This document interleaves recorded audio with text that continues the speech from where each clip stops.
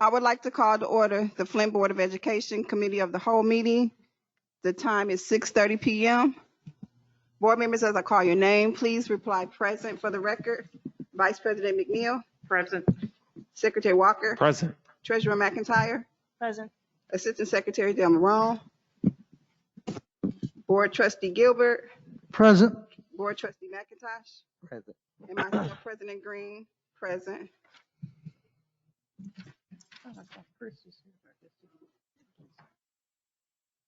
We have 6 present and 1 absent.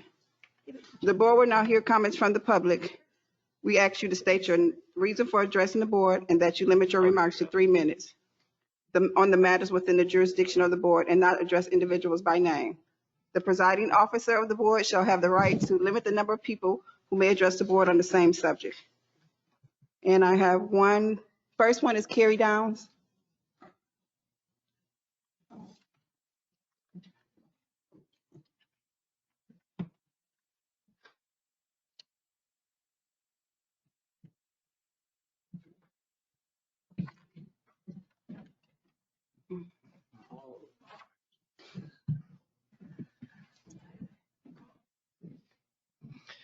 Good evening, board. My name is Carrie Downs. I have the honor of serving as the director of the Flint Community Education Initiative led by the Crime Fitness Foundation. First, board, I would like to honor you. I had the absolute pleasure of listening to the online recording of your special board meeting workshop on Friday. And I am so grateful for your dedication and the thoughtful commitment that you have to our youth and families here in Flint. I'd also like to extend a congratulations to Ms. Green on being honored for a Portrait of Excellence from ABC 12. Thank you very much. I would like to just give you a few highlights over the last couple of months from our most recent monthly update provided to the district. First, I'd like to honor Total Life Prosperity.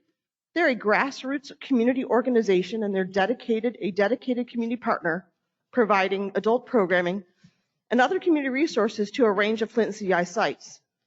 During the month of December, Flint Southwestern's CEI team hosted a winter giveaway in partnership with Total Life Prosperity.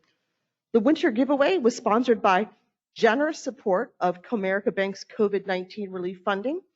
Families received turkeys, fresh fruit, vegetables, and all the fixings for a holiday meal. In addition, Total Life Prosperity generally provided cleaning supplies to families, and through this collaborative effort, 150 families were served. At Brownell, Total Life Prosperity donated hats, gloves, coats, and other winter gear for students. Elga Credit Union and Kappa Alpha Psi also pitched in 300 pairs of gloves and hats before the holiday break. From community events to programs like Hustle Aerobics, Total Life Prosperity remains a stalwart supporter of Flint families, and they provide physical activities for adults at no cost at 4 of our Flint community school sites. At Pierce, the Flint CI team handed out more than 200 backpacks filled with school supplies, books, games, and non-perishable food items to help families over the winter break when scholars do not have access to these resources at school. Pierce Community Ed leveraged donations from Harvest Ministries, Walmart, Genesee County Sheriff's Department, Old Newsboys, Food Bank of Eastern Michigan, and several community members to provide the backpacks. The CEI team strategically combined backpack pickup with report card pickup, enabling parents to check on their scholars' academic progress and get resources in one single visit. I'd also like to honor the work at Freeman. Freeman's AmeriCorps Vista member with the Flint Community School Corps has facilitated a partnership with Kith Haven Nursing Home to establish a pen pal program. Classrooms each have adopted a grandparent that they write to every month. This opportunity gives students a chance to practice reading and writing skills while also giving our elderly Flint residents some well-deserved kindness. I'll have additional updates in the next 3-minute public comment, but thank you so much again, board. I appreciate your service. Thank you, Mrs. Downs. Second speaker is Jason Wilson.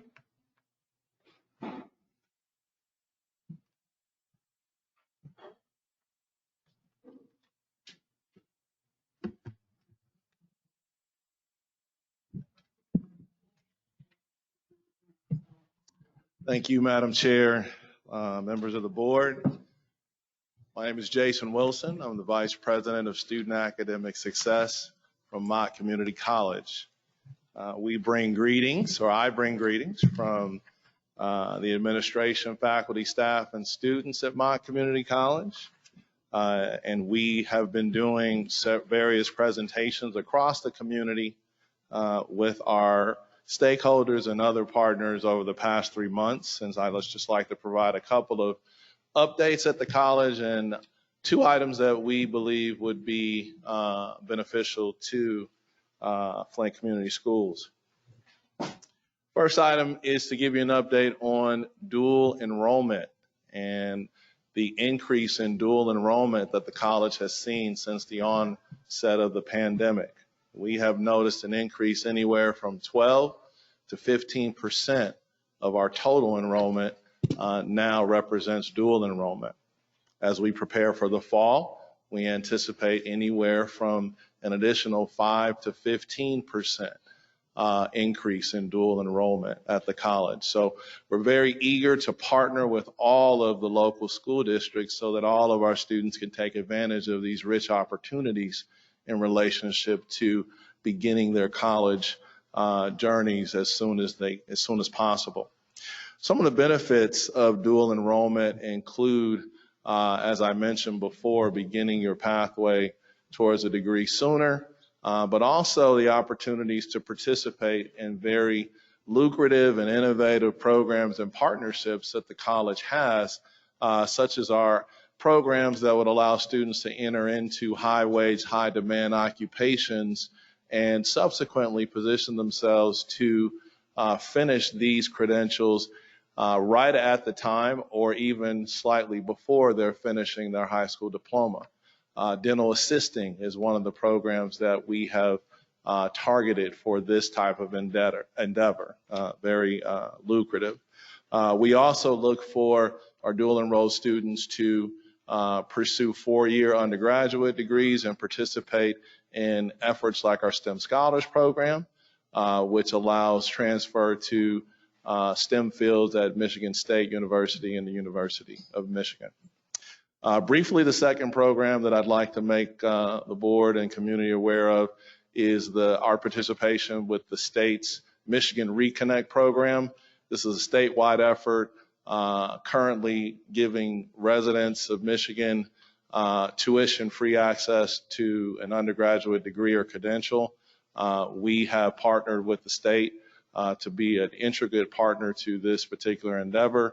The overall goal of this program is to ensure that Michiganders, anywhere from 60% of Michiganders by 2030 have a degree. And I'll end my comments there. Thank you, Ben. Thank you, sir. At this time, I will turn the floor over to Superintendent Jones for an introduction to our guest. Oh, I'm sorry, Mr. Woodson. Oh, Dr. Sullivan?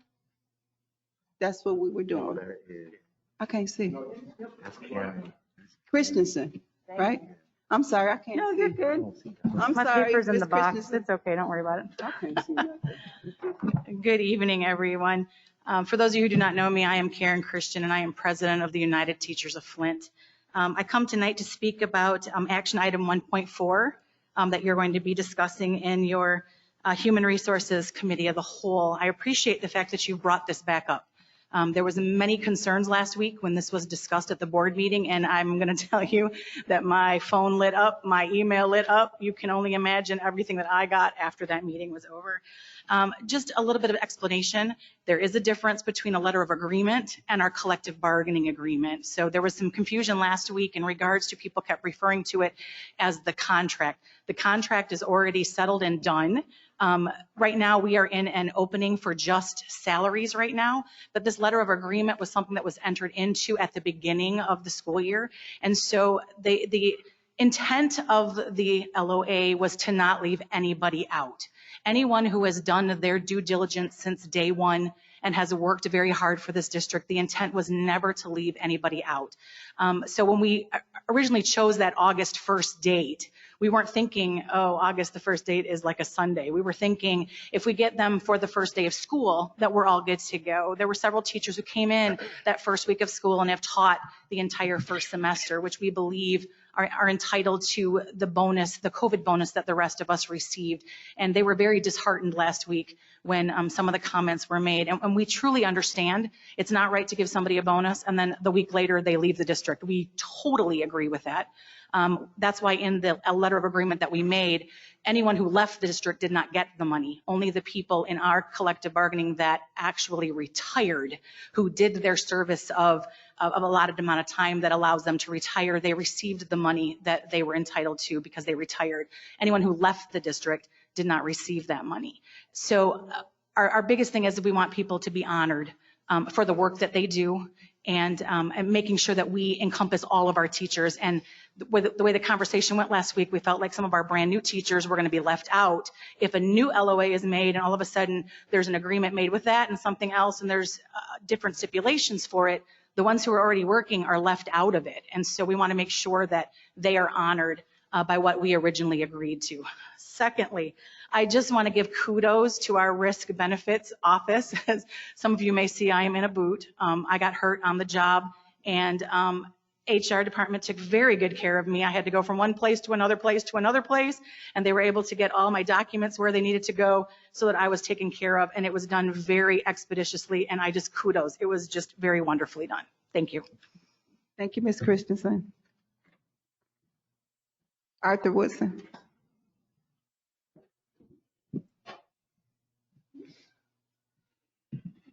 Good evening, Arthur Woodson.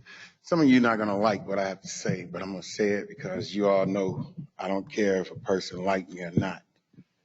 But let me start by saying I kept trying to tell you that you cannot be an activist and a board member at the same time, because there's consequences as an elected official.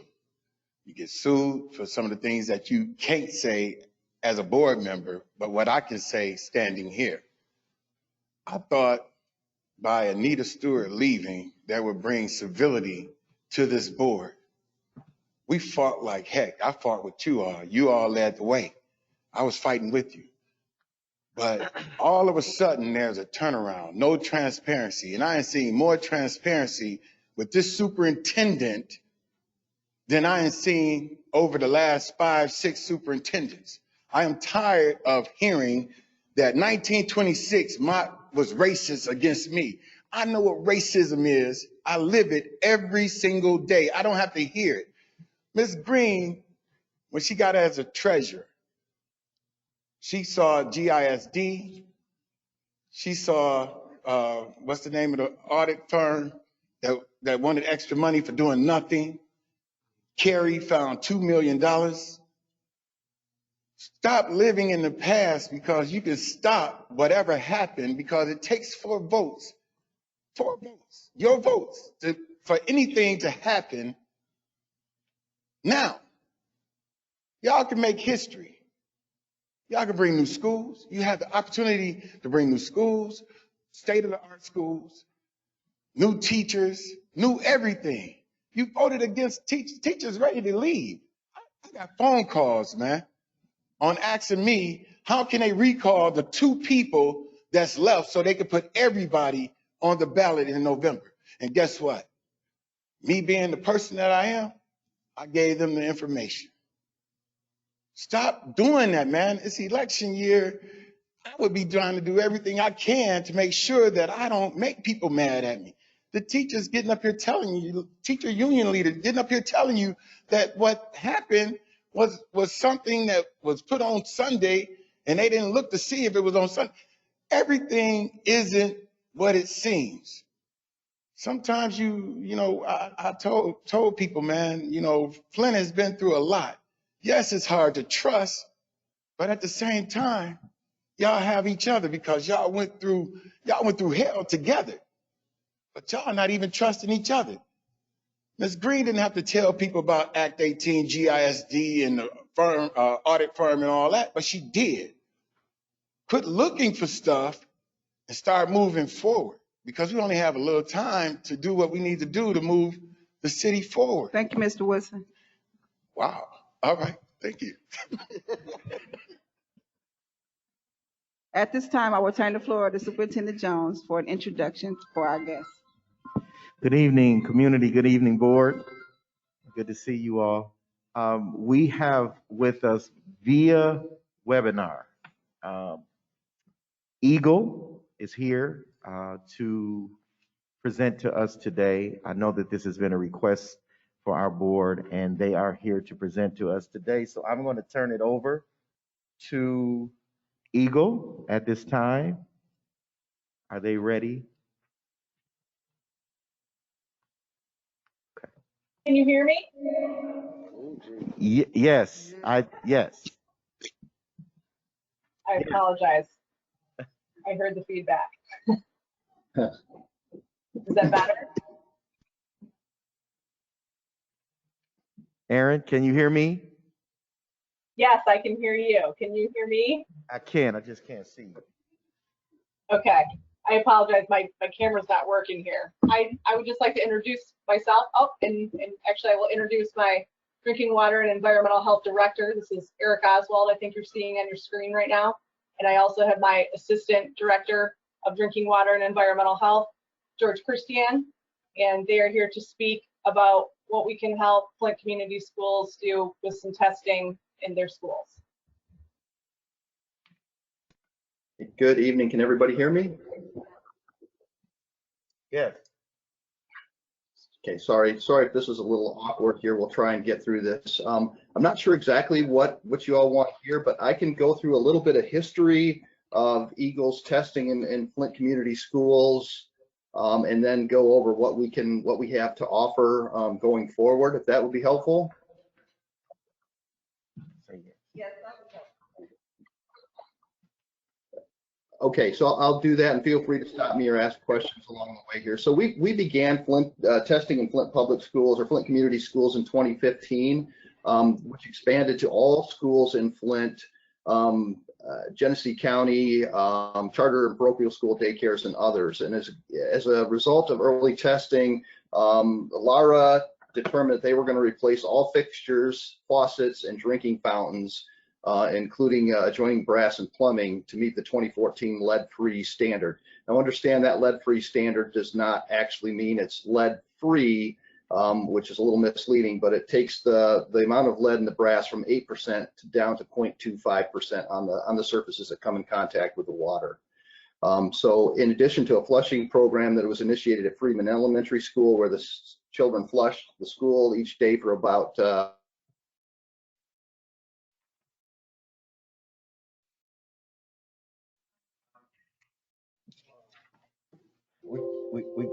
We can't hear you. Can't hear anything.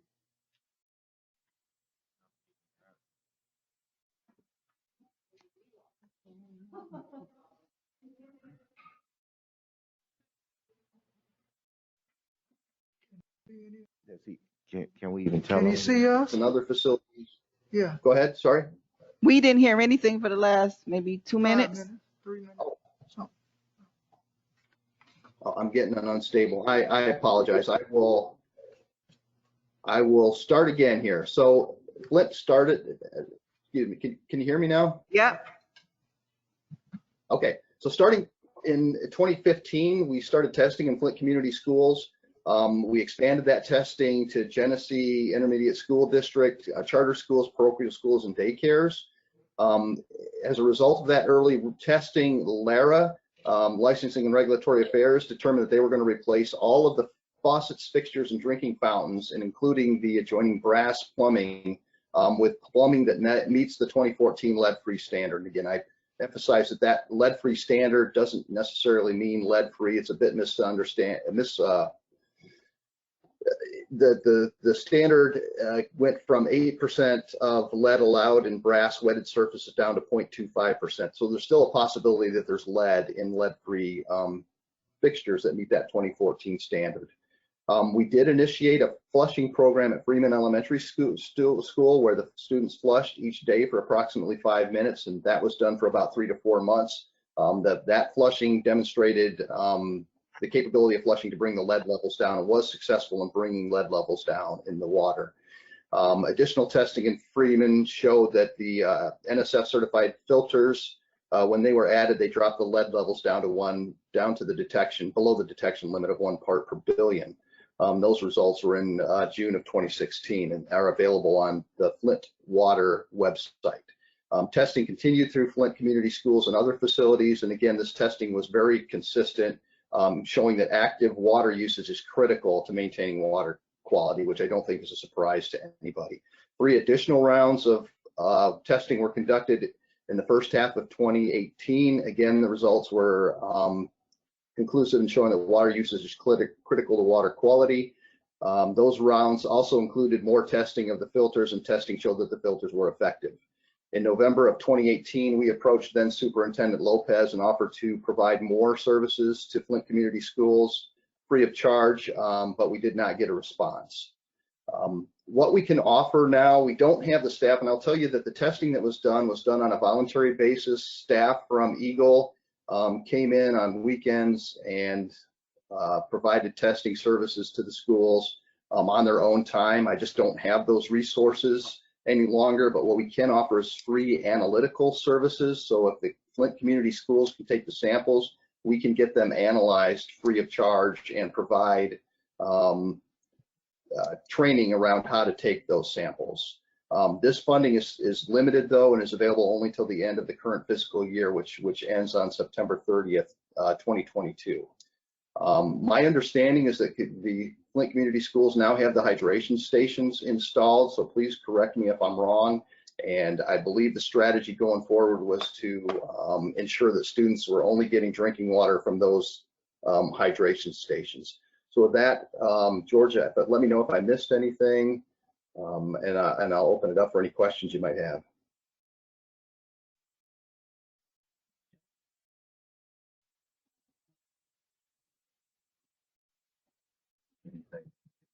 I think you covered it, Eric. Are there any questions from the board for Eagle? I have a question. So thank you. So the work that you had done, and now that we have the new filtration systems in, is that your work, is that being used at all for drinking water, or are we just going to the new system? Yeah, I think it's been used to show that it's problematic unless you're flushing the water in the schools. You are going to have an issue, and we've demonstrated that throughout the state. So what we've done based on that testing is, I don't know if you've heard of it, there's a filter first bill going through the legislature right now, where the state is going to fund these hydration stations for every school in the state of Michigan, kind of using Flint as an example. And that way we bypass the old infrastructure and all those problems, and we spend our money, I think, more wisely by installing these hydration stations and ensuring that the students are getting their water only from those hydration stations. Eric, if I could add a little bit to what you just said there.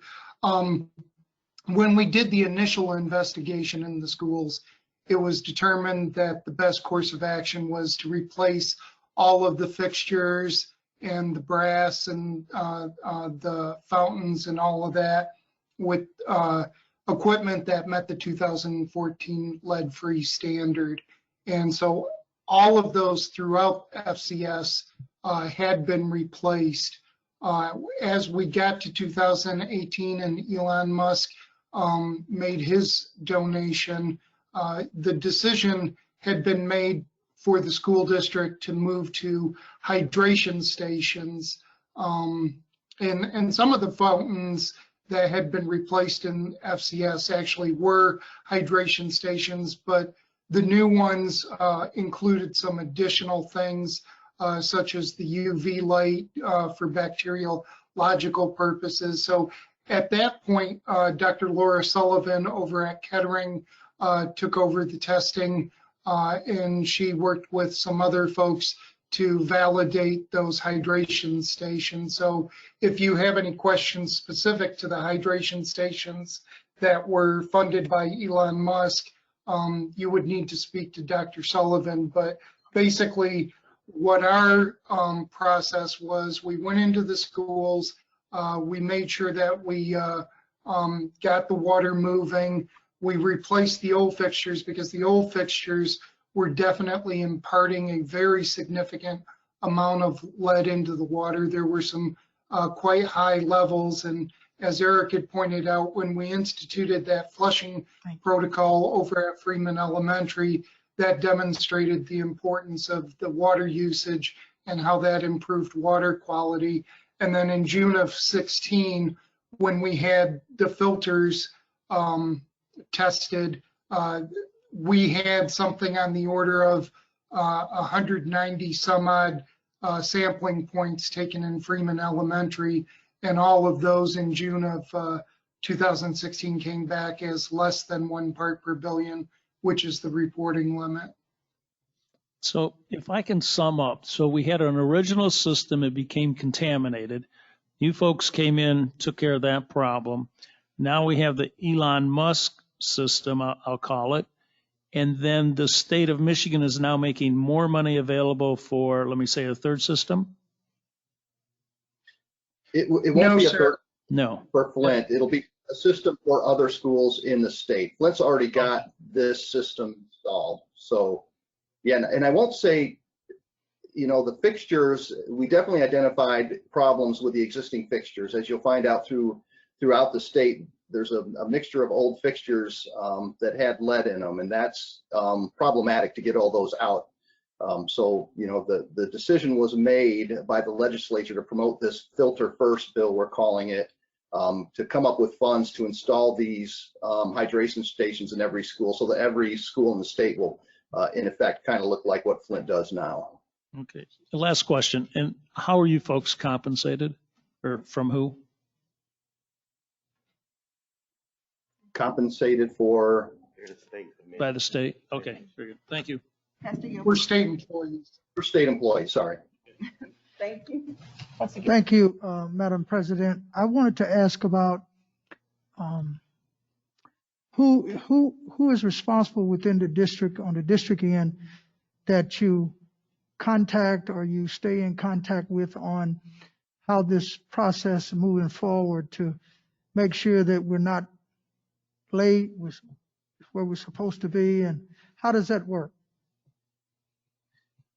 We try and stay in contact with the superintendent. Now, understand we're the drinking water and environmental health division. We oversee public water supplies. The schools are not a public water supply. The city of Flint is. So we really have no regulatory authority, but we try to offer any kind of technical assistance that we can. And we have one employee named Holly Golke. This is all she does, is go around and work with schools to work on their drinking water issues. So we offer resources to schools to help out with these kind of issues. So our intent would be to stay in touch with the superintendent and work through that office to make sure we're providing whatever assistance you need. Thank you. Yep, I got you, Laura. So, yeah, thank you. Hi, thank you for coming. Just to be clear, back in when you started testing in 2015, your recommendations were just to flush the lines every day, and that was it. And it was my recollection that you were very, very hesitant to disclose what the lead levels were like at the end of the school day. So there was a lot of confusion back then. But here we are now in 2022. And I guess I'm kind of confused about why. I'm grateful for the conversation. It's important to have this connection and this liaison, but these filtration stations were provided because the state wouldn't or wasn't able to help the school system. These are private funding stations that have been generously donated by Elon Musk through no help from the state. And I appreciate concern where it is given, but we have a contentious history with the Michigan Department of Environmental Quality, which is now euphemistically called EGLE. And so please forgive me if I'm not very excited about your participation and cooperation helping the citizens of Flint have safe and clean drinking water. And I'm not talking about you specifically as individuals, but the state and the EGLE specifically has failed us. And so we've kind of had to kind of to answer Pastor Gilbert and Chris's questions, who's going to look after us and take care of us? It's going to be us, like we've always done, like we've always been. We have our own citizen scientists, including Dr. Sullivan, who's very generously stepped up to ensure that we have absolutely safe water coming through these filtration stations, no thanks to the state. So I just wanted to make that absolutely clear. Also, I just had a couple other things. As you were saying, I know that you don't have jurisdiction unless the schools have well water. So I understand that you don't have jurisdiction, but I think it just rubs me the wrong way to hear you say that you offer resources and technical assistance when in fact, I really just believe that you kind of confuse the situation. So I would hope that moving forward, we're just able to have a more positive relationship, and just to keep in mind that safe drinking water for the students is like the top priority. So like I said, it has nothing to do with you personally, but Flint has a history. We're still in a water crisis. We're going on year 8 as of April. And, this isn't ancient history. This is current history, the current state of things.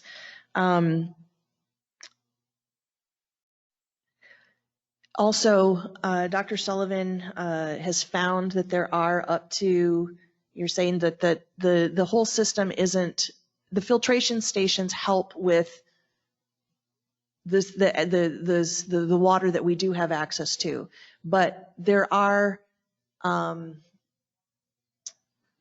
places within the school system, including this school, that have over 600 parts per billion still in the pipes. So is there any of this technical assistance or resource that you could help us with the remaining pipes in the schools that are well exceed the 5 parts per billion? And I guess, I'm just curious to know what steps we could take with a more productive and fruitful partnership moving forward. Like I said, now that we've had outsiders and outside and private funding come in to help us and to save us, now what can you do to help contribute to that? Yeah, I guess what I would add to that, I would say where those, hopefully those pipes aren't being used for drinking water, for potable water. I'm not sure what pipes what you're referring to. So again, I don't have funding. It's something we can look at. Lara stepped up and the state stepped up to replace the fixtures. That was the first step. But then it was decided after Elon Musk provided the generous donation, as you speak to use the filtration stations to be absolutely sure, because even flushing's a great practice, and we've shown over and over that it can bring lead levels down, but it isn't perfect. These hydration stations are a much better solution. So I think we'd have to look at what these pipes you're referring to are serving. I mean, if it's a toilet or a mop sink, that's one thing. If it's a hydration station, then that might be something else we would have to look at. So we'd have to know where those test results are coming from, and we'd certainly offer to continue to test that. George, I don't know if you have anything to add to that.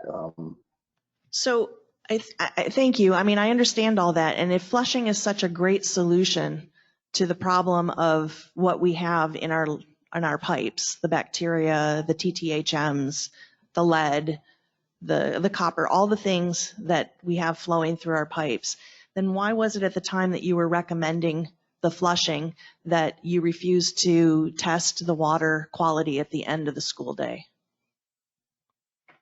That I have I didn't come to Eagle until DEQ till 2017, so I really can't speak to that issue. If you've got bacteria, is an acute public health issue. If there are bacteria in the pipes in the school, that's something we need to deal with. I can tell you there is no bacteria that we've seen in the Flint distribution system through the testing we've done in Flint, and the chlorine residuals are good throughout the distribution system. So I'm not sure where the bacteria is coming from that you're reporting in the pipes. So that's something we would need to test immediately if there's bacteria. That's an acute public health issue. I'm sorry, I misspoke. Like the bacteria is like something from the past that I was talking about. I'm not aware of any bacteria currently.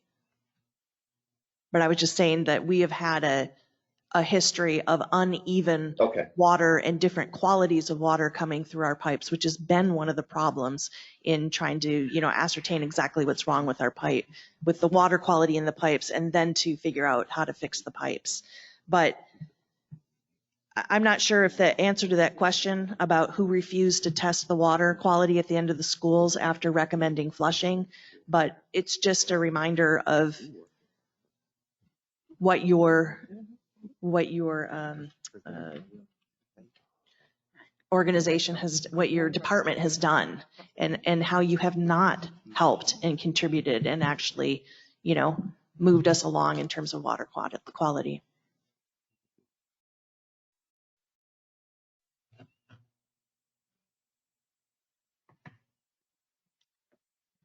That was a question, correct, Laura? Huh? Was that a question? I said that it probably wouldn't. Oh, I just didn't hear you. No, it's not. Oh, okay. Is there any board member that has any other questions from board members? I have a question. When I worked in DTM in 2016, we had filters on the faucets to wash our hands because I know that that's important also because sometimes we use it to flush paint out of the kindergartner's eyes and different things. So I'm not sure. What would your recommendation be for faucets who are, it's not just for drinking, but for utilization, period, not just for drinking? Do you have a recommendation for that? Because I've been talking about getting those filters back on the faucets since the previous administration, but never had any luck with that. But I would like to know your recommendation.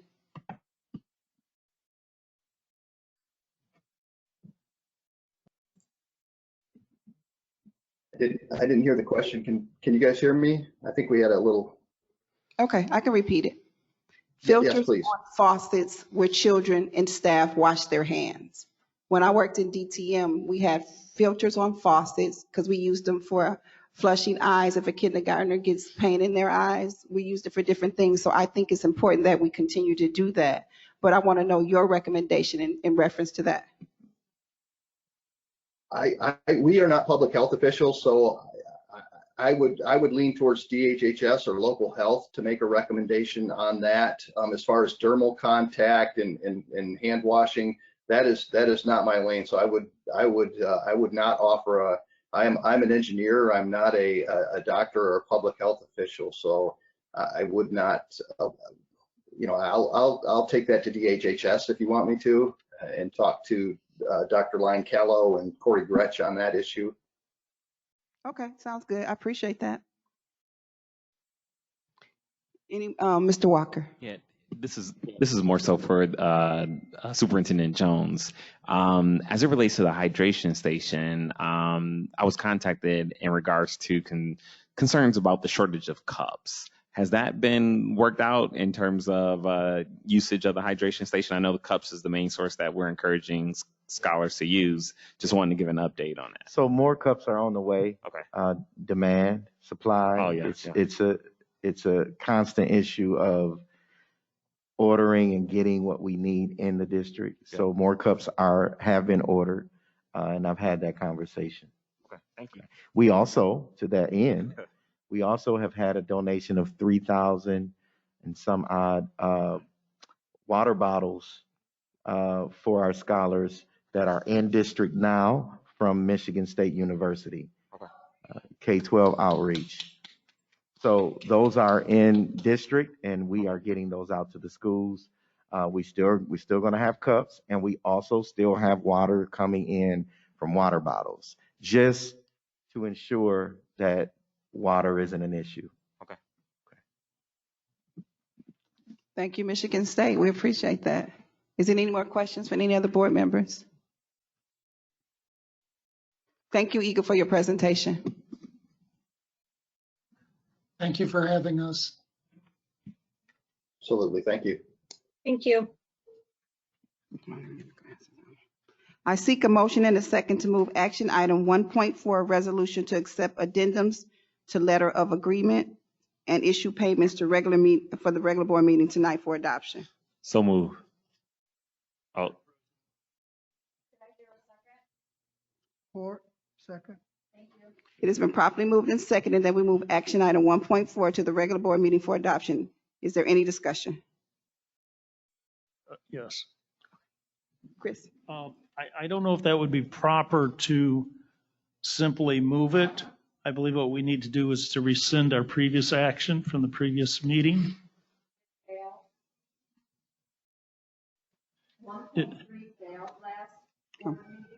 Yes. So what's being presented for you tonight is action item 1.4 for you to take action tonight at the regular board meeting. Through you, Madam President. Yes. It's in essence the same motion, just with a different number. Yeah. So, right, so what we have to do is undo what we did and then present another motion, I believe. That's what you just did. By making a resolution, that will be. But the action from last week still stands. Correct. In your minutes from the February 9th town meeting, yes, the action had ceased and failed. But that action we took has to be done away with Right. By doing an addendum or another kind of. by rescinding it to do away with what we did and then start over and bring the new motion. I mean, it's a totally different action number, so I don't see how that would make a difference. I mean, otherwise, at our next meeting, we could put a new number and deal with the same issue again. And you wouldn't want to do that. it was recommended by trustee Gilbert, who was on the prevailing side of the failure to bring this back. I don't have a problem with that. Okay. But I think in order to bring it back, we have to undo what we did and then bring it back.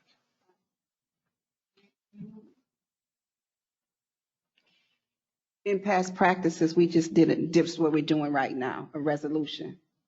That's what we've done. Carol, correct me if I'm wrong. I don't recall us just making I can't hear you. I said, I don't recall us just making a resolution. I thought we had to undo it because the motion failed. And Okay. then to bring it back, I thought you needed a 2/3 vote to even bring something back correct. that the board had already turned down. We haven't voted yet. Right, Pastor Gilbert? That's correct. But Brother Chris is correct. Okay. You have to reconsider it, Mhm. or you have to rescind it to make it legal in the procedural part of it. Okay. Because we're a bona fide school board, so we have to follow the procedure, because if we don't, we break the law. Right, we want to make sure we follow the procedure. Nobody's denying that. I Right. think where the confusion came is, what Is is the the number. procedure? Yeah, according to the number, absolutely. Okay. Okay, so let's do that. So is the clarification, Sister Monica, with the number that Brother Chris is talking about, that would be correct? Telling me that you're going to, if your motion is to rescind Correct. 1.3. Mhm. Yes. then Yes. instead of it being 1.4, that's the action you're taking. Yeah. Correct. Is that right, Chris? Yeah, so I think the first action is Yeah. to rescind what we did That's and then right. to We bring a just- new motion to try Okay. and pass what So- we turned down last week. Okay, well, let's do that. I So- seek a motion to rescind action item 1.3. I'm sorry. No, that's okay. I had already made the motion to rescind, Oh, I didn't and know. then it's looking for support, I guess. Oh, I'm sorry. Second? It has been moved and properly second to rescind action item 1.3. Right? Is that what? Correct. Yeah, Okay. that was the number from last. Thank you. From So- Thank you so much, Mr. Demaroni. And I seek a motion and a second to move action item 1.4. Chair, we got to take the vote. Okay, So, those in favor? well, Is there any discussion about rescinding 1.3? Laura? So I'm a little alarmed and confused by the proceedings that are happening here. Like we had a vote, it didn't pass, and now it's being brought up in a meeting that I didn't really agree to in the first place. That we're having a special cow at the beginning of what is supposed to be a regular board meeting. This is supposed to be a regular board meeting, and this is like a cow meeting that was put in place. And I have really protested throughout the past year about doing this kind of procedure where something is brought up at the last minute without all of us knowing about it. It's brought, like I didn't know until a few days prior that we were going to have a cow. I've got other things, you know, I need time to schedule things, to look at the agenda items. There wasn't any time to do this. And then I'm concerned that we're rushing yet again something through that hasn't had careful consideration in a sloppy way. I'm just concerned about bringing something up, bringing it to the committee of the whole, and then having the committee of the whole or the regular committee right afterwards on the same night and then passing it on the same night. So that's not best practices. And I've objected to it before, and I'm objecting to it again now.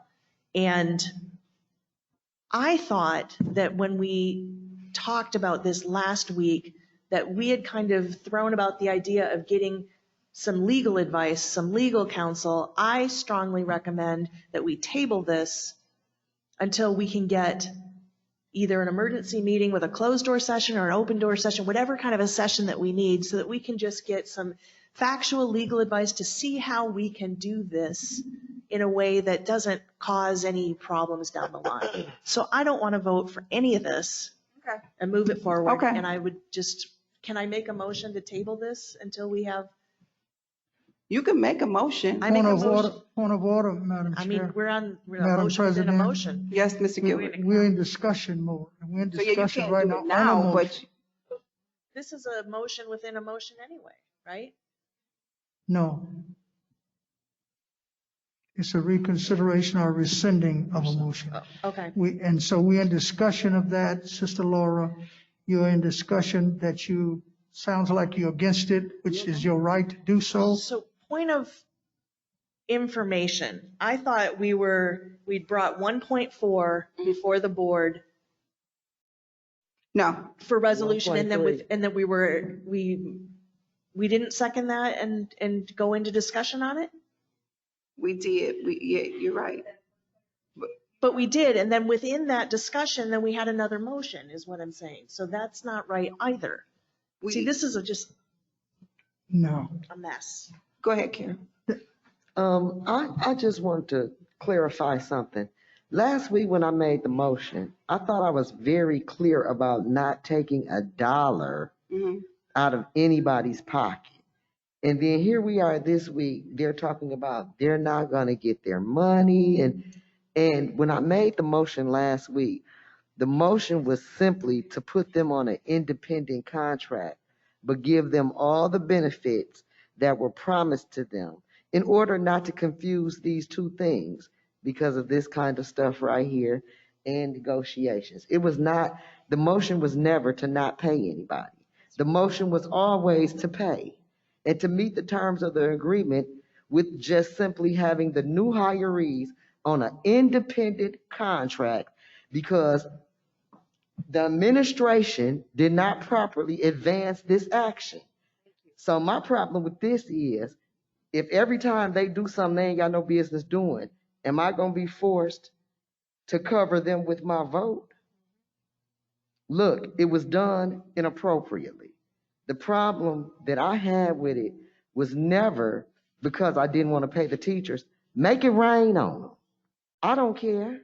It's ESSER funds, and they told us to give incentives to teachers to draw talent into the district. Pay them $10,000. Pay them $12,000 signing bonus. All the motion was about was getting 2 years up out of them for whatever we paid them and to put their contract and their terms on an independent piece of paper. That's it. And all hell done broke loose in my opinion, simply because folks don't want to go back and negotiate the proper terms that the board has suggested. So that's all I got to say about that. Are we still in discussion? Yeah, I'm looking around to see who next. At this point, Chris, oh, I didn't know your hand was raised. No, go ahead. No, I got people ahead. I've already spoke. once. Okay, That's what go I ahead. said. Go ahead.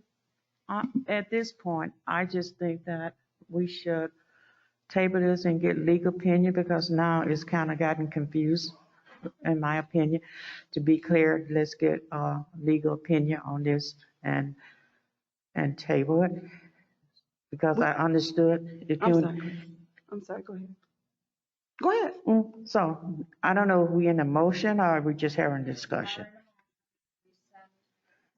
1.3. And we have got legal opinion, one from Truman, one for Attorney Lee. So we have their When? inner email. I'm talking about on this document here. That's what I'm talking about. Mr. Jones, can you speak on that? Sure. I was asked to get legal opinion from both attorneys. Both attorneys feel that because proper protocol under the old administration, this didn't come to you when this was a thought of an opportunity. It still is the district. And we have put a word out. We have put our word out to employees. And because we have put the word out to employees, would we want to not honor what our employees have been told upon their arrival into the district because we did not, proper protocol was not followed in terms of bringing this when this was a thought under the previous administration? Would you want to suffer the loss? Because if this becomes something different, you would probably be paying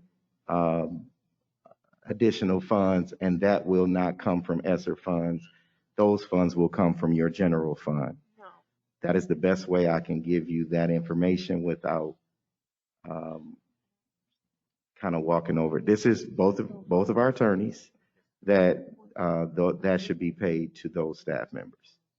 Who said we weren't gonna pay? I see this is what I'm missing. Point of order, Madam Chair. We should consider one another and recognize the chair that she identified. I'm sorry. Thank you. I appreciate that. So next is Chris Delmarone. I got you, Thank Chair. I don't know if the president representing the teachers is still here, but if she is, I would like to invite her up and maybe in asking her questions and having some dialogue, we would all get a better understanding of how this came about. Because what I'm seeing right now is someone in the administration, it sounds like the previous administration said, okay, we're going to give you this money, but it was never approved by us to do that. Exactly what happened. So that's the pickle we're in. And I'm thinking whoever did that, maybe they should reach into their pockets. They're no But, longer here. you know. So I can make that plain because I understand what happened. There was an idea from our business office to Mr. Jones. Well, it was at that time it was a different superintendent. They come into the room and said, "Hey, here's an idea," and so the idea to use it as recruitment was a good idea, but there were 2 staff members that went out on FMLA, and this part of it, bringing it to the board, did not come to you. And so when it came to me in early January, that this is what we're dealing with, I said we have to bring this to board, and we cannot just pay people without bringing it to the board. That's how this came up. So who in their right mind committed the district to paying these new teachers without the approval of the board? Why is that person doing that? Are they still employed in the district? Yes. That is very unfortunate. Nobody should commit the school district or the board to some contract that's not been approved. It's a great idea. For sake of argument, I'll say it's a great idea. It's the best idea ever. And I'm not saying teachers don't deserve it. I'm not saying we shouldn't try and recruit people. I'm just saying I can't make you pay for something. I can't go tell someone that you will pay their wages, their bonus, their signing bonus, whatever. I can't do that. I don't have that authority. And neither should the person who told those teachers. You could, that person could have said, well, we have this idea, it may happen, and it's got to be approved by the board and, you know, whatever else. But how we get our backs to the wall, get in this jam, it's beyond me. And I think this is where the district has been going for many a years to get us in the situation we are now financially. But I don't know. That's where I'm at. I just don't understand how. Chris Del Moroni. Pastor Gilbert. Thank you. Yes, I can ride with my colleague, Brother Chris, but only so far. Because what we have to do is, number one, we have to move forward. That's the first thing. And we correct it as we move forward, in my judgment. It's not to take anything away from any of my colleagues and what they have experienced and what they have seen. And what happened is the fact that we did the vote and we voted it down. I was one of those that voted against it. So I brought it back. And the reason that I brought it back was because I want the teachers and the district to know that we, number one, we want to go forward. Number two, in my understanding, it was never to take anything away from any of our professional teachers, but it was perceived that way. And I think that also that individuals that done something that was on a letter of agreement or some type of gentleman's agreement somewhere has to be held responsible for that. That has been my position.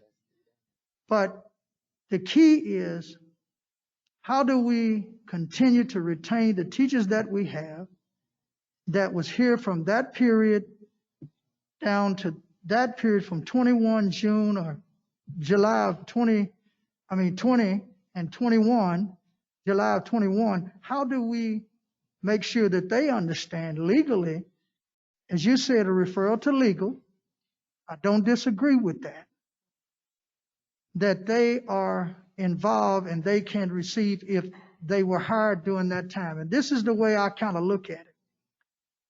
If I had been here 10 years as a professional school teacher, and I qualify because I've been here, but if someone was hired in May of last year, how do they qualify?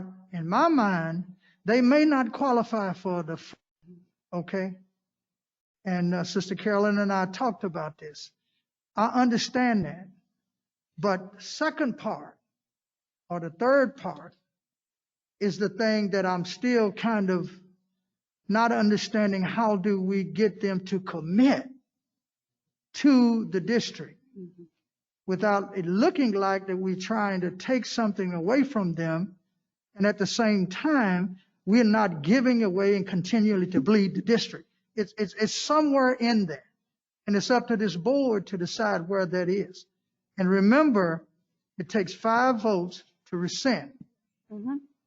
So we can continue to discuss it, but it's going to be a call for the question here in a minute. Trustee McIntosh. Okay, I want to say this one more time, because I heard when the superintendent spoke, he said about we promised them monies, and I'm going to say it again. We can vote to cut the check. Okay, that's not rocket science. If we promise them some money, give it to them. I don't know how many times I got to say that. All I'm asking for is a binding contract separate from this original contract that did not include them in the first place, So the fact that anybody is trying to say we got to include them in that same contract is just baffling to me, because at the end of the day, this is about giving them the money that they were promised. I don't think it's about what sheet of paper their name is wrote on. So give them the money. We can vote to give them the money. Like I said, if we want to put 2 years on the because that to me in my mind is what's trying to be avoided. Because if we're saying give them the money, and we all agree give them the money, then we voted to put it on a separate contract, but they want to rescind that. So what is it that they're not happy with if we're saying we're going to give them the money? Where's the problem? The problem is nobody wants to go back and renegotiate these terms or rediscuss the terms to appease the board, because the board, nobody at this table ever said don't give them the money. So why that is even in the conversation, because that's like the smoke and mirrors. That's the overlay for the underplay in my mind. Because if we said last week give them the money, we saying it this week give them the money. Yet we still talking like somebody voted not to pay these people. That's just mind blowing to me.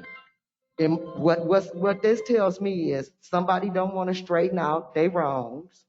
And when we ask for legal as a board, it seems to me we should all be able to speak to legal. Because now here we are with questions about this same issue that can't be answered. And we still in the same position we was this time last week with these questions. Now, if legal would have been here, they could have answered them for us. I'm gonna say this again because I think the teachers deserve to be paid. I spoke with Pastor Gilbert and Danielle about this. Forget giving them $7,500. Give them $10,000. We need them for 2 years. And my thought is this, because is this the second payment? Because if this is the second payment and they here for the third payment, if we add them to that other contract, then it sounds like to me they might be able to slide into another $7,500 within a year. Then that's $15,000 for 1 year when we got teachers that's been here for umpteen years that took a pay cut and hadn't had a raise in 10 years. They got this $22,000. So we're going to let somebody walk in off the street and get $15,000 in a year. And we done had teachers here paying dues that's only going to get 1/3 more than what they got. So in my mind, I say give them $10,000 with a 2-year contract on their own piece of paper so we can bind them and tie them beneficially for this district. Because I want to please the teachers, but at the end of the day, what's best for this district? Even when it comes to the teachers, I got to go for the district. So, and let's offer the teachers that get the $22,000 a little something extra if they carry over and stay. Get them an extra $7,500. Because I just don't see how you justify giving somebody brand new stepping into the district $15,000 and here's somebody been here forever, only then got $22,000. See, that's why another reason I wanted to separate the contract, because you muddying up the waters and you open it up for everybody to have a grievance. Because now you gave them something and you didn't give them something, and we want Mr. Walker sent an email in which I talked to Ms. Green about that. When we give them $15,000, somebody that got $22,000 that's been paying dues and reparations for forever is gonna feel slighted. And that's the problem we're gonna run into when you put all these people on one contract. Somebody ain't gonna be happy. Thank you, Trustee McIntosh. Joyce. These are COVID bonus, not raises. It stipulates it in the ESSA-BON guideline. Yes. It also stipulates you cannot negotiate these bonus in a union contract. Yep. We can't negotiate. You can't say if I give you this bonus, because it's not a raise. It stipulates that in the COVID guideline, ESSA-3 guidelines. And we had that conversation before with the previous administration trying to bargain with COVID money. You cannot bargain with it. If that's what we have given them, that settles it. We can't say you have to do this. It states in there. That's why we said I was suggesting that we have a legal opinion so we can hear it clearly. Those COVID guidelines specifically said that this is not, when it came to a bargain union, we gave them COVID bonus. We're not even supposed to be saying raises because these are not raises. These are COVID bonuses that we are giving them with no strings attached. That's the federal government guideline. Now we seem to me we are negotiating in violation of the guideline. That's why I say, and I'm with Ms. McIntosh, the board as a whole need to be advised as a whole so that nobody walk away with different things. Let us get clear what their guidelines said. And I highlighted because when I was going through those rules and guidelines, and we went back to the previous administration because they was trying to bargain with the union. I give you this if you give me that. The government specifically says, the federal, you cannot do that. And here we are having these bargaining contracts in public like COVID bonuses. Thank you, Dr. Joyce. So I'm calling for the question. Which requires a second. Support. I thought we were. Immediately ends discussion. I now must take a roll call vote. And it will require 5 to end discussion. Point of order, Madam Chair. Yes. Can you make sure that all minds are clear on the board of exactly what we are doing and why we're doing it? And Sister Monica gave the basis of it, but which particular number and which particular language of that motion that we're dealing with? The rescinding, you want to go ahead? Is that correct? The rescinding of the 1.3. Yes. That's what we will be voting on once we go through this call to question. Point of information. No, call to question. I don't want no information. It's over. It's been supported. I must conduct a roll call vote. Dr. McNeil. Support, yes. Walker. Yes. McIntyre. So I'm still confused about what we're voting on. You're voting in discussion of the rescission of 1.3. action item 1.3. We're voting to end the discussion, Correct, not to rescind. correct. You're ending discussion. Okay. Is that a yes? Yes. So does that exclude, McIntyre? so that excludes the opportunity for a motion to talk to legal? Oh, Lord Yes have or mercy. no? Yeah, I guess, yeah. Gilbert? Yes. Del Maroney? To end discussion, no. And Mrs. Yes. You have 5 majority. 6. Discussion ends. Correct. Discussion ends. Now you must take a vote on the rescission of action item 1.3. Okay, you can proceed. I seek a motion to rescind action item 1.3. Point of order, Madam. Discussion. Oh, no further discussion. Yes, sir. Right. Go Okay, ahead. that's what Mo was here for. Okay, Thank you, Pastor Gilbert. Here we go. but Mo, No but further Mo is the discussion. executive assistant. Right, but We that- are the board. I know who we are. I know. I know who we are. I know. Okay. Thank Seeing you. no, thank you, Mo. Seeing no further discussion, I will, I seek a motion. Right? The motion is to rescind action item 1.3. As I call your name, say yes or no. Dr. Joyce. Let me try to clear, go to the next person. Okay, Mr. Walker. Yes. McIntyre. No.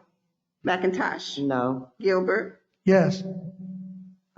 Chris Delmarone. To rescind, yes. Okay, myself is a yes. Dr. Joyce. To rescind, yes, and then we go to 1. The motion passes, Okay. yeah. 4-3. 5, I'm sorry. 5, 2. Right. Is it? I'm sorry. It has to be. Has to take. You should say Pastor Gilbert, I didn't hear you. I'm sorry. Pastor Gilbert, you say something? No. Oh, I didn't hear you, okay. Yeah, could you repeat the vote? I heard 4, I heard 5 5-2, to rescind. yes. Got it? Oh. I got, yeah. Okay. So now we need a motion to, I make a motion to table this To 1.4? till this point, yeah, until we can get a 1.4? Right. So Laura McIntyre's made a motion. Support.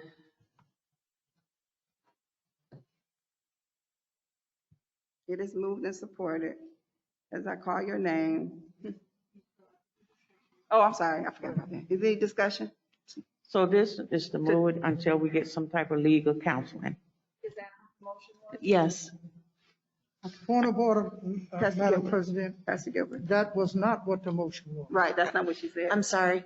That was the motion. Say it one more time. This is for the I make a record. motion to table this action item until we can get more specific legal questions answered from our legal counsel, and whether that involves a special meeting or whatever it takes, whether it's closed or open or whatever it takes. Point of clarification, Madam Chair. Yes, Pastor Gilbert. I would like to ask my esteemed colleague to clarify her motion and make it as plain as possible, that all minds are clear. That's what I'm asking. I would table the motion until we get legal counsel. Support. It has been moved and seconded. Is there any discussion? Yes. I would like to make a friendly amendment to the motion to include the teachers union and the administration, to whereas we can get some more information from them. And then also, legal advice as it was made in the original motion. So the friendly amendment is to include, I would like to hear from the teachers union. I would also like to hear from the administration in regards to this matter. We can't. I don't think you can do that. I don't, A point of information, yes, Dr. Joyce. that we cannot do what you just asked us to do. That's bargaining union. We can't bring them into this. We have to get a legal opinion on 1.4. This is not bargaining union, none of that. We have to make a decision to accept this amendment here, but we cannot. This is Alciphon. We cannot bargain and bring that in and have discussion. We made a decision to give them a COVID bonus. Point of information, I don't know that we made a decision to give them a COVID bonus. This is the whole point of this. There was no decision by us to give them that.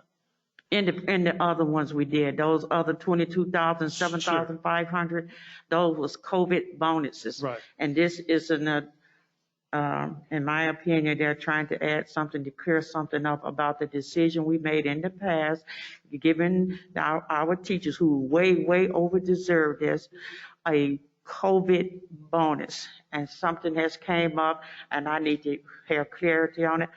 I'm more than I want these teachers to have it, but I want to be fiscal responsible. This is not a negotiation. This is COVID bonuses that we approve in previous board meetings to let these teachers have. Am I correct? Yes. Let me just be clear. It's not just teachers. The staff. Let me just be Okay. very clear on that, because I just keep hearing teachers. There's more than teachers involved in getting this bonus. Pastor Gilbert. Thank you. No? Thank you, Madam Chair. You answered my question. I wanted to know who else was involved if you're going to have a discussion. And if that's considered a violation of that protocol for that, Dr. Joyce, then we have to be careful with it. That's my only question about it. So the motion made by Treasurer Madam McIntyre. I'm sorry. I'm sorry, just a point of information. Okay. And we might have to look into this, but I think the aspect to the non-negotiation with the COVID funds is you can't withhold them to, like, the problem we had prior, because it was a grievance written and the bonuses were being held up to settle the grievance. That's illegal. When we're offering these bonuses, we can absolutely put stipulations on dispersing them as far as for the district. We can expect something for the district for these bonuses. We ain't just got to pass them out and don't expect nothing. Now, we might not be able to negotiate back and forth those terms, but we can say we would like to give bonuses And like we said, you're supposed to have been in the district for at least a year. You could put a stipulation on it, I'm sure. I would Laura. think we need to check that out, though. Okay. Dr. Joyce. Laura. So we're in discussion, yeah? Mhm. So it was my intention that we're going to pay the bonus, that we're going to, in the way that best suits the district and that covers the district, which is why I want legal opinion, whether we should do it this way or it should be a different letter of agreement. It's not, this isn't a contract, as Ms. Christian so clearly pointed out. There's a difference between an LOA and a contract. We're not going into the contract and negotiating the contract. This is an LOA, letter of agreement. So I just want a quick, it doesn't even have to be a long session. I just want a legal opinion about what is the best way to give the teachers and the others this money. It's not about withholding. It's about the disbursement of the money. Mm-hmm. So that's where I'm at. And I'm guessing that everybody Troom and Attorney Lee in the email. Is it something that you want in addition to that? Because it's in the emails. Yes, I have some questions. Okay. Okay. Just so we're clear that, as I said, we have got legal opinion from Troom and Attorney Lee. And the recommendation was to pay the bonuses as promised. And I do understand that we have work to do to correct some of those wrongs from the past. We do. We do. And I'm not, Laura. So what I'm saying is this. I'm not saying anybody on this board is saying teachers and staff don't deserve the bonus, because I think we all in agreement of that.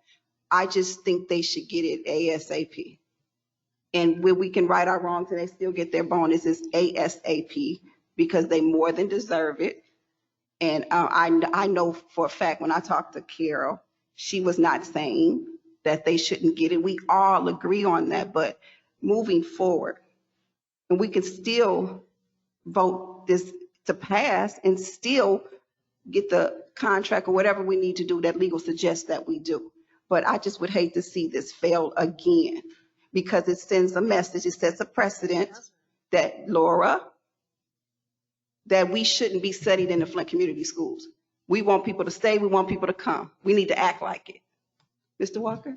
I'll just say that I agree with you, Ms. Green, in terms of the sentiments that you just shared. Just given where we're at as a district and given the shortage with staff, I just don't believe that we're in a position to, again, continue to bypass on this. So I'll be voting to not table it, but I just wanted to explain my vote. Thank you, Mr. Walker. Pastor Gilbert. No, he not spoken. Yeah, Pastor Gilbert, then I'll get Chris. That's my position, is that I think that we must consider that we want to try to get the best that we have. And that if we're close to that line that it's possibly illegal to do based upon what Dr. Joyce is saying, and I'm sure she's correct. I don't have the detail right before me. Then I don't want to see it fail either. I want it to go forward so that we can establish a new way forward. And if we've got to get legal and all of that, I'm sure that they can step in and say, well, wait, no, you need to take that out and put this in, or whatever needs to be done. Then the board can come back and act on that part. But I just don't want to see it fail, because I want to see the district go forward. And we're not necessarily spinning our wheels, but this is critical to the way the district is looked upon by the community, by the stakeholders and all the other people, but mainly the children. That's the key. And so that's my reason. I just want to see it go forward. That's the bottom line. Thank you, Pastor Gilbert. Mr. Damaroni? So and I'm not against the teachers getting the pay, let me say that, but I think there's a process and a procedure we have to follow. Last week, we were told that this involved 12 teachers. Today, I'm hearing it's the teachers and others. I don't know what it is. And as I'm looking here, and this is why I wanted the union to get involved, not to negotiate over this, but to simply ask questions. It says eligible UTF bargaining unit members also are individuals that were recruited to stabilize. Well, there is certainly a difference between someone being recruited and someone being hired. We can recruit people all day long.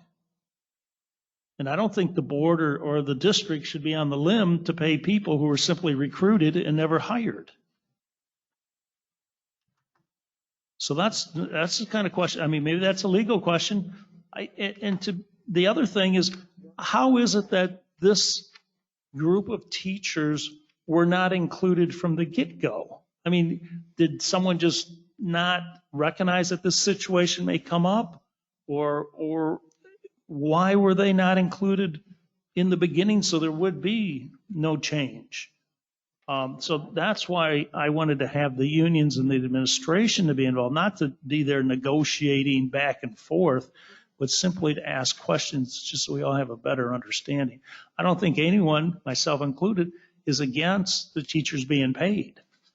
We've stated that clearly. And thank you, Mr. Del Morone. thank you. Is there any more discussion? The vote is on to take. Can you say your motion one more time, please, Laura? To table this agenda item until we can get further legal opinion that clarifies the previous legal opinion as to this situation. So the vote will be on to table the motion that Laura just said. As I say your name, can you please say yes or no? Dr. McNeil? Yes. Mr. Walker? No.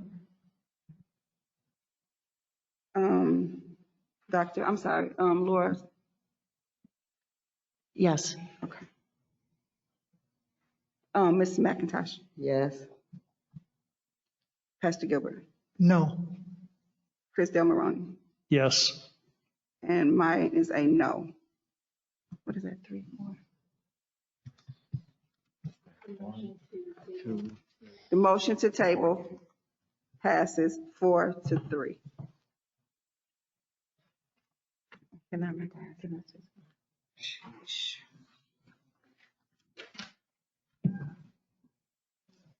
Madam Chair. All right. So I'd like to make a motion. Go ahead. I would like to call for an emergency meeting of the Finance Subcommittee of the whole to discuss and make arrangements for the Emergency Deficit Elimination Plan, the EDEP. But I think it also would be good to add this agenda item to it. So to have an emergency meeting so that this can get taken care of as soon as possible. So my motion is to have an emergency meeting of the Finance Committee of the whole. And to have Monica, Ms. Elston, and through the superintendent, poll the board to see when this meeting can be arranged as soon as possible. It has been motion and seconded. Is there any discussion? Chris Del Morone? I have a question. You had said the Finance Committee of the whole. Now, is that different than the Finance and Operations Subcommittee? Yes. Can I answer the question?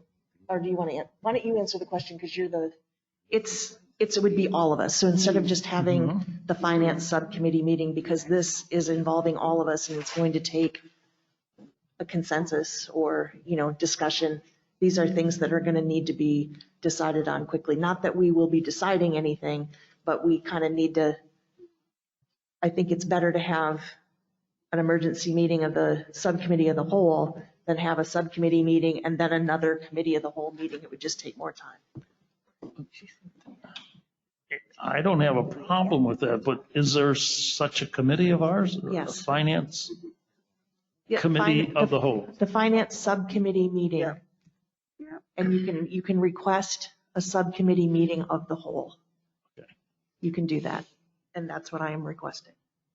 Pastor Gilbert? And Sister Laura, the details of that, can you clarify the details of that meeting as to what you're asking for? I'd like to have 2 agenda items. One, it would be the EDEP plan, to discuss the EDEP plan and the time frame and the deadlines and the building feasibility study. We have to We have to take a hard look at that very quickly because I believe the deadline is next month.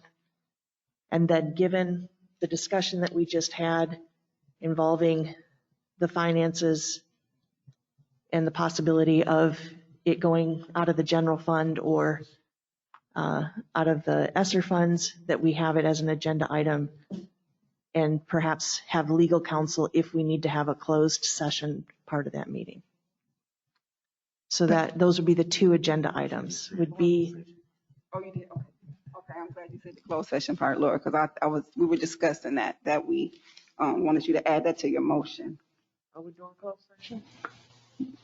Yeah, that's because it's legal involved, so. It has to be closed. That's right, thank you so much. So there would be a closed portion. Yeah. And then there would be an open portion. But we do this. Yeah, that's correct. Yeah. Any more discussion? Madam Chair, just Yeah. a point of order, was that in the motion? I thought that's what she said. She said legal, she said legal, but I Two don't, agenda I thought she items. said- yeah, and the agenda items, right? The EDAP and Oh, I the thought she said. addendum to the letter of agreement with legal counsel. Okay. Okay. Thank you, Sister. All righty, thank you. Any more discussion? Seeing no discussion, the vote is on to have the the special session that Laura just made a motion on. Emergency Finance Committee, right? Okay. Committee of the whole meeting. So I shall call your name, say yes or no. McIntosh, Yes. Gilbert, Yes. Deveron. Yes. Myself is a yes. Dr. Joyce, Yes. Mr. Walker, Yes. Ms. McIntyre. Yes. So that passes 7-0.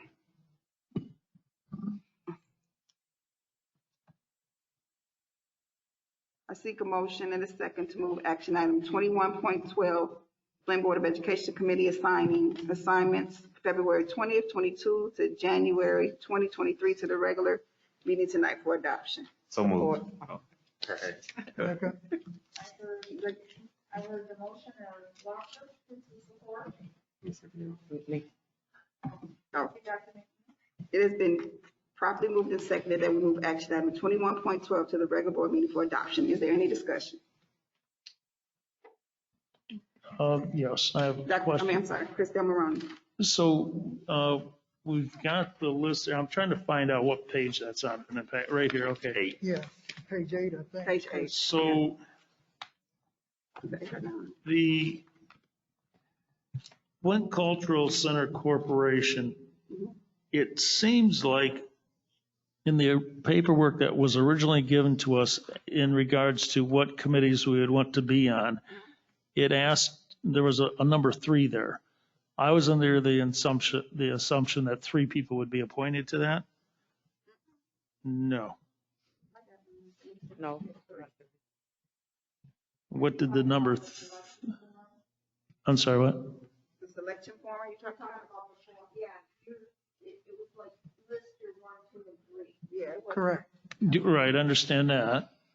But then on the bottom, when you get down to these other FCS board representatives for the College Cultural Center, there was the number 3 at the end of that.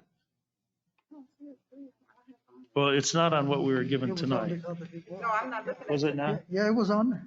I'm looking at the, Yeah, it was on the Yes. form, Sister Monica. okay, I don't see that.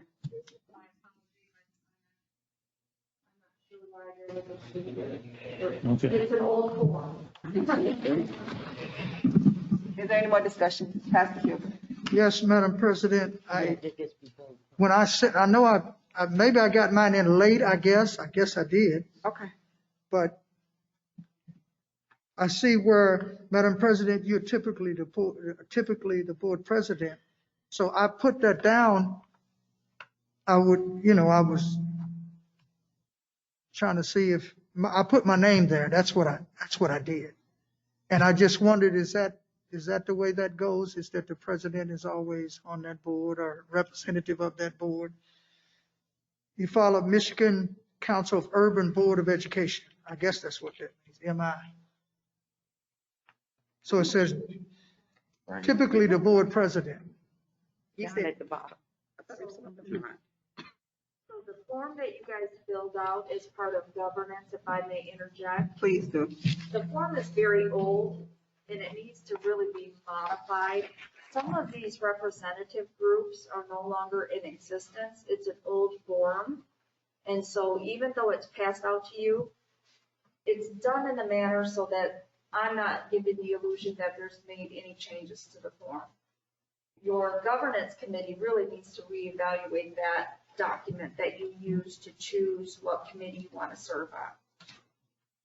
But I understand what you're saying. If there was an error about a 3 being on there. I ain't seen it, because Thank you. Thank you. I know what you're talking about, but I don't see a 3 when, I don't know what. Right, that's the one. I don't think this is right either. So correct me if I'm wrong, Dr. Joyce. What is it? Flint School Classroom Support Fund, Board of Trustees. That's the one that you're supposed to be on, correct? We talked about that? I was just calling to see that. Oh, okay. Did they still need a board member? Point of information. Okay. Dr. Joyce, would you talk in the mic? I said she asked me that and I told her that was, I was just doing the research and finding out, do they still need a representative from the school to sit on that seat? This is not how this was discussed, but okay, we'll keep it like that. No big. We'll figure it out down Yeah, at the we got bottom. it. Thank you, Dr. Joyce. Question. Chris Demaroni. So these FCS Board of Representatives, I just feel like we're reinventing the wheel. Are these all positions that need to be filled, or are we just filling something and there's no Education Foundation for Flint Schools as an example that we have a representative to? Do we or no? Don't we? Which ones do we do and which ones do we don't? I can say this. I have contacted myself personally, the Education Foundation of the Flint Schools. I talked to, what else? What's the one, Mr. Walker? The one that, the board that we talked about. Voices for Children. Yep, that's the one I contacted. So these are board seats that we have an opportunity to sit on. These are committees that we can sit on as the Flint Community School Board. Okay. So, okay, you're welcome. What was meant then by the fact that it needs to be updated and some of these are no longer around? I don't know. No, he said what she said about some of these community organizations not being around anymore. Yeah. I'm not sure. And, the ones I called were around. That some of the names had changed. Like the one Mr. Walker mentioned, their name had changed. But the ones that I called, because me and Dr. Joyce, we made the phone calls and I spoke to someone. The ones I was charged with, I spoke to someone. Mr. Walker. You good? Is there any more discussion? No. Seeing no further discussion, the motion to move action item 21.12 to the regular board meeting will be conducted by a roll call vote. As I call your name, please say yes or no to approve the motion. Dr. McNeil? Yes. Mr. Walker? Yes. Mrs. McIntyre? Yes. Mr. Demaroni? Yes. Pastor Gilbert? Yes. Ms. McIntosh? Yes. And myself is a yes. Motion passes 7-0. I seek a motion and a second to move action item 21.13, expulsion of students, to the regular board meeting tonight for adoption. So moved. Support. It has been properly moved and seconded that we move action item 21.13 to the regular board meeting for adoption. Is there any discussion? Oh, Pastor Gilbert. Yes. Is these students, so they will be able to return to school? Is that right? If they follow the process to be reinstated, absolutely. Yeah, yep. That's all I wanted. Oh, yeah. That's why I asked. Okay, thank you. You're welcome. Is there any more discussion? Is that Lord? I can't see, please. Yeah. Okay. So, Ms. McIntyre. Pastor Gilbert, I would like to lift that up, that yes, I do want to encourage the process to be followed. And that was something that, thank you, Sister Law, sitting on the board or that committee, that it really disturbed me that it just seems like there's a lot of barriers to school reentry once there is a suspension or an expulsion. And I would really like us as a board to reconsider these processes, restorative justice practices, so that they're not conducted in name only, that they're actually truly restorative and full of justice. And so I was assured by Superintendent Jones that we were talking about about the process for the students to come back, that you would be working diligently, to make sure that they didn't slip through the cracks and so there was a very heavy consideration, as with the previous one that you were on as well. And my heart when it comes to the school to prison pipeline and the expulsion process. So we looked at all the options and came to this conclusion, the heavy heart. Thank you, Sister Laura. Yeah, go ahead, Mr. Jones. And I share those sentiments with Ms. Laura, because that is not the goal to just expel our students. However, we have to consider the students that's being expelled, and we also have to consider the students that are in school every day doing what they're supposed to do and making sure that they are being educated and inspired properly without that disruption. We met before these scholars came to the board members. We met with each individual family to ensure that we understood the story. We understood the supports that would be going on outside of the family. We just to even see if the scholar cared at all. So we just didn't send this to board. We made sure we met with them as well. And so we wanted to just really be clean in that manner to make sure we were doing what's best for our scholars. Just wanted to put that out there. Thank you, Superintendent Jones. Trustee McIntosh. I'm passed. I passed. I'm I'm sorry. Dr. Joyce? Madam President, to Mr. Superintendent Jones, when Trustee McIntyre talks about restorative practice, is there a committee that we can work on and start to having those dialogues and conversation? What's the best practice?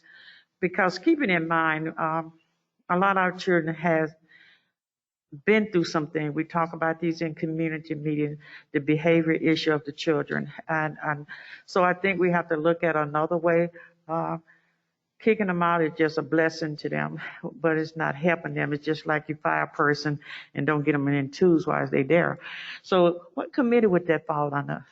It would fall up under MTSS, which is our I'm talking about this board. If it, the board. Yeah, would the board have any input in that, or? It could be academics, because MTSS falls up under academics, and our behavior, all of that falls up under academics. So we have a team of individuals that's been trained in restorative practices.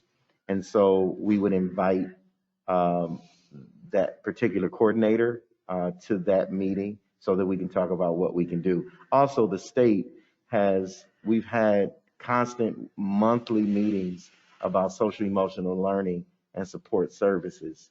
And so we have to remember too that we have our school code of conduct, right, that states if you get to this state in your behavior, this is what the board has agreed that should happen. And so, yes, we want to restore.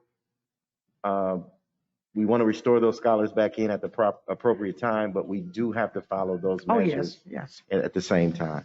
Okay, I would like to see that happen as a board member. I was on the meeting of Zoom, and about 80% of the parents are saying that we don't know how to handle the behavior, look a better way and to help our kids with behavior. So maybe we can just look at working with MT and seeing what they got and what we can add to it. That's all I have to say. Thank you, Dr. Joyce. Is there any more discussion? Yeah. But Ms. McIntosh? Chris has had his hand up. Chris. Oh, I'm sorry. So, often it's talked about the learning that the students lose during summer break. They're out for a couple of months or so, and they just lose, and the teachers have to spend a few weeks to get everybody caught back up. So what is being done for the students are who are expelled for 69 days. How do they get that learning back that they're missing while they're out? They have, I mean, it's a part of, first of all, it's a part of expulsion, for them to be out. And when they come back, wherever they are at that current learning, they have the opportunity to come to summer programming, to be a part of that. We can suggest that to parents. We can say that will be great if they're at risk and not doing well. We would love for them to come. They have that opportunity. But remember, because we are currently on a balanced calendar. And so they can come to intercession. We have tutoring. There's opportunities for those scholars to try to close that gap of when they've been out. So there is opportunities in our district for them.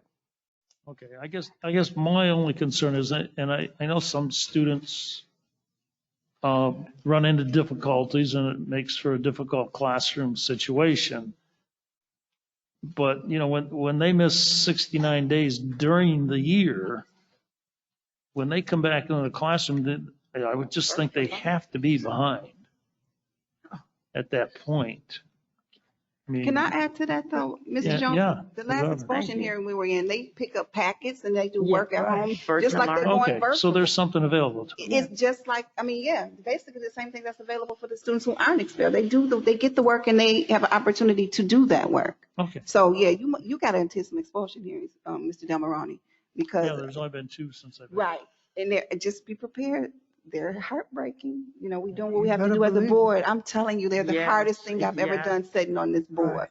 Expulsion hearings are rough, but it's, Yes, they are. it kind of informs us, keep us up to date on what's going on, stuff that we need to know, and the decisions we have to make, the tough decisions. Yeah. But yeah, with the meeting, I think it was me, Laura, and I think it was Carol, right?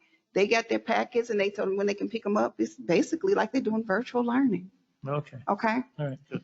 Is there any more discussion? Ms. McIntyre? Yeah, and just to answer that a lot of those days that they're given, they've already done because by the time the hearing gets up, they've already served their time, so to speak. So, and one of the advantages of COVID actually has been to this pivoting to online learning, that there's more of an opportunity, more choices to do things, outside of the classroom. So the potential is there to keep up, to eliminate that learning gap if the student is willing to put in the work and the parents are willing to put in the work.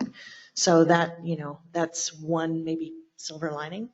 What I did want to say is that under Superintendent Tawwab, we did have a subcommittee called the Flint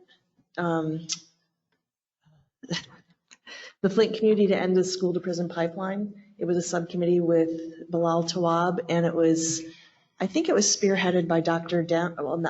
Is she a doctor yet? She's on her way. She's well on her way to becoming a doctor. But Dawn Demps.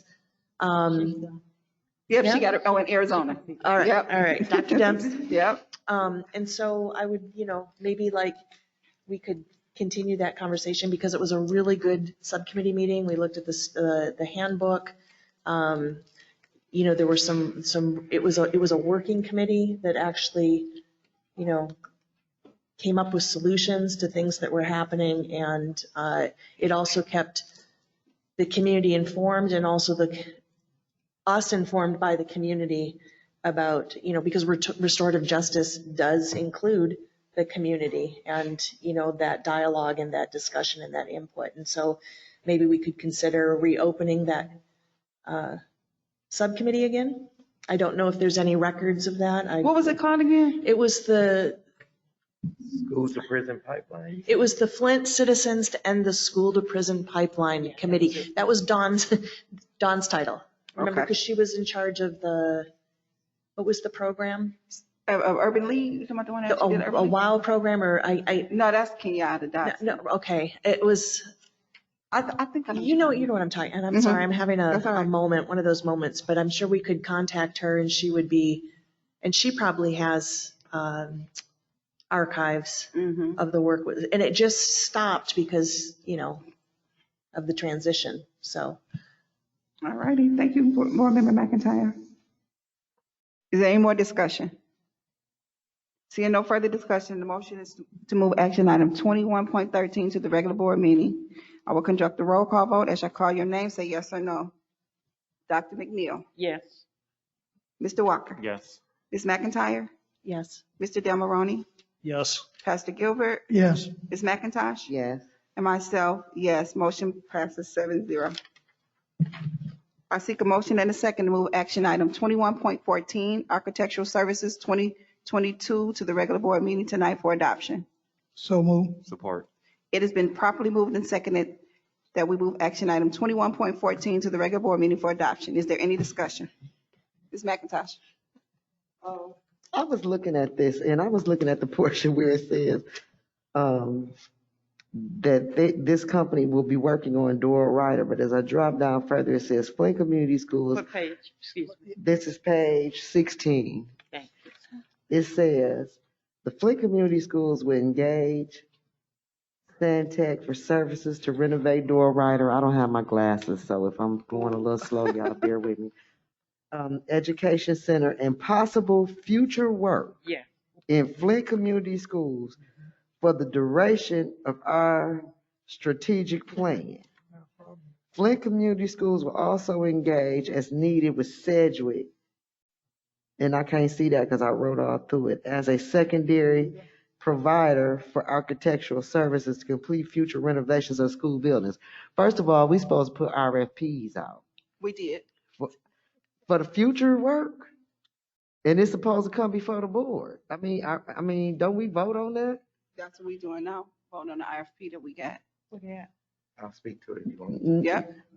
Oh, go ahead, Kate. Go ahead and finish now. No, when they put out an RFP, they put out the bid for the job, and several companies put their bid in, and we supposed to hear about who bidded on it and what the lowest bid was.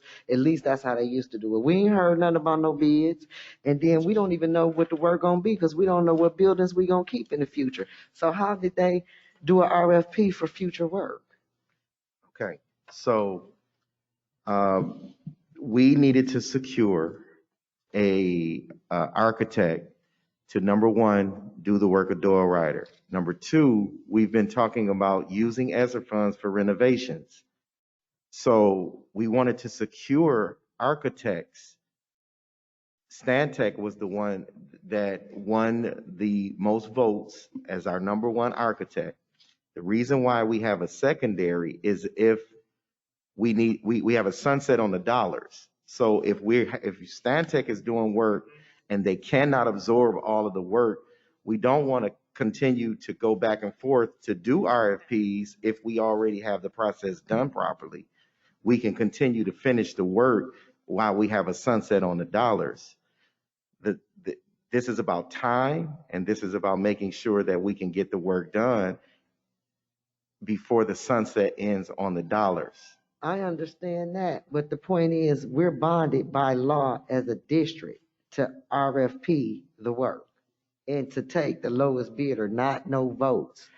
So are you talking about general contracting work? We haven't gotten to that. Well, for architectural work too, I would think. Anytime you're working on our buildings, it needs to be, but this, like I said, the part, and I understand about the door rider piece because that was an emergency, so we had to act quick. But the part that troubles me is there is being set up for them to get future work. We don't even know where that work is going to be at. So how could a RFP have gone out and the proper process has been gone through and the board has to approve all of that if we don't even know what buildings we're keeping? How do they know? How can they look into the future and bid for work that we ain't even set aside yet? That's troubling for me, but that's it. That's my comment. Okay, so Thank you. can I speak? Oh, yeah. Okay. Go ahead, Ms. So they're coming on as an architectural firm that we can use. They're not coming on to where we say you automatically can get it. If we come back and the board, if we come back with, say we go to DTM and say we want to do the work, renovate DTM. Well, we already have secured architects that can do that, that can start the process of that work. You got to go to the state to get approval to start work. And so if we can do this and get architects on board, the last time I think we had an architect was in 2017 with Mr. Lopez brought on architects to do work, and it was in phases. There was different phases. However, what you see on the resolution, I think it's the resolution where you see where there's a 5% of the total work done on Doyle Ryder for Stantec. There is going to be 5% of whatever the work is. Well, if we go and say, well, we need to renovate Potter, we already have someone secured. We don't have to keep going back and forth. Well, that's the problem. If we say we're gonna do work on Potter, when the board decides on that, then we got to find out what needs to be done on Potter and how much is that going to cost and how much they going to charge us. Because like I said, the part that troubles me is community schools for the duration. They didn't decide for the duration of the strategic plan. They can have their hand in the pot on architectural work. That's the commitment, because that's what it's saying. That they haven't decided anything. Well, we or whoever then decided. This is the district saying we want to secure architects to do the work that needs to be done. We don't know what buildings we are going to close, but we do know we're using the funding that we have from the state to do renovation. I understand that. And so it would be every time we need to do something different, we have to go back through the architect process, and then we also have to go through the general contracting process, and then we have to get in line for all of those. Well, why are they mentioned for the duration of the strategic plan? So that we can, if you want to take that out, that's up to the board. Yeah. But it's there so that we can get the work done with the sunset we have on the dollars. That's why it's there. That's why it's there. I appreciate the conversation, but Mr. Jones, I think you said two things that stood out to me. Of course, we talk about the sunset, but you talk about the time, and then you talk about getting in line. So I remember the phone call that we were all on with MDE, and MDE, this was when, right before ESSER 3 came out, they said, yes, ESSER can be used for renovations and building new, but they advised us against that because the supply chain was already behind. So essentially things was already pushed out beyond the sunset, which would entail us to potentially have to dip into general fund. So one of the things that I would be concerned about is just an overall timeline for decisions to be made, right? Because I know we all want to do our due diligence in terms of making sure that we go about this the right way, but I also don't want us to miss out on opportunities because of an analysis paralysis in a sense, right? And now we have to dip in a general fund to do things that we've committed to. So again, my overall comment is the concern about the supply chain and what that means in terms of our aspirations to renovate. Thank you, Mr. Walker. Mr. Del Morone. Thank you. So the strategic plan goes beyond, though it may include, it goes beyond the ESSER funds. So I see no reason for the strategic plan to be given mention in this. Secondly, they're going to come on board with a contract, I would think. So through you, board president, to the superintendent, what would you think if we found another architectural firm who could do it for less money than what Stantec, Sedgwick, and Verwida, if that's how it's pronounced, could do it? Why would we not want to go with the cheaper architectural firm? This does not allow us to do that. So we can take out the strategic plan part. Okay, that's the first we one. can amend it to take out, the board can decide to amend it to take out the strategic plan part. I would not want that to stop the work that needs to be done at Doyle Ryder and to get those scholars back in school. So we can take that part out. That was just to ensure that we can move forward with the work to get things done as we continue to progress. We would have to go back out and RFP. We have to go through that process to RFP. If you found that cheaper was the way you wanted to go, it's about quality as well. Absolutely. Yeah, all things being equal, a lesser price. But, so if we take out the strategic plan and we can do an RFP, why is any of this in here? Why are we going to go with Stantec if we can go out with an RFP for the same work that we're agreeing to right here? I don't understand the question. Well, We went through there's an RFP process that we have to go through in order to secure architects. Right. We've done that process. okay. We also brought legal counsel into that process to ensure that that process was clean and we've done it right. And at the end of that, there was 4 that showed up to do the walkthrough of the building. And out of those 4, Mr. Pete, Ms. Tish, and Ms. Kiana were in those interviews with them, and the votes were given to determine who would be our number 1 architect firm, and that's how we came to where we are now. We needed to secure the firm, and so we went through the RFP process. We got our information from not only Treasury but MASB. We went through and we did it the proper way. So these are the ones that won the bid. The bid to be the architect, Yes. but we don't know what they're gonna, for lack of a better word, Well, architect. in the RFP, it says for Doyle Ryder and Yeah. possible future work. That's what's in the RFP, possible future work. For the duration of our strategic. That's plan. not in the RFP. That is in the resolution. It doesn't have to be in the RFP and the resolution. Those are 2 separate documents. But what I'm stating is, if you don't want it to be the duration of our strategic plan, it doesn't have to be. A motion can be made if the board desires for that not to be. Not to be. Okay, thank you. Yep, just give me a second. Dr. Joy. It was my understanding that we know that we had to continue renovation of Door Rider, and that we was going to get a firm to do that, which you seem to be Santec.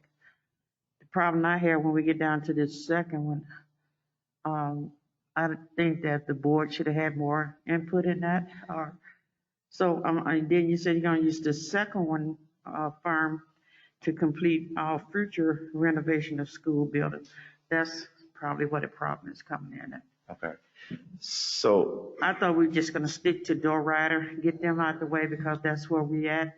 And then as we begin to go through, figuring out what we have to do with these buildings, have that EDAT conversation, then we can, while you're doing that, looking at RFPs.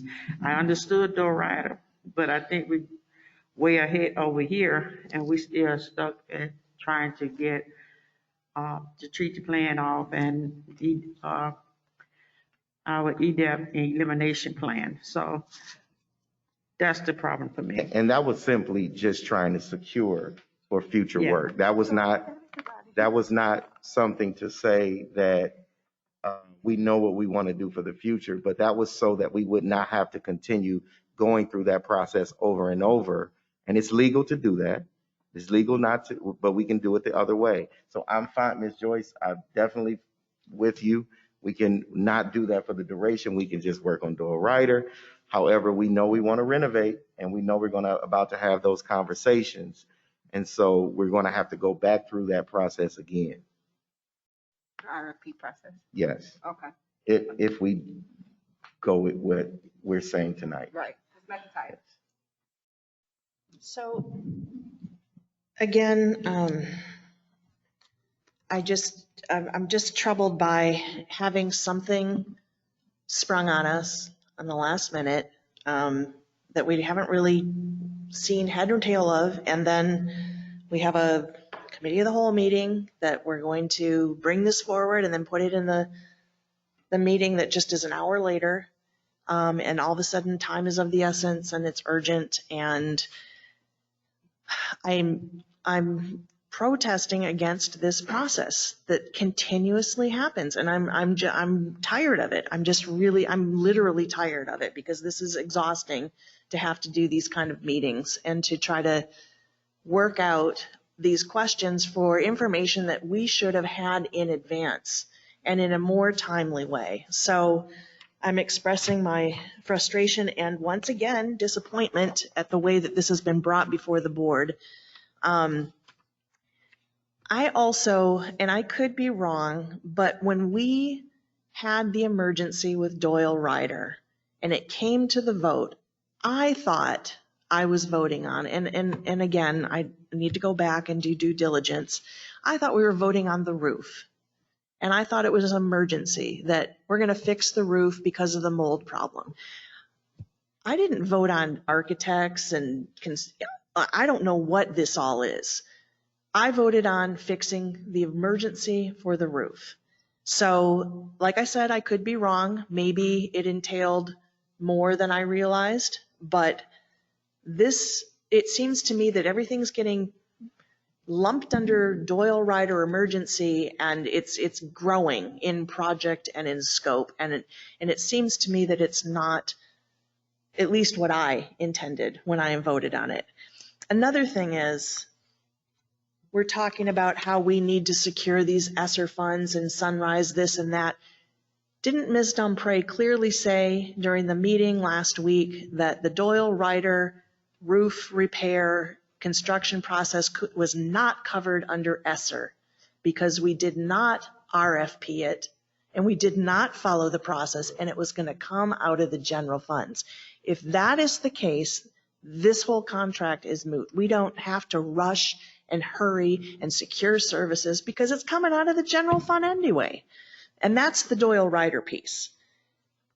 The other piece is that we haven't passed a strategic plan yet. I'm still very uncomfortable with aspects of the strategic plan, and now that I've had even more time to look at it, it just seems like there's a lot of questions about it. It was my understanding that we were going to have MASB have a workshop with us about the strategic plan so that we could all come together and workshop the plan. Instead, we've had a different kind of meeting, and now we get notification that MASB is not going to have a workshop with us and that they just recommend that we vote for the strategic plan. That's not what I agreed to, or that's not what we agreed to as a board, in my understanding. This really concerns me. I think that we should table this because I need to see the information. I would like to see the contract. I think it's crazy to secure services, potential services. This isn't an RFP process.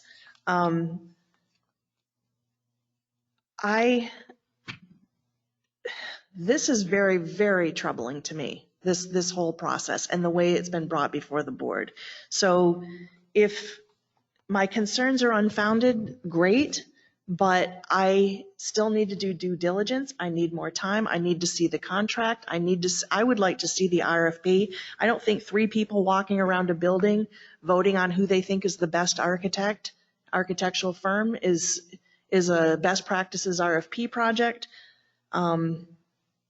And it just seems to me that MOU that we were arguing about last year that sort of came up, it became like oh my God, we've got to vote for this MOU, the 8th iteration, the 10th iteration, that aspects of the MOU are being snuck in to the strategic plan and to these last minute RFPs. Laura. Wait, no. No, yeah. It's not germane to it. We're not talking about MOU. We're talking about voting on this architectural firm. Let's focus. Let's just stay there. So wait a minute. So I'm not allowed to. No, you're not. No, you're not. We're not going to go into the mock conversation because I can read your mind. We're not doing that. You can't. We're going to focus. I am speaking. We're going put to that focus. gavel down, Danielle. This is crazy. Stop calling me by my first name. I can call you whatever. You lucky that's what I'm calling Tell you. your boyfriend to be quiet. I ain't telling my boyfriend nothing. I'm telling you, and I'm talking to you. We're going to stay. we're going to stay germane to the architectural firm that we're talking about. I don't feel like hearing the mock conversation again. Pastor Gilbert. We have to have order. And Sister Laura, if the chair wants you to stop, you have to stop. And she will tell you the reason why. And if you disagree with that, you can appeal her decision, but she is the chair. So that's the way we get through it, and we don't have to go down this road. Thank you, Madam Chair. Thank you, Pastor Gilbert. Is there any more discussion? Oh, I'm sorry, Carol, it's your turn. You passing? Yeah. I would not like to pass up on, that's not, some of those things are not that's not true. As it pertains to the people walking in the building, the process is that you allow those firms to come to the building, to walk the building so that they can get specs of the work. After they did that, they went back and they put a presentation together. And then they had interviews for their presentation for us to determine as a district who we wanted to go with as a firm. That's the process. I don't know how else to do that process, but by what was given to us by MASB and Treasury. We followed the process for the RFP. We didn't do it any other way. There's no other pieces to that. That's the process. And so we bring you the information to say, we did the RFP process. We need to bring it to board so board know what it is we want to do, and board votes if we're going to move forward with the architect firm. The background work for the architect firms has been done. So I don't know what other work we're supposed to do as it pertains to the background of the architect firms. We've done that work. They did their presentation. That was an open meeting that anyone could come to. And so we followed all of that. And so now we're at a place where if the board doesn't want the duration of strategic planning, fine. I'm saying we're fine with that as a administration. I just want to get our kids back into a rider, if we can at least do that. So, Ms. Carey. With this coming before the board, how much are they going to charge us to do the architectural work on Dora Rider? Because it seems like if we're being asked to vote on that, we should have a monomial amount of what they're charging. It's 5% of, we have to general contract it out first to know the total cost of what it's going to be for Doyle Ryder's renovations. And the renovations was talked about in the previous board meeting about, because Doyle Ryder could have been back in if we just cleaned the carpet of the mold, but we decided to pull the carpet of the mold as the board and put down tile. Well, we couldn't just go do that. Right. THA was willing to come in, which is another architect firm. They didn't win the bid, but they were willing to come in because they were already secured by the district. But we wanted to use ESSER funds to do this instead of using general fund. They wouldn't take ESSER funds? I'm sorry. Yeah, all of them would take the money, no matter which one it was, but they just didn't win the bid. Okay. So the ones that won the bid, you have a 5% from Stantec to do Doyle Ryder of the entire scope of work. And so that's where we stand, 5.2% of the construction. But we have to go through the processes. We got to get permission from the state to start the building. The general contractors have to come in and cost it out. Once they cost it out, they have to win the bid. The general contractors have to win the bid. We bring that here to the board for approval as well. They have to win the bid, and the architect will give 5.2% of the total construction costs. And my question next is, if I'm an architect, I'm designing a building and the layout, right? So why am I getting 5% of Adrian's work that has nothing to do with me? For member, Carol, we have to have an architect. I understand that. That's not the problem. I'm all for architect. My question is, if Mr. Walker is finna lay a floor down for me, and they done their architectural work on the building, and they say they charging X amount of dollars, why would I agree to pay them 5% of what Mr. Walker got going on when that don't have nothing to do with them? And then when somebody put in electrical, 5% of that. Then when somebody else put in this, 5% of that. Then when somebody else do this, 5% of that. So then we're bound every time somebody make $1 off dual rider, we paying them 5%. Now, why we just giving 5% away? Because they the architect. It's architectural services. I don't know how to explain that. Is all the architects charging the same 5%? Because see, they may have, because this is my thing, they may have came in with the lowest bid on the front end, but after I add 5% every time somebody go in there, I might end up being the highest architect firm, which means I lowballed you on the front end, but I picked up the pace on you on the tail end. So I'm concerned with that. I'm very concerned about that. Is this common practice for architectural firms to do this? Where did this 5% come from? I think It's 5% of the total cost of the construction. Mhm. As an architect firm, they're doing design, they're doing the schematics. okay. That's how they get paid. And we have to have an architect, and they have to get paid. Yes. Okay. Pastor Gilbert. Nah. I got you. Pastor Gilbert. Yes, thank you, Madam Chair. Uh-huh. I too have just a little concern about this. You said the strategic plan part of it. I mean, I don't know, I don't understand it, but I do have some reservations about why that's in there. I'm not sure it's necessary, but the other part that I'm reading on page 17, it says that the background and rationale is to have the stages of this work complete before August, confirming these services are of the utmost importance. The RFP process was completed. And so the RFP process was completed, but then in major discussion points, it says upon the next steps will involve completed schematics, design and design development, construction documents, bidding. Is that can you shed light on that? The administration of door rider, renovation of other schools can be led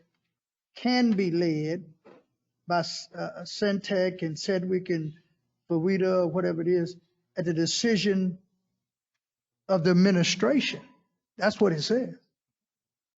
So the decision that you make, you're going to bring it before the board. Is that right? Absolutely. Certainly. And so I'm just saying the documents and the bidding part, what?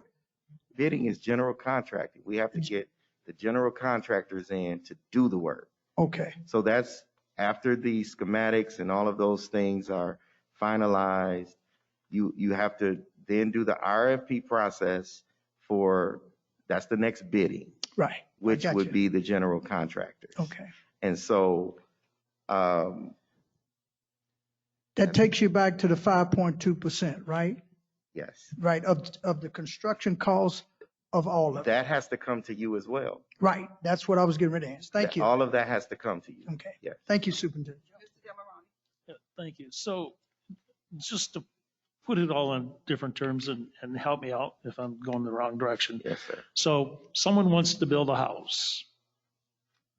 They're going to hire an architectural firm. They're going to do the blueprints and all that. And then they're going to get a builder to build it.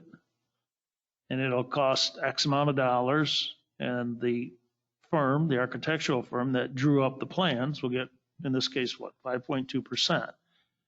And the reason that the administration wants to go with this group, Stantec, is because they came in at the lowest percentage. Is that correct, or? Not totally at the lowest percentage. They won the bid based on the presentation that was given to the team. They won the bid fairly. That Stantec had the best presentation and had the quality information that would suit what we wanted to see for Door Rider. Okay. They won the bid. Okay. So are you saying that there were other architectural firms that came in at a lower percentage than them? I can bring the team up to support some of this work if you all want to come and support.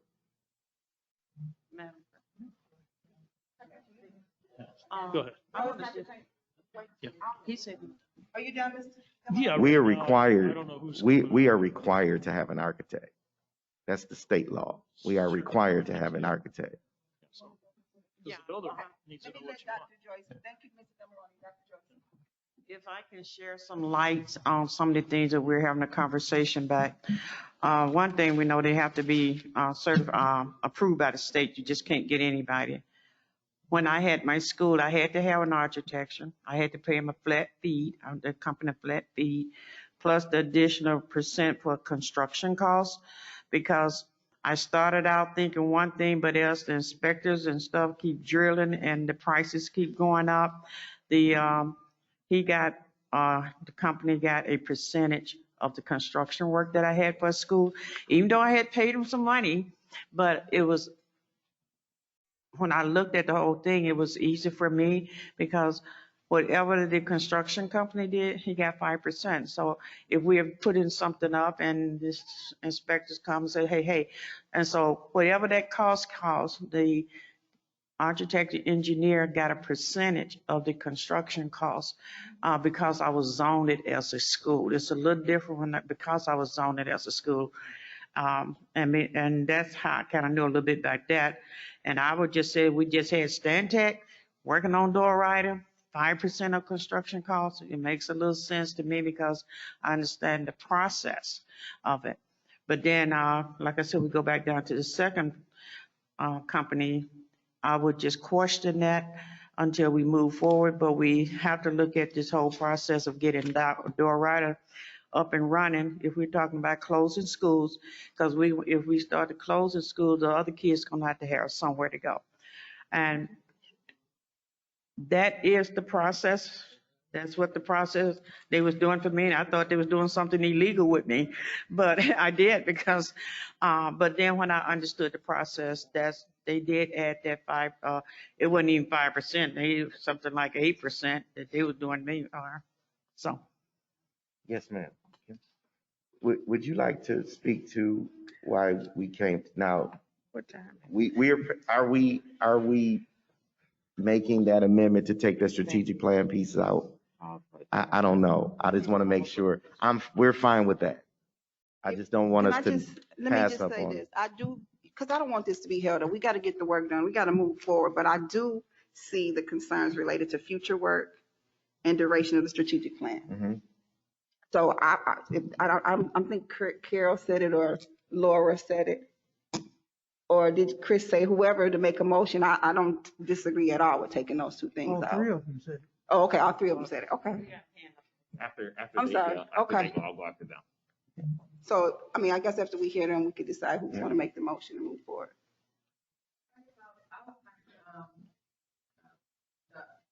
It was my understanding that the board voted that since we had to remove the students from Door Rider. Excuse me, Miss Murphy, just pull it a little closer to you. And cut it on, I think. I can speak up. Okay, yeah. It was our understanding that the board, while we had this out of Door Rider, wanted to say, let's improve the space at Door Rider while we had those students out, which was one of the initial reasons why we began. There are some stipulations in code, balances in the light, you have to have an architectural firm retained to draw those plans up before we proceed with that work. As we were in tandem doing the community focus forum, and we were getting feedback from our community that they wanted to see our buildings updated. that I thought I heard from this body as well, that we wanted to see our facilities improved, our roofs improved, our HVA systems improved. In order for us to make those improvements, we have to retain an architect. So we went through the process. Tish reached out to MASB. We reached out to TRUM because we're using federal funds, which has an additional layer of requirements. So, you know, just wanting to be cautious, just wanting to make sure we were following the process. We put the RFP up. We had a required walkthrough, so people couldn't just submit a proposal without coming to our campus, reviewing it. They walked the campus, and then they prepared a presentation for us. We all met. There were firms who really didn't have the capacity to do this work. They had decent presentations, but when you look at the work that they had done prior, when you look at the timelines, when you look at how many associates they had, it was just a lot of different factors in place that led us to a particular decision. Some of the work that Santec had done is local in our community. We asked them some tough questions because we have to be accountable to you all and to our stakeholders. So the last thing we want to do is identify an architect that's not going to do what we have outlined for them to do. So cost is definitely a factor. However, there were other factors included around timeline. From what I have heard from this body, we want to see our scholars back in Door Rider in the fall of the year. So timeline is significant. And if they can prepare RFPs for federal procurement, that's a question we ask every vendor because there are additional requirements and they have to work with us to prepare the RFPs for the construction part of this project. So nothing is promised to them around payment. They don't give, if we do 0 additional projects, that second company gets 0 payment. So the concern is because the market is competitive, because there's so many schools, cities, municipalities that also have received these emergency relief funds, that, you know, it's like you want to retain someone to service you as the board is making decisions about what facilities, what schools will be open, what renovations we may want to see. And even with the roofs, we have to have an architect. So with Door Rider being what it was an emergency, as Ms. Dumpre shared. We couldn't use ESSER funds for that because we responded to an emergency. However, as you all discussed at your committee of the whole last week, as we're looking at other building projects, let's RFP these items out so that we can utilize the resources that have been made available to the district to make these improvements. So that was the process that we underwent. You know, I thought we had the blessing of the board moving forward in that direction, which is why we put the architect RFP out, because we want to be able to position ourselves to move forward with what the vision of the board is. So that's the process. We've been walking hand in hand with TRUM on this because we must do this right as a community. This is not an opportunity for us to apologize because we didn't follow a process correctly. So that was a process that we followed. I do recall us voting on Door Rider because it was an emergency situation and this, that, and the third. And I don't have a problem with supporting the Door Rider piece. The interior of Door Rider, as long as Door Rider has been down, seems like we can RFP the rest of that work. I don't know if we can or can't, so that we can use our ESSER dollars. I mean, say it again, board member. I didn't hear you. I said at this point, now that we have Door Rider closed in and it's not exposed to the elements, it seems like we can RFP for those other portions of Door Rider so that we can use our ESSER dollars. Right. I'll support this for Door Rider only, not for the strategic plan, not for buildings in the future down the line. If this happened, they secure that. They don't secure nothing. They do Door Rider. They ain't involved in the strategic plan. That's not they. This board and this district is capable of coming to the table and looking at the monomial obligation to do that work and make a decision. We ain't that pressed for time because we've been told up for 20-some years. We ain't that pressed for time where nothing should come before this board. We just out here, we going to do this building and we already got our, no. Because to my understanding, those decisions per building, if we haven't put a project where we've lumped these things together, should be brung before the board. I don't want another situation like what we just had with the negotiation, where stuff is not coming to the board, and then when it comes to the board, we at odds, and we still made it, and people feeling this way and people feeling that way because the process was not utilized to come to a consensus on the front end. I don't want to do this back end work because I'm going to be honest with this administration. I'm not rolling over anymore. That's what we used to do. That's what we've been doing. And we've been in the red. It did not work for us. This last minute rolling over put us in the red and made us vulnerable. So now that we have this chance to breathe, we understand we're under duress with Doral Ryder. So we need to do what we got to do, and we should be able to RFP that you said we could. But as far as voting on any future work for these people, it's a no for me. I need to go over the strategic plan. We need to see what buildings we're actually going to keep because we haven't fixed roofs at this. Whatever is not fixed at this point, we need to determine, are we keeping it before we fix it now? Because we too far in. So that's all I have to say about that. But it's a yes for me as far as anything pertaining to Doral Ryder, because we did say we wanted it open at the beginning of the school year. We voted on it. It's a yes. But anything outside of that, all these down the line strategic plan obligations with third parties and stuff, that I'm not gonna vote for it. I'm just so you guys won't keep doing that work and wasting your time. And I'm gonna rally my board members to let's stick together and get this thing done right on the front end. That's it. Thank you, Ms. McIntosh. Pastor Gilbert. Yes, I'm not going to echo what Sister McIntosh said because I agree with her, but I don't know if these questions can be answered. They just to the superintendent, through the superintendent, Madam Chair, the superintendent to Ms. Murphy. How many individuals is on the RFP committee? There were 3 of us. Superintendent Jones, would it be proper for me to know who they are, or this board to know who they are? Ms. Wolf, He said it earlier. Ms. Kiana, and Mr. Pete. Ms. who? Ms. Murphy? Ms. Murphy, Ms. Wolf, and Mr. Medor, Pete Medor. Okay, all right. Thank you. Yes, sir. Thank you, Pastor Gilbert. Mr. Walker.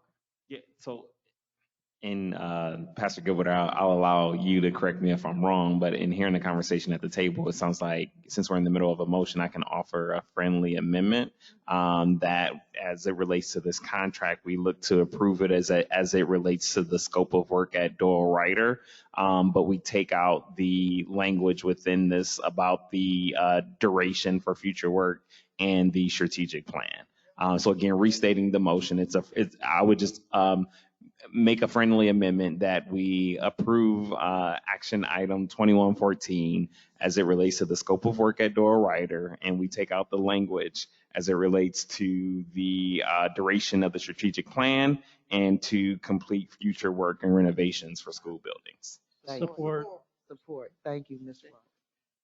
It's been seconded that we take out, action item 21.14, the friendly amendment that Mr. Walker made to remove, to approve 21.14 with the corrections of removing future work and for the duration of the strategic plan. Yes, ma'am, and to include the scope of work just to Doral Ryder. And to include the scope of work just to Doral Ryder. Got them all? Is there any more discussion? Ms. McIntyre. Can this be answered? Is this coming from the general funds or is it coming from ESSER? It will be ESSER fund. So I guess I'm unclear what Ms. Dumpre was speaking to last week when she said what the roof for Doral Ryder was coming from the general fund. Is that, so the roof It was like about 400,000. More than Okay, well, 600,000? Okay, that's coming from the general fund. And then the other renovation services were RFP. So it's They will able, be. they, They will be. We have to secure the architect first. but I mean, we're doing it in a way that it won't come from the general funds, it'll come from ESSER. Absolutely.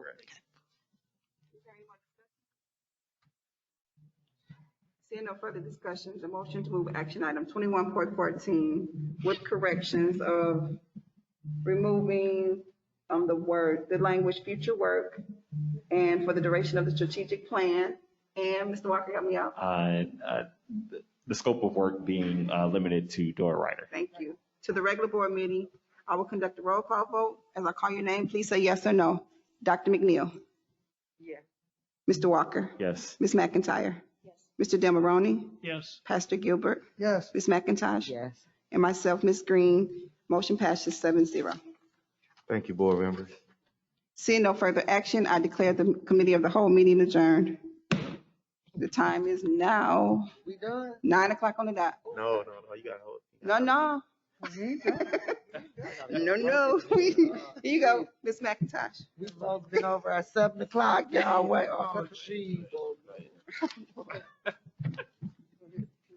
I was so happy, y'all. Ooh, I was so happy. Mr. Demaroni? I don't know. I think it might be time for a quick 5-minute break. Okay, that between works for meetings. me. Support. 5-minute break. Board members, as I call your, sorry. Board members, as I call your name, please reply present for the record. Vice President McNeil. Present. Secretary Walker. Present. Treasurer McIntyre. Assistant Secretary Demaroni. Present. Mr. Allen Gilbert. Present. Ms. Carol McIntosh. Present. Myself, President Green, present. No one's absent. It's 7 board members here. Now I'll call upon Secretary Walker to read the district's mission statement and first statement of the standards of practice. District mission statement. It's the mission of the Flint School District to develop a community of learners who are prepared to live, work, and contribute in an ever-changing society. Flint Board of Education standards of practice. In order to provide outstanding leadership and better serve the Flint community schools, we, the members of the Flint Board of Education, commit to the following standards of practice. We will be consistent in our dealings with each other, as well as students, staff, and community. Ms. McIntyre. We will model trustworthiness and honesty in our relationships with each other, with our superintendent, and with our constituents. We will focus on common goals of providing the best education possible for the students of the Flint Community Schools. We will respect the diverse views that each of us brings to the organization, as well as the views of others that we interact with as we carry out the business of the Board of Education. We will be open and authentic with each other, our staff, and community. As we work to make decisions, we will focus on issues, not personalities. Our decision will be student-centered and based on objective facts. We will practice good listening skills to better understand our fellow Board of Education members and constituents.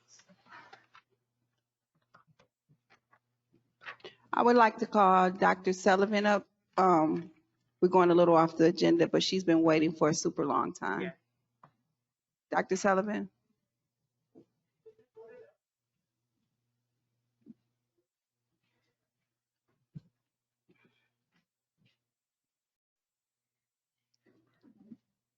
Is she okay? Is she doing a presentation?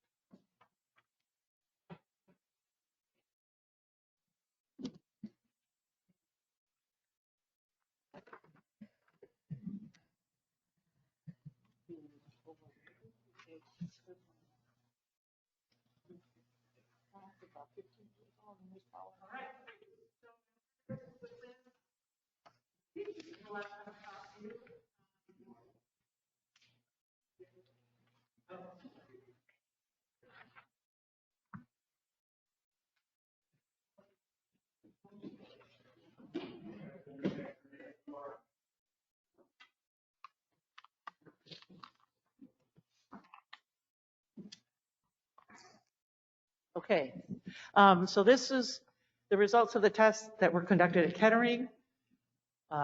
Two different hydration stations. We tested with two different bacteria that were similar to the biofilm forming and non-biofilm forming bacteria that might show up in the Flint municipal water supply, and lead. And in both cases, in all cases, we got no lead coming through. This is after we made modifications to the hydration station, and no bacteria. Great.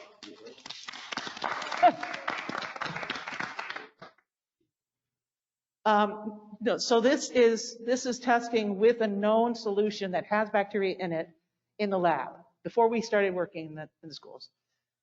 And I don't know. Awesome.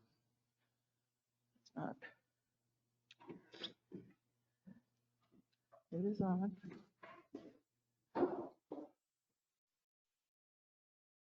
Actually, I could bring this with me there. All right, cool. So this was the plan for collecting samples. We had an independent laboratory collect 3 samples for testing for lead, one at the entrance to the drinking fountain supply, and one coming out of the bubbler and one coming out of the bottle filler. And then for bacteria, they collected only at the bottle filler. So just a reminder, there's 3 different mechanisms in these hydration stations for removing pathogens and toxic materials. The first is activated carbon, very much like you might have in a Brita filter. Chlorine and lead, other metals, are removed by that activated carbon. Following that in the flow path, also in that same filter unit, is a membrane that has microscopic pores in it. So that the only things that can pass through are smaller than the microscopic level. Now, if we were in a third world environment, that might include parasites. We don't have to worry about that here, but it does remove or keep out lots of typical bacteria. And then the bacteria that passes through, the smaller bacteria, as well as viruses, which are very small, those are disinfected by UV light. The UV light turns on whenever it senses the flow is on, and it turns off when the flow ends. Okay, so just going to go through each of the schools, give you sort of a summary of what we found. The average lead level at Brownell was 26 parts per billion. Remember, the action level, I think, is now at 10 parts per billion.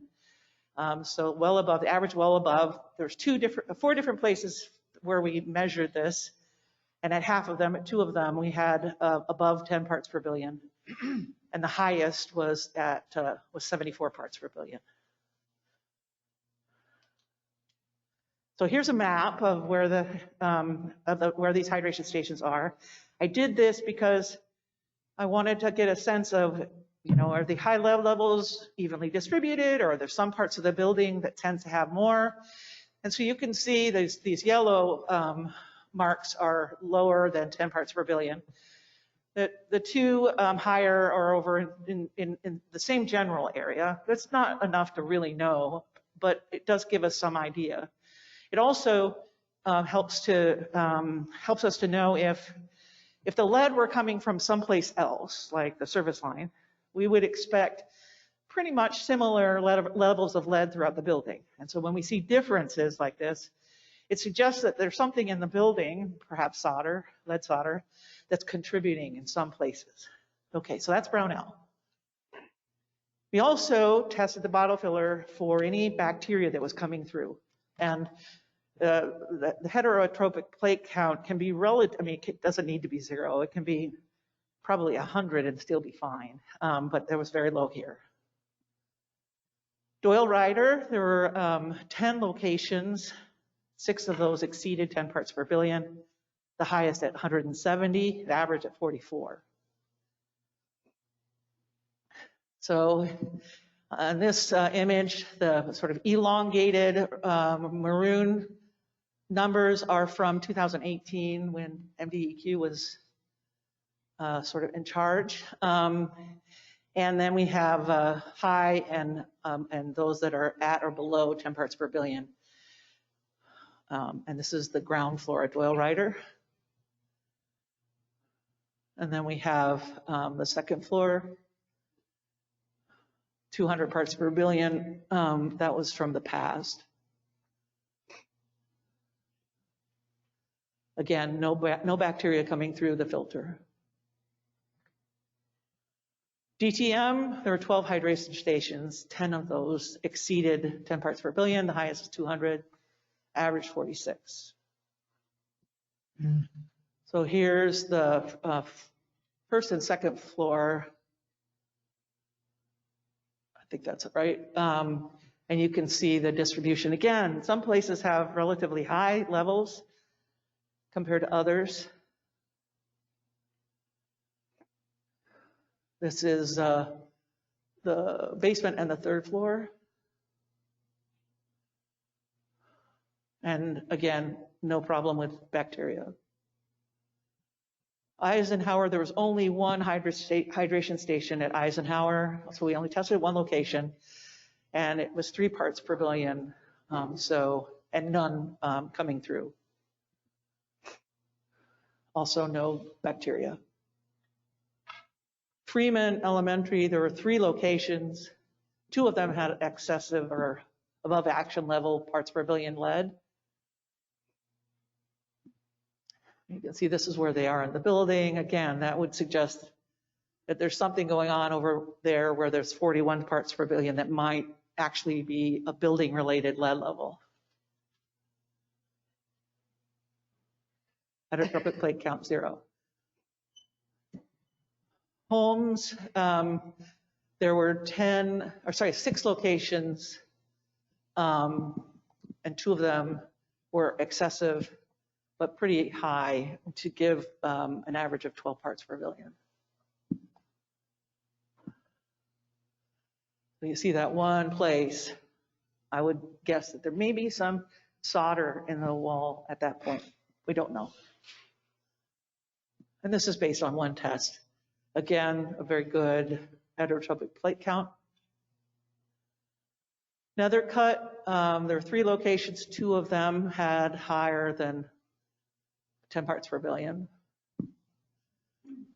I want to note that this is called a first draw test, and so this actually measures the characteristics of the water that have been sitting a while, right?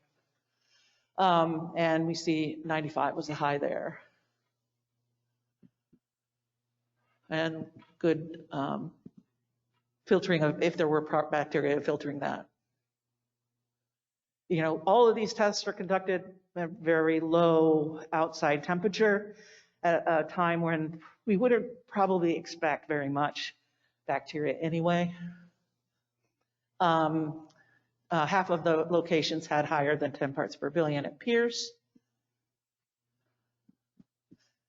And here's their distribution.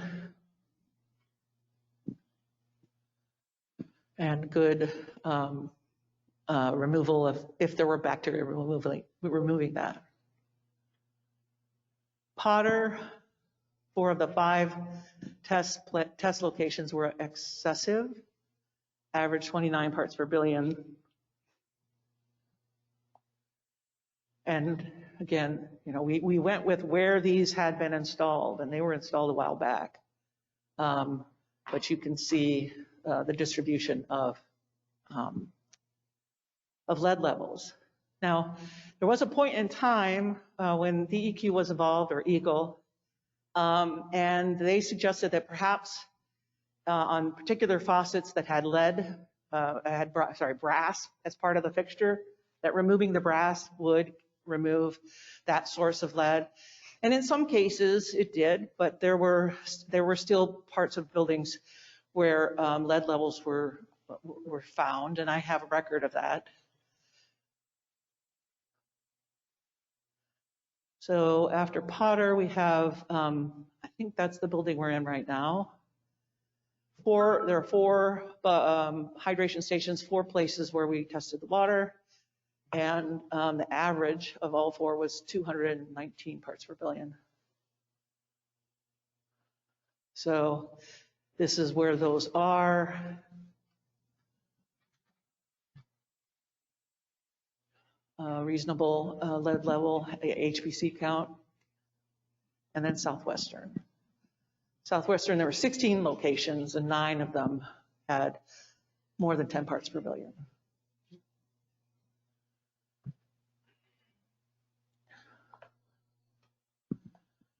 We did detect coliform bacteria on that test at Southwestern at one of the locations.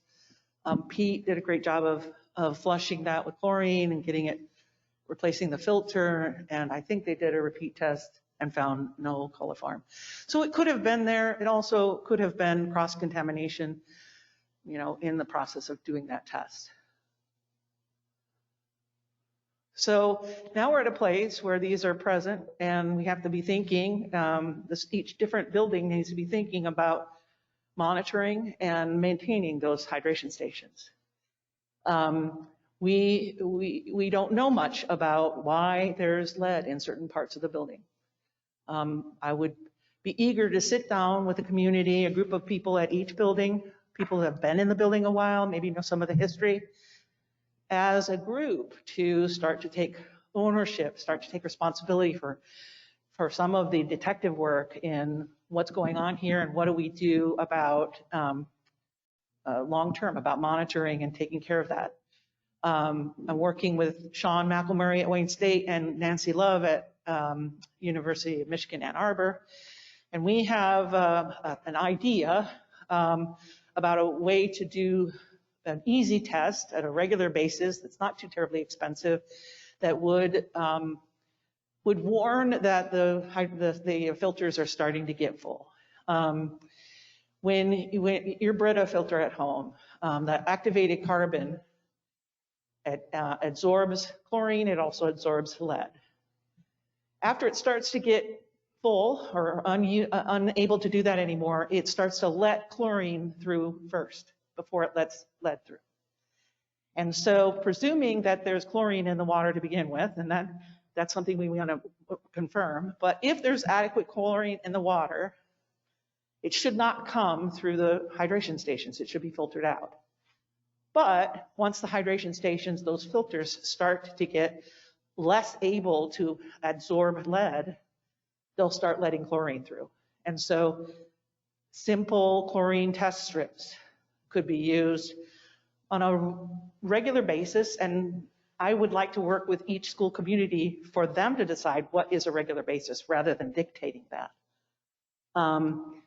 But should that be a possible solution, and I think it is, then that's another relatively easy way for the community to be keeping track for themselves. And that's partly important just because that's what you do when you have a piece of equipment, but I think it's also important because it gives opportunity for us to move to a place where people can trust what the results say, because they're participating in, they're dictating how these tests are conducted. Pete and I have calculated the volume of water between the main and each building.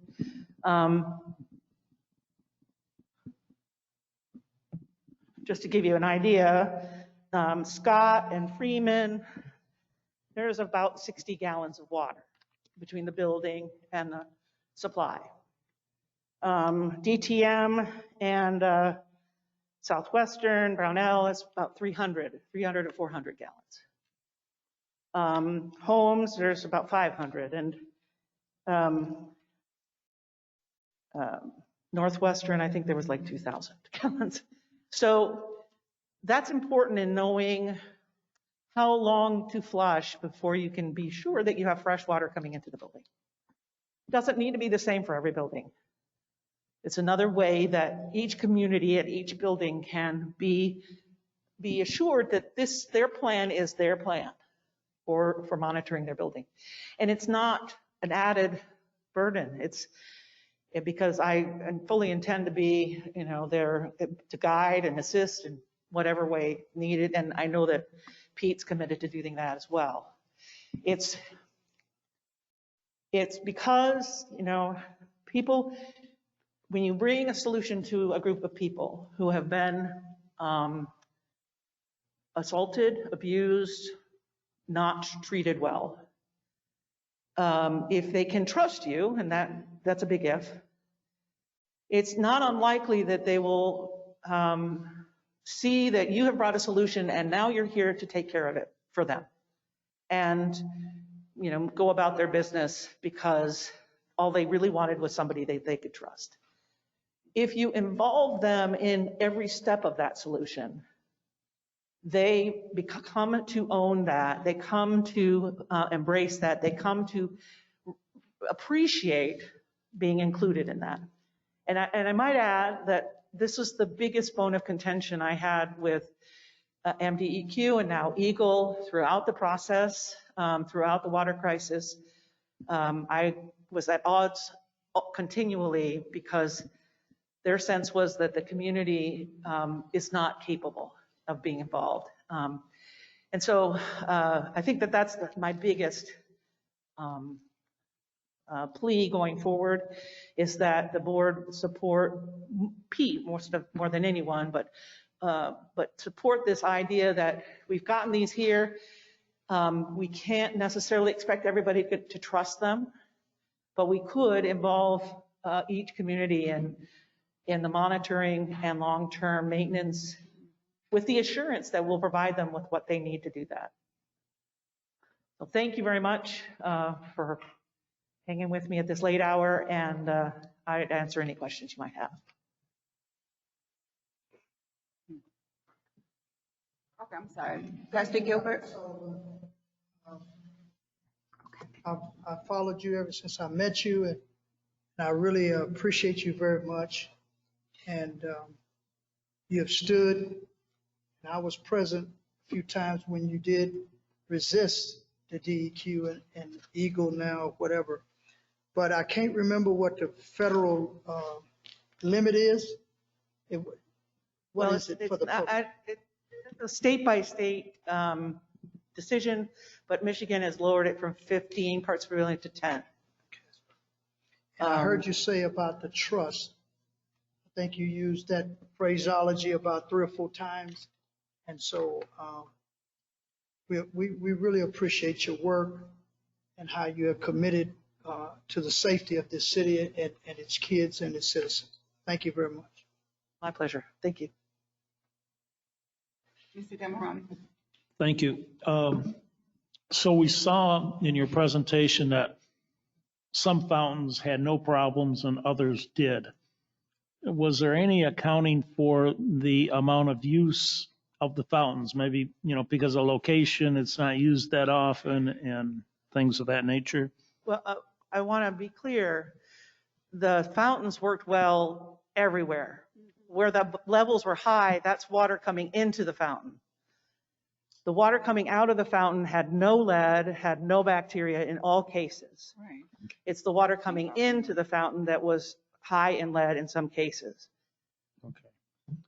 And one could assume that in the parts of buildings where the lead is high, the filters should be checked sooner. They might not last as long. We don't have enough information to know, was 600 parts per billion because it sat for a year, or was it 600 parts per billion even if it had only sat for 2 weeks? We don't know that yet, but I think it's safe to assume that where it has been high, the filter life will be shorter.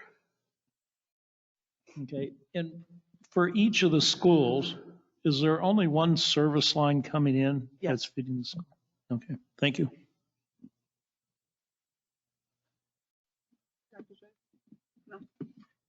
Thank you. I just want to say, Dr. Sullivan, your commitment to the Flint Community Schools and our children and our staff in our buildings to get this clean drinking water is beyond a lot of people's comprehension. I want to say thank you, thank you, thank you.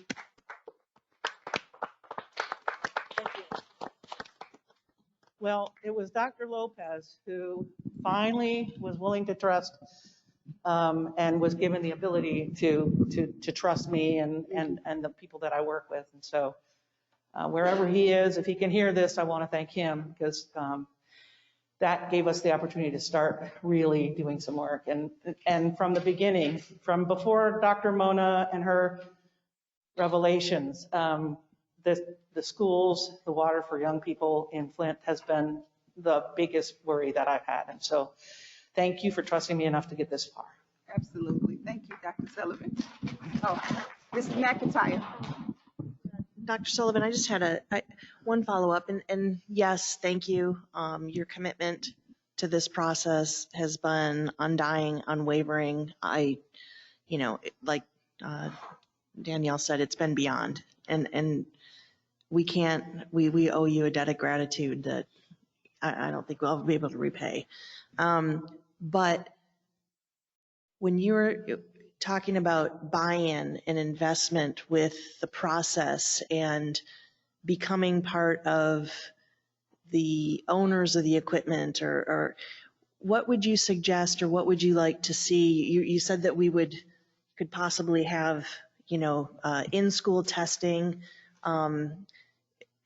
I'm just kind of like spitballing here, but is there, I don't know, some program, a STEM program where we'd have, kids do their own water testing, or, something like that, so that we would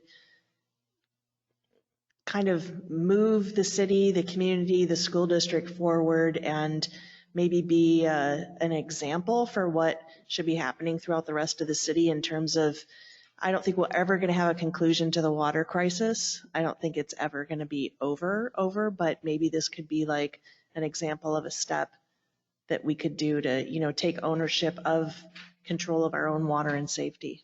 So there's two pieces here. One, we can't wait for maintenance and monitoring until the groups of people at each building have come up with a plan. We can't do that. And so I'm working with Pete on what should we be doing right now, right? And that's a given. It was really wonderful to walk through buildings with Pete because I could see individuals in each building who trusted Pete. And that's our way in, right? I mean, that's because he's been here a long time and he's earned that trust, right? So my thought is to begin there, not everywhere, to begin in the buildings where there are individuals, teacher, principal, whatever, who say, hey, I think this is great that you're willing to help us have this buy-in. We'd like that. And that's where I would start. It's because there's enough of a difference between every building, history, construction, and everything, what part of the city is in.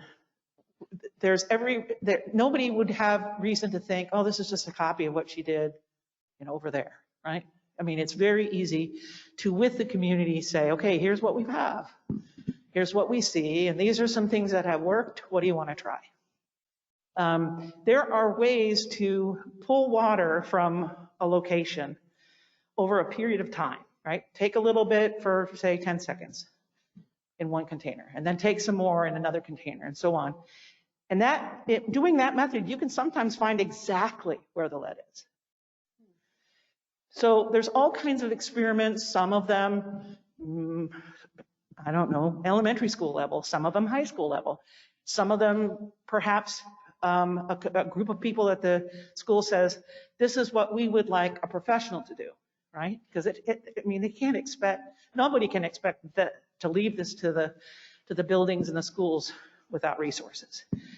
Long term, if this gets buy-in, well, we could definitely model how that's done in other schools. Other schools are going through the same kind of thing, and they're trying to figure out where's the lead coming from and what should they do. And some cities are wasting gallons and gallons and gallons of water with just flushing every morning. We can show that there's a better solution. But I don't want to prescribe that. right? I'd like to let that be something that the community comes together and endorses. Is there any more questions or comments for Dr. Sullivan? No? Okay, again, thank you, Dr. Sullivan. We appreciate you.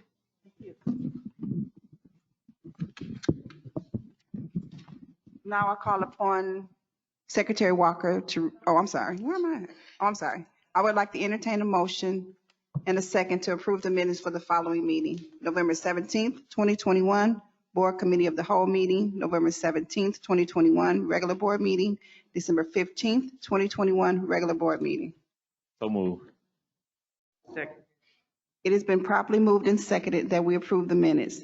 If you recall, the set of the minutes were brought before us in January and needed some corrections. Are there any corrections needed tonight?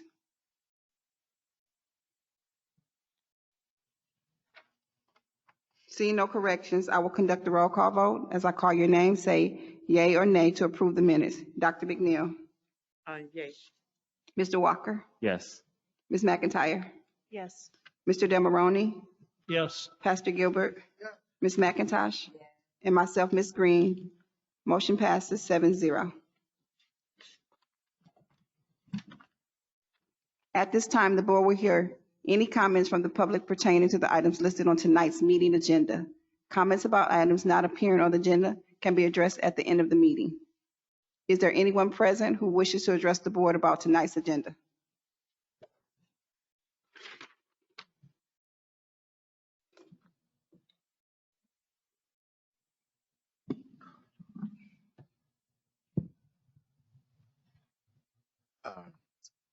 The strategic plan. Matter of fact, the LOA, since it's on here too, all that. The strategic plan, I'm not understanding what's the issue with the strategic plan. Mr. Jones, Superintendent Jones, I think if you would call the people who really have, like you called them up there at the end for that architect, you know, I think it'd cut down on some of the questionings because people voted for you, said that they had all the trust in the world. But these are the same ones like Miss McIntosh. She questioning you harder than Miss McIntyre. And for Miss McIntyre to question the strategic plan and say that it sounds like something in the past is an insult, because the president is the one who brought it to the board's attention in the first place, Ms. McIntyre. It's an insult because you talk to people of certain color like we don't know how to speak for ourselves. The strategic plan is to move the city forward, man, the board forward. I don't need you to tell me how I have been discriminated against. I don't need you to tell me what racism looked like because I live it every day. I don't read about it. I don't have to ask anybody else about it. I live it every single day. And for y'all not to trust, for you all to quiz Superintendent Jones. Oh, Superintendent Jones, I love you, I love you, I love you, I love you. And then y'all get out here, Mr. Del Maroni, did you call Mr. Jones today before you came here and asked him about the LOA? Did you speak to him? I mean, I would really like to know that because that would have been real easier than what you did today as far as asking questions and not knowing. Civility is not on this board anymore. I think what it is that a lot of people do dirty things and they don't trust themselves, so they don't trust you, Mr. Jones, because some of these people on this board went behind our back and asked the superintendent to pay them to go against us. Some of these people on this board tried to bring others on here to you to get money to certain organizations. So I save the rest for later.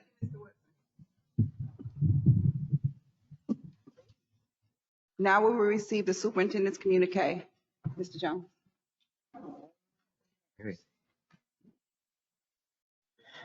Good evening. Good evening. Each month, as a part of my communique, I highlight scholars, teachers, and activities taking place throughout our district, because that's why we're here. Earlier this week, Potter Elementary hosted its Valentine's Day Family Drive-through event. Families stopped by for a holiday package that included treats, books, and food items to help celebrate Valentine's Day. I want to thank Community School Director Jesse McGraw and the team at Potter for making this event possible. I know that our families appreciate these acts, and we will continue to host similar events at our schools throughout the year. We are thrilled to have scholars back in school, learning alongside their peers. It was incredible to walk hallways and once again hear the sound of children learning, laughing together throughout the district. We understand that in-person learning is best for our scholars' academic, social, and emotional growth, but we must make decisions that also prioritize their health and safety. As we look ahead at the rest of the school year, we want to remind you of our safety protocols and procedures. The best inform our school community. We have developed a comprehensive COVID-19 protocols and guidance brochure, which can be found on the district's website at flintschools.org.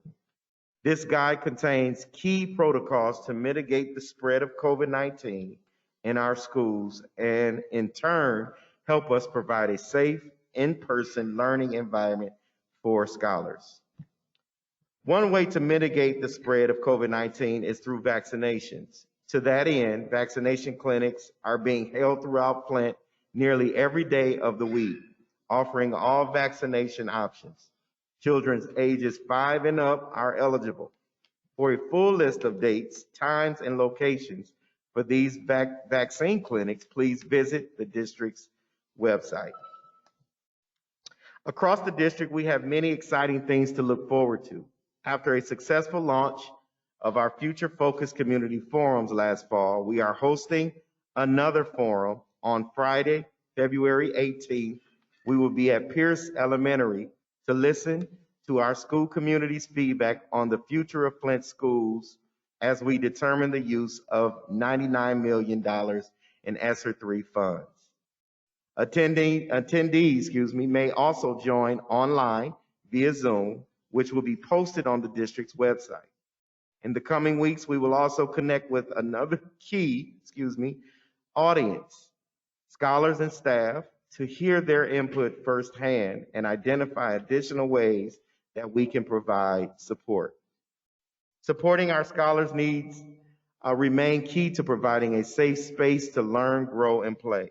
To that end, I am thrilled to share that our hydration stations, as you just heard, formerly from Ms. Laura, and we can't thank you enough, Ms. Laura Sullivan, for your work and your diligence, and also Mr. Pete for your work and diligence in this matter. We also would like to thank the Elon Musk and the Musk Foundation for their donation to fund our filtration system.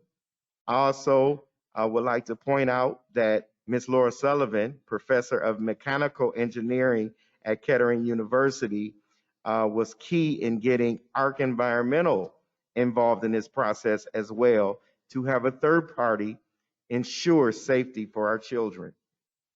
While we aim to provide a high quality environment conducive to learning, we also acknowledge celebrations this month and beyond. February is Black History Month, and to help celebrate and recognize our Black history, we reached out to our principals to help us identify scholars, teachers, staff, community activists, and partners that we can highlight as part of the district's ongoing live stream series. We also reached out to some board members to support this work as well. We have some incredible stories. One of the stories that you'll see starting tonight is Mr. Bruce Bradley, the founder, executive officer, and instructor of Tapology, a dance studio and festival right here in the city of Flint. While we're now back in person, our incredible team of teachers and staff stepped up and served our community and served our scholars in distance learning. We want to shout out all of our teachers, all of our support staff, and principals for all of their hard work. And we don't want to forget our central office team. To give you an example of that, Dr. Coleman, which is one of our principals, reached out to me to share her praise for one of her teachers, Miss Heather Nassar, a 5th grade teacher at Doyle Ryder Elementary. Ms. Nassar did an incredible job with her distance learning classroom. And despite the change to how we were delivering lessons, she adapted how she connected with her scholars to make them feel supported and feel like we are in class. Thank you, Ms. Nassar, and all of our teachers and staff for your continued dedication. Again, and finally, I want to thank our entire school community for handling our switch to distance learning with grace and understanding. We are blessed to work alongside you, the Board of Education, in our shared mission to support the scholars of Flint. As a district, we will not let you down. My goal is our success, and we will remain Flint-focused as we look ahead to the future of Flint Community Schools. Thank you. Do any board members have any questions for Mr. Jones? Okay, see. Thank you, Mr. Jones. I will now call upon Mrs. Rubin to present Human Resource Committee actions items to the board.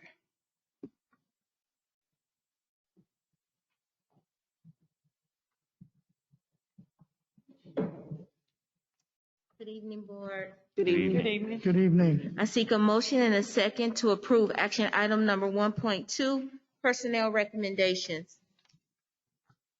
So move. Support. It has been properly moved and seconded. Is there any discussion?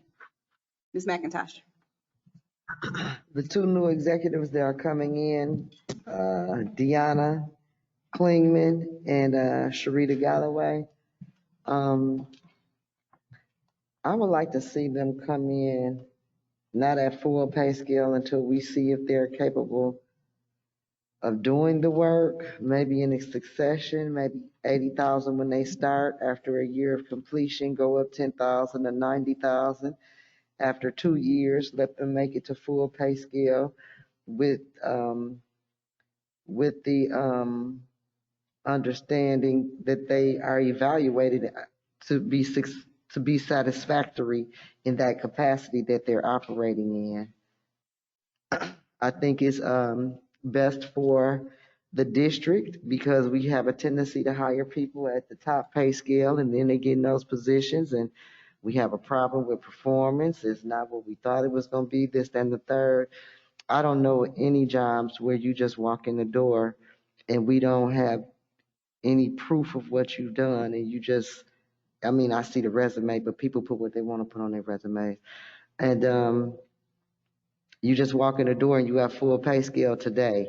Usually they let you come in and warm up and then it's the succession process. So I would like to see them start. I would like to, if I could, for my vote, if I vote for this, I would like to see us vote with this with stipulations or what is the word? I want to get the right with and I studied this at home by myself, but it's like with stipulations that we say yes, if we pass this, that they start at 80,000 and after a year of completion go to 90,000 and after the second year of completion then top out. So I guess I would need to make a motion for that to happen, but I wouldn't want to make a motion before the rest of the board had the opportunity for discussion. Is there any more discussion? Mr. Demaroni. Thank you. I see the effective date is tomorrow, but they in fact have already started working. So they're going to start like in the middle of the week. this will be in effect for tomorrow. The effective date will be tomorrow that they can be hired on. They have to, they're going to move. I know that one of them have to give 2 weeks, but they haven't been hired. Okay. So we have to start the process if this is voted. And at what dollar amount does this salary max out? And for how long is this? And for how long is this contract? The contract, the salary max out, I didn't bring the actual pay scale, so I don't have the maximum. But if I can recall, Cassandra was at the top of the pay scale and she was at 120. So an executive on step 12 could eventually get to 120 on annual increases. So a contract, the first contract that you sign is a 1-year contract, and then you move into the school code way of being non-renewed. So you're automatically renewed unless the board decides to not renew. Okay. Thank you. Mr. Walker? I'll say I respectfully heard with my fellow board member, Carol McIntosh mentioned, and I respect the sentiments for sure. But I'll also have to reiterate that my personal feelings as Adrian Walker 1 board member is that, we should compensate. I agree with the package that's included in our board packets, with the understanding of our last conversation at the COW and just understanding what we see in the landscape right now within the job market about how competitive things are. But then also, again, looking at the quality of the applicant and understanding, how long that HR position has set out there. I think, with the evaluations there, it's my understanding that we'll be able to, track the work that's being done and we can make a decision in terms of if it's satisfactory or if we need to go in a different direction. But I believe that the candidates warrant the salary that's given. So for me, my vote will be a yes to move that forward. Dr. Joyce? Hey, Madam President, Superintendent Jones,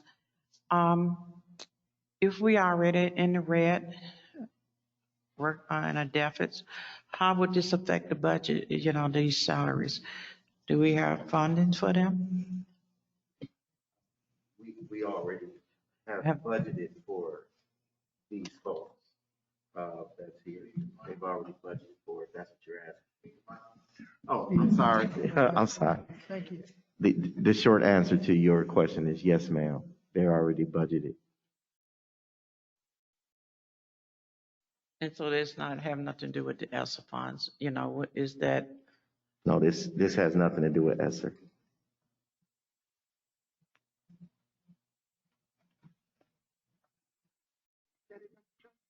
Oh, yes, I'm done. Thank you, Madam Chair. Ms. Georgina, what is your view as to that scenario as far as 1 year, 2 years from what's in the packet? What is your? That has not been our practice. I'm not saying that it could not be our practice, but that would be something that would need to be talked about during the interview process or when an applicant has applied for the job. That should have been clear on the posting that we would be offering a tier style wage and wage review based on performance. So to now offer that, which means we would have to go back to these applicants and renegotiate the terms of their employment. That was not a part of their employment offer. How do you feel about that, Ms. Georgina? I would not support it at all because as Board Member Walker stated, we are in a very competitive state at this time. These are competitive wages compared to the type of work and the level of work that these individuals will be facing for our district. So when you say competitive wages, you mean the low end or the high end? These are competitive starting wages. Yes, they are. Thank you, Ms. Georgina. Thank you. Thank you. I'm going to say this not to try and change anyone's mind or vote, but as we move forward, we need to take into consideration district's financial state. And, there are only so many places we can cut. We can turn the air conditioning up, turn the heat down, we can lay off people, we can pay them less wages, we can close some buildings. But some really tough decisions are going to have to be made. And I understand the fact of, there's a lot of competition out there for jobs and competitive wages. And this, for sake of argument, is a competitive wage. But I think as a district, at some point, we need to say, this is a competitive wage. And I only use this as an example. There's others that could be used. But this is a competitive wage, but we just can't afford it as a district. So if we're looking for someone with, say, 5 years experience, maybe we need to look for someone with only 2 years of experience and pay them less, or just out of college and pay them less. Just because, when you ask someone for 5 years experience, certainly, they've already had some wages at their current job for 5 years, and they're not going to leave for a lower paying job. But someone just entering the field, whether it be out of college or 2 years experience or 1 year, whatever it may be willing to accept a lower rate than what we would offer someone with 5 years, but it would still be a higher rate than what they're making. But we're going to have to look at somehow to reduce cost in this district. And that's it. Thank you. Mr. Walker. Oh, I definitely hear Mr. Del Morone as well. But as he was making this comment, something else that I thought about was also I know we have a high turnover within our districts within staff, and as we're talking about cost, that comes with the cost as well, right? In terms of what that means for us fiscally. So I think we have to think about that piece as well. I know, again, we definitely have to be fiscally responsible, and I'm not saying, just throw out everything and pay them whatever we can. But I think we also have to factor in, what does it mean to have a high turnover and for us not to retain the staff that we have and have to continue to go through this process. Yes, sir. Ms. McIntosh. And to piggyback off that, yes, we have to look at our wages. We have our ESSER funds. Maybe we can give them a sign-in bonus instead of letting this be their salary. Because if we can't afford to give our teachers a $2 raise or a $3 raise, how can we afford to keep letting these executives walk in off the street and make six figures immediately, and we don't even consider the budget when we're talking about that? But every time we talk about giving the teachers 50 cents, we know we can't afford it. Well, and then I would like to see everybody to come in this district come in with a stipulation to stay at least 2 years. We're talking about stabilizing. So if she come a year and get the experience and make her $111,000 and she gone next year, that still don't really help us. We just got by for 1 year. We need to, when we're making these offers, I would like to see a 2-year commitment, first of all, especially when you're talking about bringing somebody in for 6 figures. And I would like to see these executives maybe be offered a signing bonus and a lower salary, like this $80,000 salary, and maybe give her a $10,000, $15,000, $20,000 signing bonus, because that comes from ESSER, and then we don't have to pay it out of our general funds. And that would save the district money, because we have to spend these ESSER funds. We're talking about this sunset date and all of this. Well, the same, in my mind, the same option, if we can't afford to pay teachers, in my mind, if we can't afford to give the teachers a pay raise, we can't afford to be bringing in people at this cost. And if she hangs around, pay her consecutively, and we're in the red, when we can spend these ESSER dollars to offset that and drop the pressure on our general fund balance. That's what I'm looking at, our general fund balance. We don't know about the performance. We're already in the red. We really don't have the money to pay out these extra salaries. And we don't know we know what they're saying, and we don't know what the performance is like. So until we find out all those things, it seems like to me we can bring these people in at a lower wage, like we're doing our teachers. I feel in my mind, and I understand this is a competitive salary, but we don't talk about competitive salaries when it's time to hire teachers. We haven't spoke about a competitive salary to pay our teachers who actually deal with our babies every day. So I just want to put that on the mind of our board, that when we're giving out these big salaries, let's look at maybe some signing bonuses for the executives and keep that wage low. And let's look at blessing our teachers if we're going to give out that kind of money on a salary end. Thank you. That's it.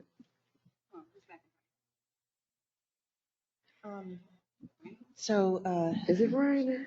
Ms. Rubin, is the guest teacher salaries, are those competitive? Yes, they are. I'm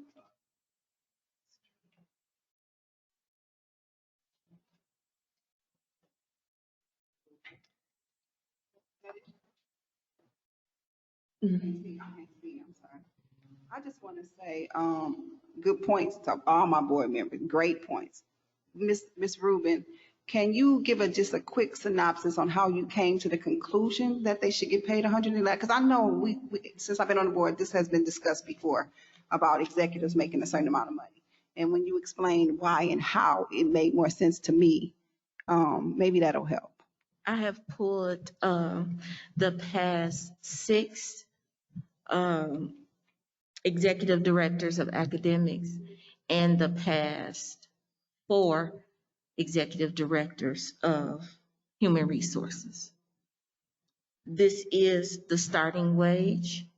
There was 1 executive director for human resources that was fresh out of school, to board member Del Marrone's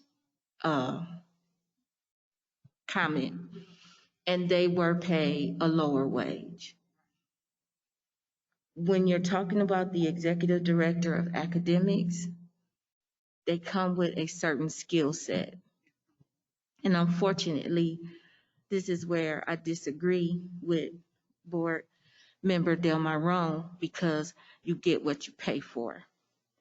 And so when you coming in and you're talking about an executive director of academics, you want that person to have a certain skill set.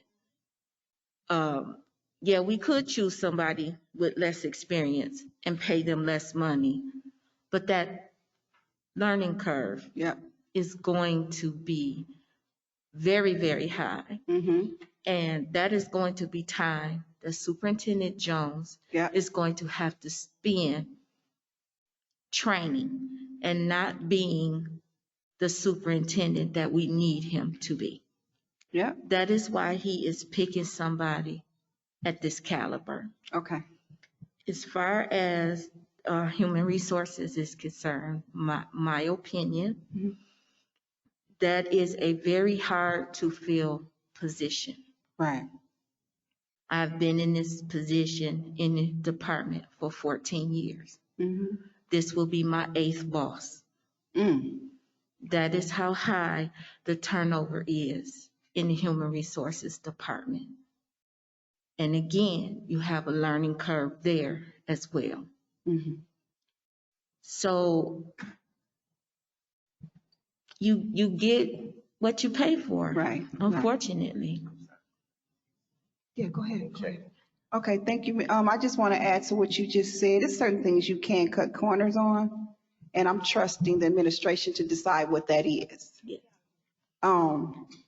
I do understand that positions are hard to fill, and that HR position, as Mr. Walker said, has been vacant for, when we lost Cassandra, I didn't think we were ever going to get anybody else. I know it's hard. So for me, and executives tend to make more money than other positions. That's not unusual. The Flint Community Schools didn't write this book. That book was written. So I do understand, and I hope it provided some clarification for board members who don't quite get it or needed some clarification. So thank you, Ms. Rubin. Is there any more discussion? Dr. Joyce? You know, Chris Del Morone mentioned something in one of the meetings about verification of spending. And were you able to get that information? Do you remember speaking on verification of spending? Because I'm really concerned about how we can afford this when we are already in a deficit. Mr. Jones, is that possible? So these are budgeted items based on the budget that was shown to you all last week. These are budgeted items. There is a pay scale. There's a pay scale where we use to start that the board has decided that this is the pay scale. If we want to look into changing the pay scale of the district, I think that's something that we'll have to do in the future. But yes, to answer your question, when you say verification, I guess what I'm trying to understand, like I was looking for that org chart, you know, there's an org chart that has those salaries on them, and it was part of your last budget that we approved. And we didn't put it in the budget, but we amended the budget to put that org chart that I think it was Cassandra that had put together. And it talks about how we are hiring and how many people we're hiring. And I've been asking for, and I think that is what he. So we're not outside that. Just because it's restructured, we're still not outside of it. Is there any way that chart can be you want to present that so that maybe it would help the board as a whole? It's not in here, it must be at home, but I had that. It will help the board to see how we're structuring, how we are hiring, if that would help. That org chart, because it had a lot of good information, and Cassandra put it together. And I raised the issue that it wasn't included when we signed off on that last budget. And it was brought to attention, it both been placed in it. And I think Ms. Georgina had gave us a copy of it. And I think that's what we need to look at. Did we have that? Did we? I'm thinking you're talking about that document. Dr. that has McNeil all was talking of about the job analysis that job Cassandra analysis. did Okay. when she interviewed.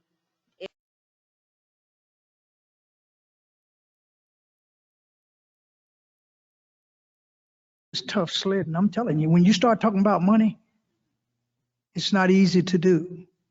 And then Miss Georgina has to go into her department and work with two left hands or two right hands in some ways. But we've got to try to begin to stop the bleeding. I mean, it has to start somewhere. But perhaps this is not the time, I guess. But I just want you to know that I understand it a little better in our conversation that we had. It helped me to understand the commitment it takes to serve our district. That's another thing that we have to keep in mind. I'm kind of cut across the middle as far as you start at the low end and you work your way up. You work, a year, 6 months. And I mean, it's just, and yet we want the best people. Like Brother Walker said, we want the most talented. And so perhaps the strategic plan will help us to really make some tough decisions and put it in there so we can have that to guide us through the minefield. So I can't speak for any of the rest of the board members, but the short time that I've been here, I appreciate you. I do. And no matter what has happened in the past, I wasn't here, I don't know. But we are gonna have to start on the front end and fix this as best we can. And so I just wanted to say that to you. Thank you so much.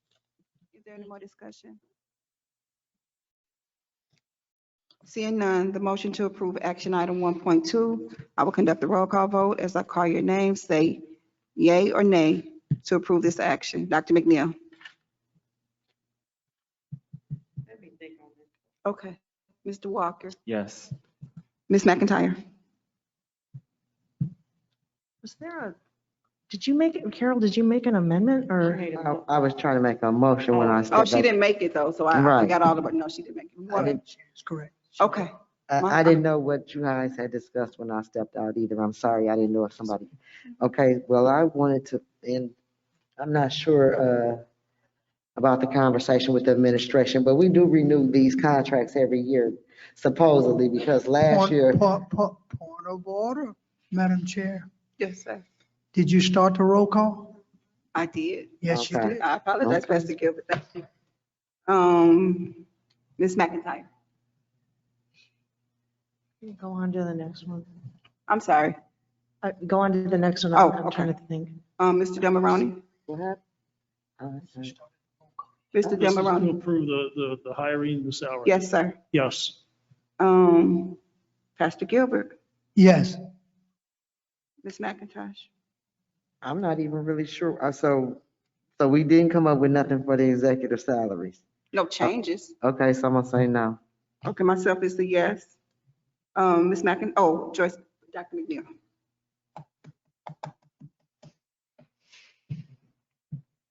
I'm gonna go with a no. Ms. McIntyre?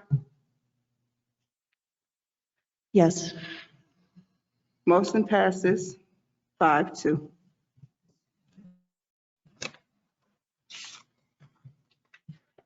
I will now call upon Ms. Wolf to present finance and operation action items to the board. Thank you so much, Ms. Rubin. Thank you. Appreciate you.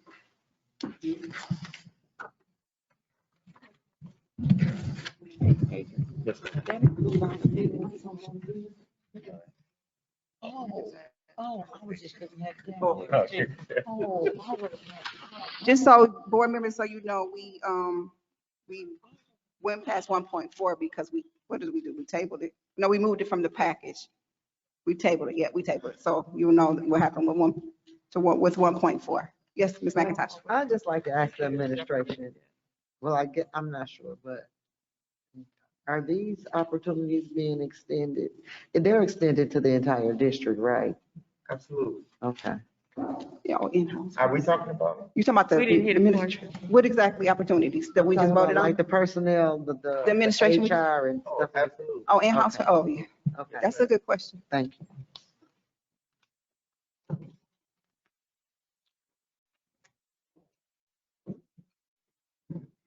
Good evening, guys. Hi, how are you? How are you? I'm doing great, thank Good. you.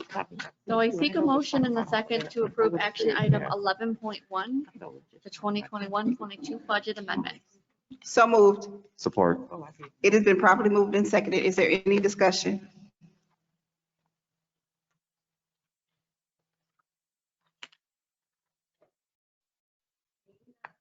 The motion to approve 11.1, I will conduct a roll call vote. As I call your name, say yea or nay. Dr. McNeil? Mr. Walker? Ms. McIntyre? Yes. Mr. Demaroni? Ms. McIntosh?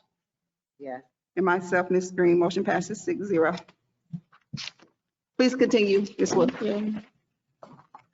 I seek a motion in the second to approve action item 11.5, authorization to install new gas valve on boiler number 2 at Northwestern. So moved. Support. It has been moved and properly seconded. Is there any discussion? Ms. McIntyre?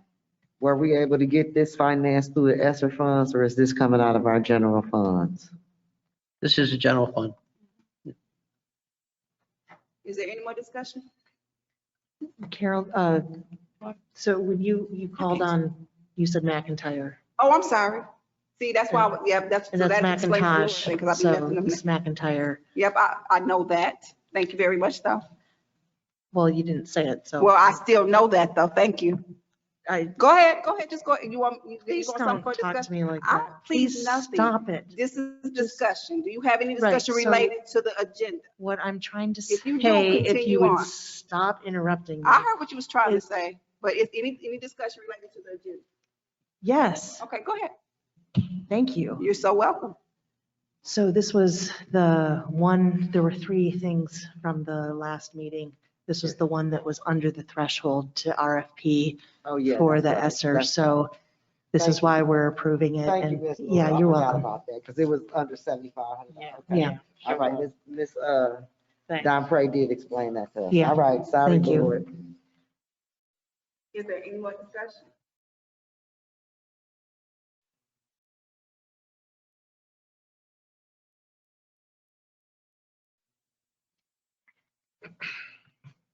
Seeing none, the motion to approve 11.5, I will conduct a roll call vote. As I say your name, answer yea or nay.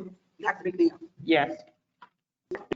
Yes. Mr. Demaroni, Yes. Pastor Gilbert, Can't abstain, can I? Yes. okay. Myself, Ms. Green, yes. Motion passes 7-0. You didn't get her. Oh, I didn't, I'm sorry. I'm sorry, Gary. Ms. McIntosh, Yes. motion passes 7-0. In your packet, there are information reports. 12.5, check register, January 31st, 2022, page 58. 12.6, balance sheet, January 31st, 2022, page 78. 12.7, budget and actuals, January 31st, 2022, page 79. 12.8, EDEP monthly submission report, January 31st, 2022, page 80. Do any board members have any questions? Mr. Pastor Gilbert. The check register, can you break it down in layman's terms for me? What would you like to know about it? It's just the listing of checks that we've written throughout the month. On the check register, it'll tell you the date of the check, the vendor who we're paying, check number, because every vendor will have a unique check number for each time we're running a check run. There might be multiple invoices on each check. It tells you the account number, so we'll be able to identify whether it was grant funded, general fund, special ed funding, any type of unique funding lines. We'll be able to identify those on there. It doesn't give you a copy, obviously, of the invoice, but that's something that we can always provide. If you have a question about something on there, we're happy to pull that back up and submit it to the board for review. Thank you very much. Yep. Mr. Demaroni. My question is, when board members are paid, for attending meetings, that'll show up in here? No. That is actually ran through our payroll system. Okay. So sometimes the check, ideally it would be direct deposit because all of our payroll is ran via a direct deposit. We can run if we have to run a manual check because maybe the direct deposit wasn't set up, that report, I don't think she submits it. I think this is just our primary accounts payable because that's very far and few between that we actually cut a check out of our payroll account. The majority of everything we run through there is direct deposit. So these are all actual paper checks that were mailed or delivered or whatever, picked up. Yep, we do not pay any of our vendors via the ACH system. Thank I you. apologize. Is there I think Ms. McIntyre was next.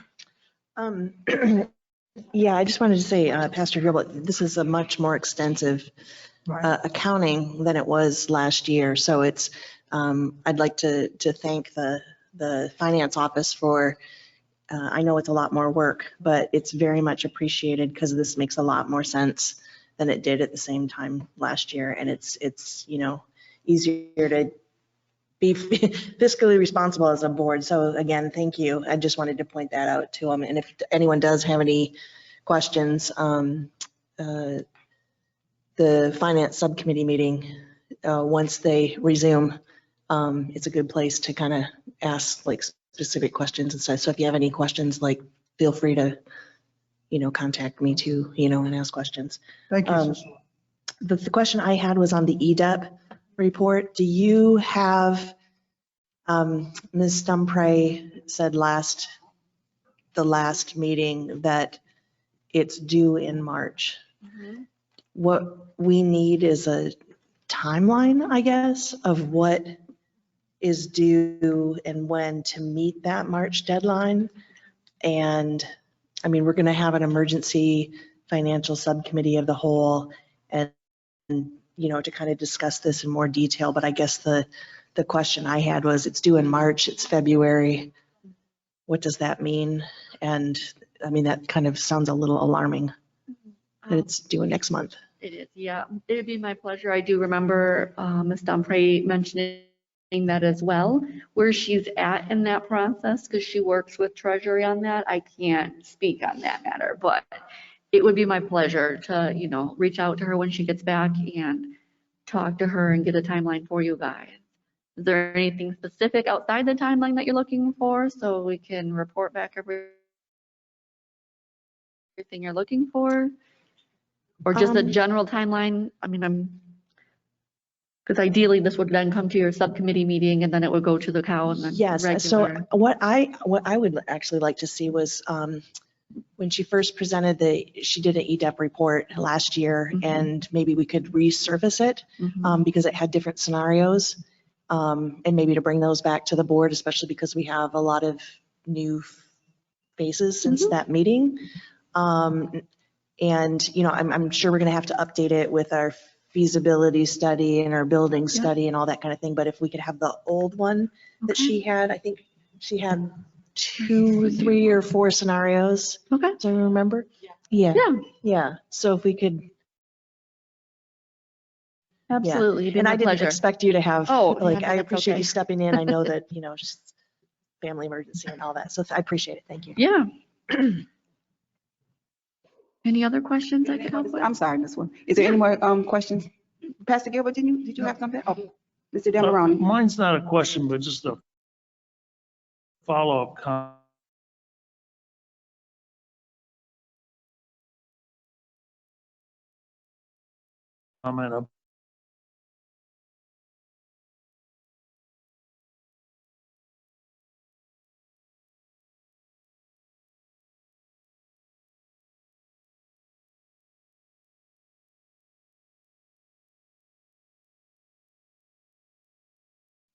Any more discussion? Thank you, Mrs. Wilkins.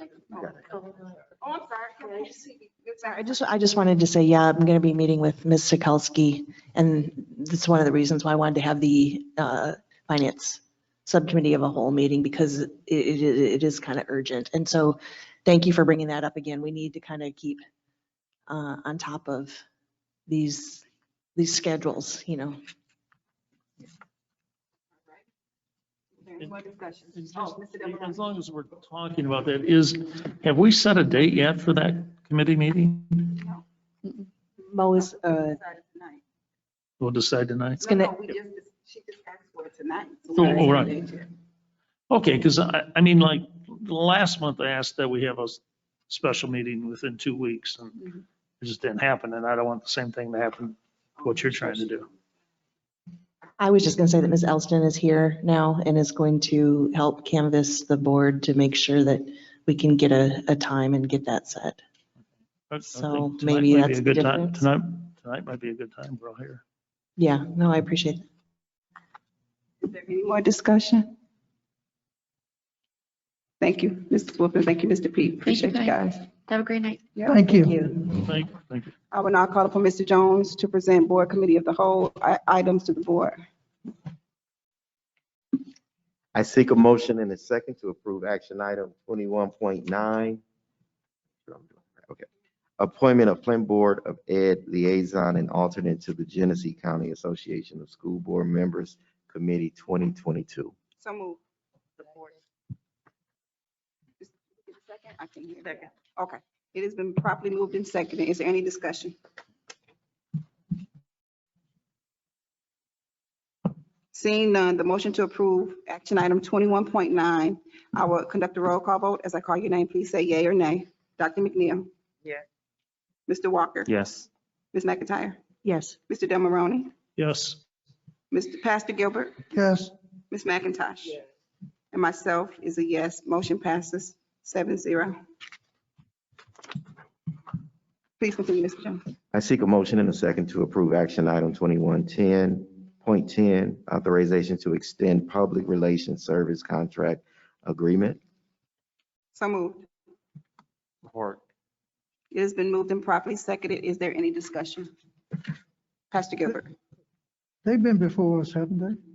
Yeah, they came, them the Yeah. ones, yeah. Yeah, I thought Mhm. so. Okay. Yeah, they have. Thank you. Is there any more discussion? Aren't they the ones that do the website and all that? Mm-hmm. Yeah. That's what I thought. Is there any more, Ms. McIntosh, I'm sorry. Yeah, our website, we talked about it. The pictures for the board.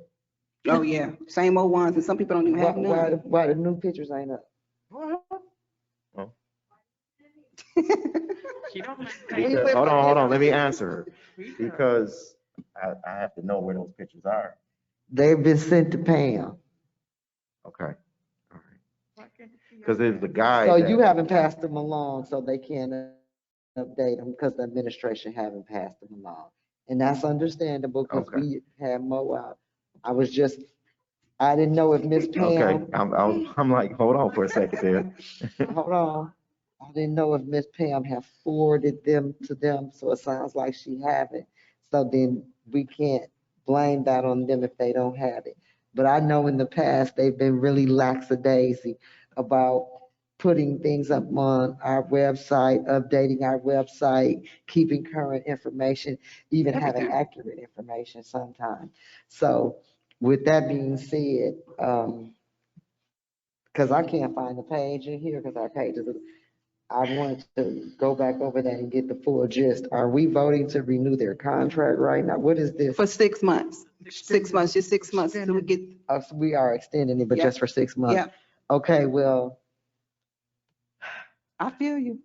I mean, because my point is this, I know we need them, but if you ain't gonna do the job, do we really need you? Because you ain't doing it. So, I mean, I need you, but you ain't doing it, so do I really have you? I mean, I'm paying you, but I'm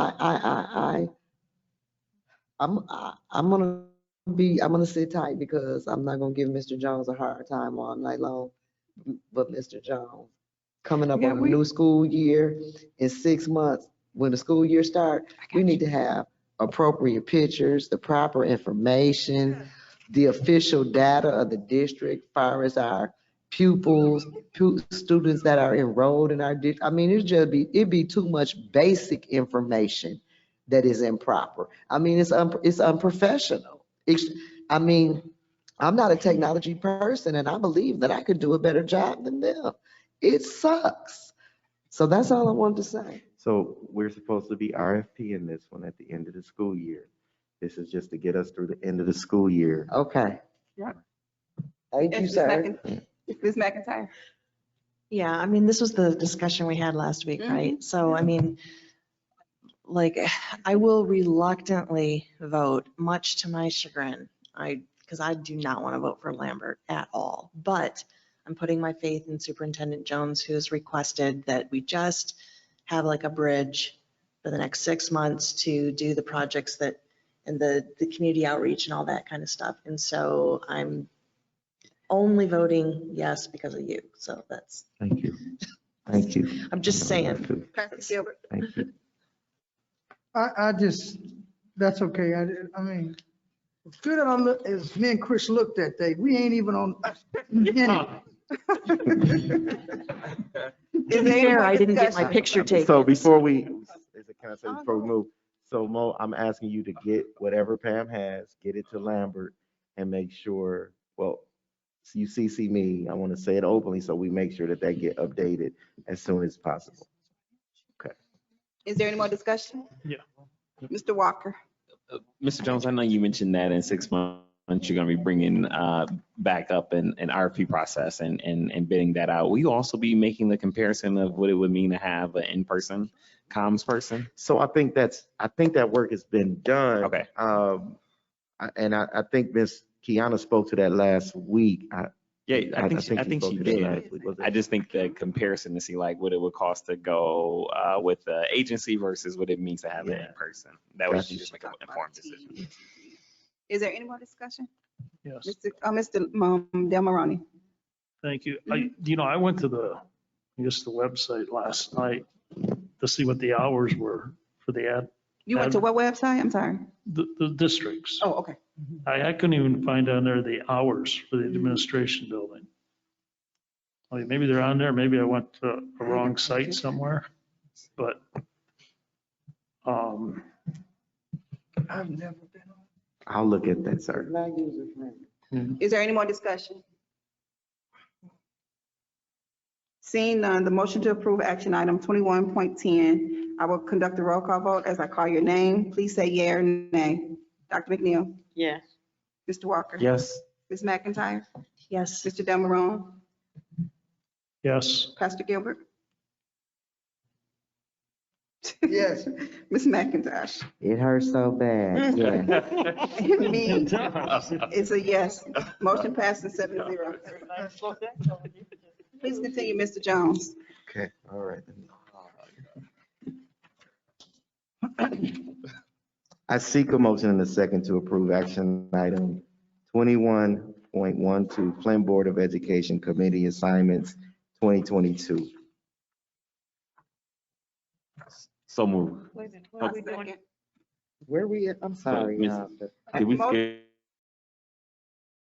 Am I in the wrong one? Yeah. No, you 11. skipped, you skipped 20. That's a 2111. Because I'm like, it's getting late where I'm at. Okay. The strategic. How about that? Oh, I'm sorry. I don't want to really skip that one. I'm sorry. Forgive me. I seek a motion in a second to approve action item 2111, authorization to implement Flint Community Schools 22-27 strategic plan. So moved. Support. It is, Can we- Oh, I thought we can make discussion. Okay. Okay. it has been properly moved and seconded. Is there any discussion? Dr. Jones? Yeah, I would like to say that to Mr. Jones and to the board. 22 to 2027, I would like for us as a board to have a working committee or some type of meeting so we could discuss a lot of things. I had not been able to review this in its entirety.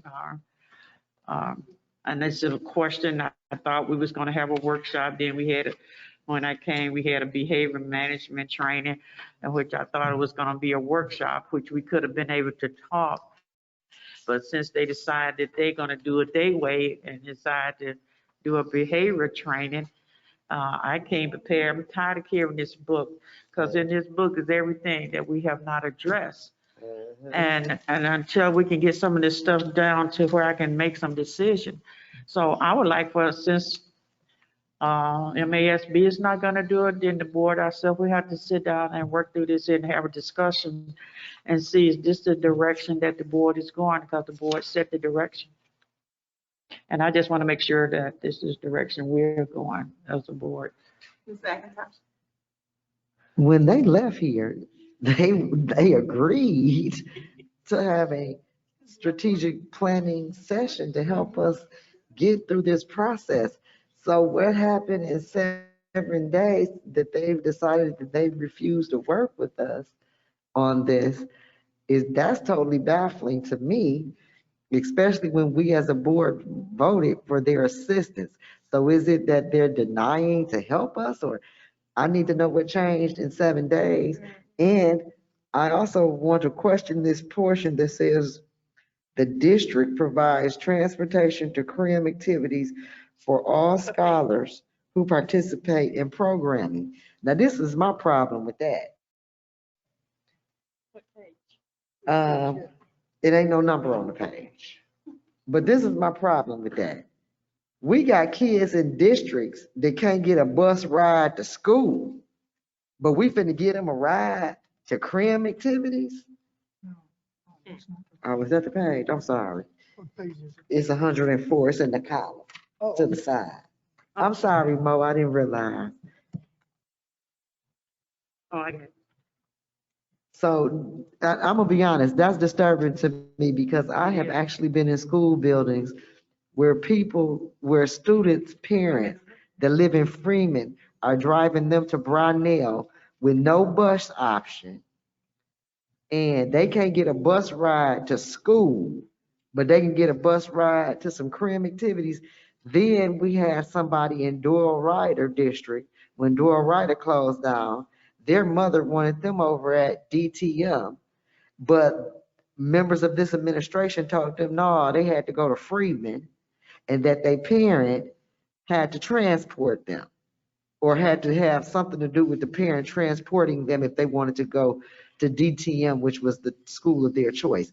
Now, if our students can't get from one school building to the next, we can't provide that transportation.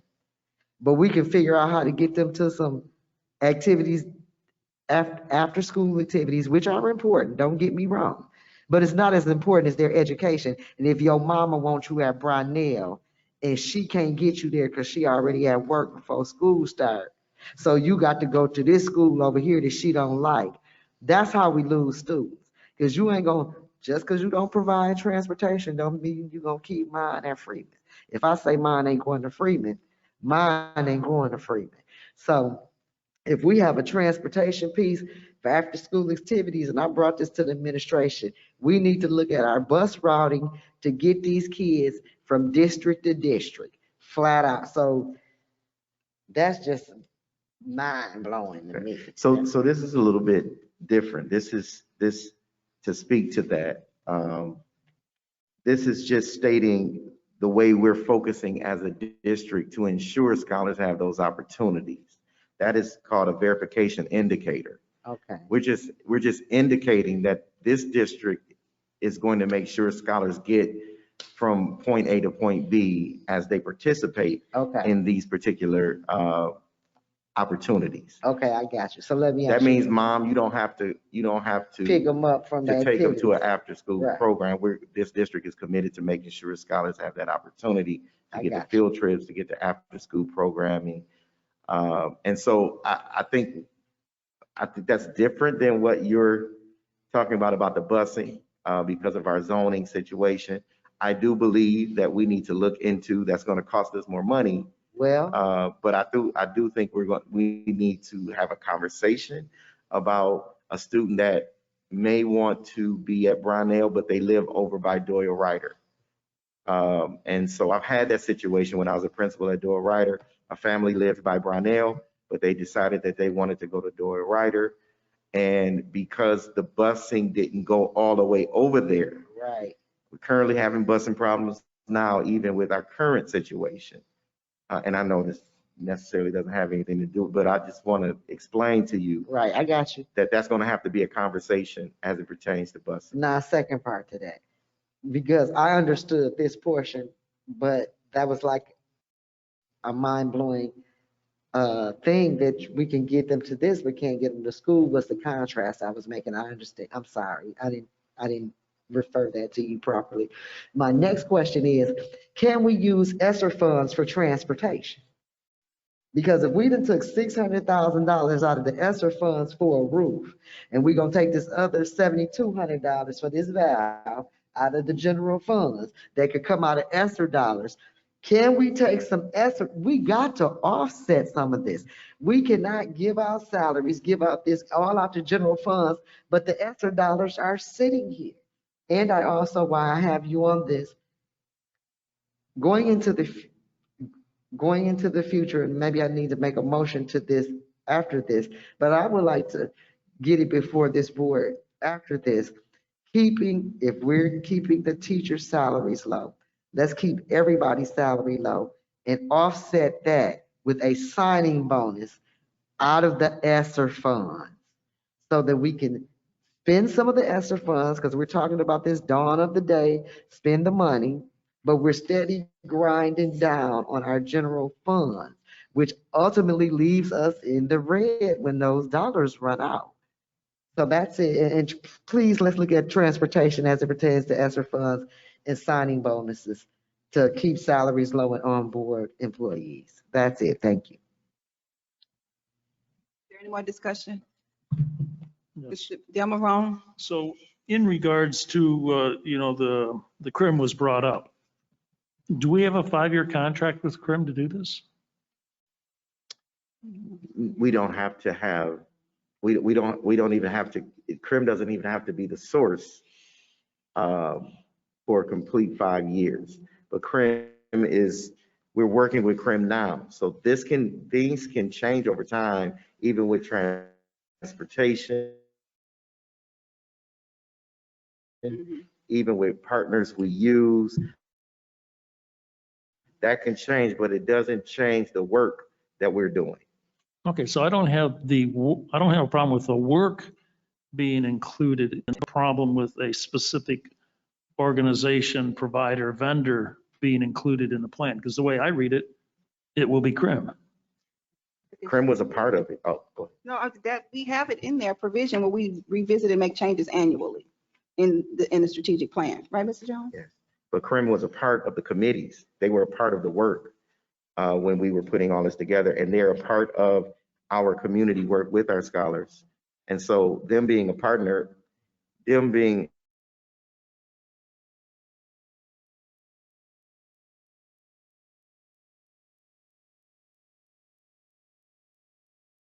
let me say it this way, them being a value partner as it pertains to our teachers and how principals feel about the work that they're doing with scholars. They were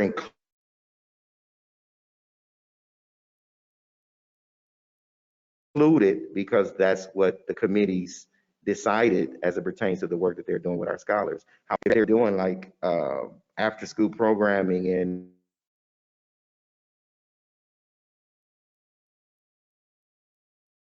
we decided to go with the board.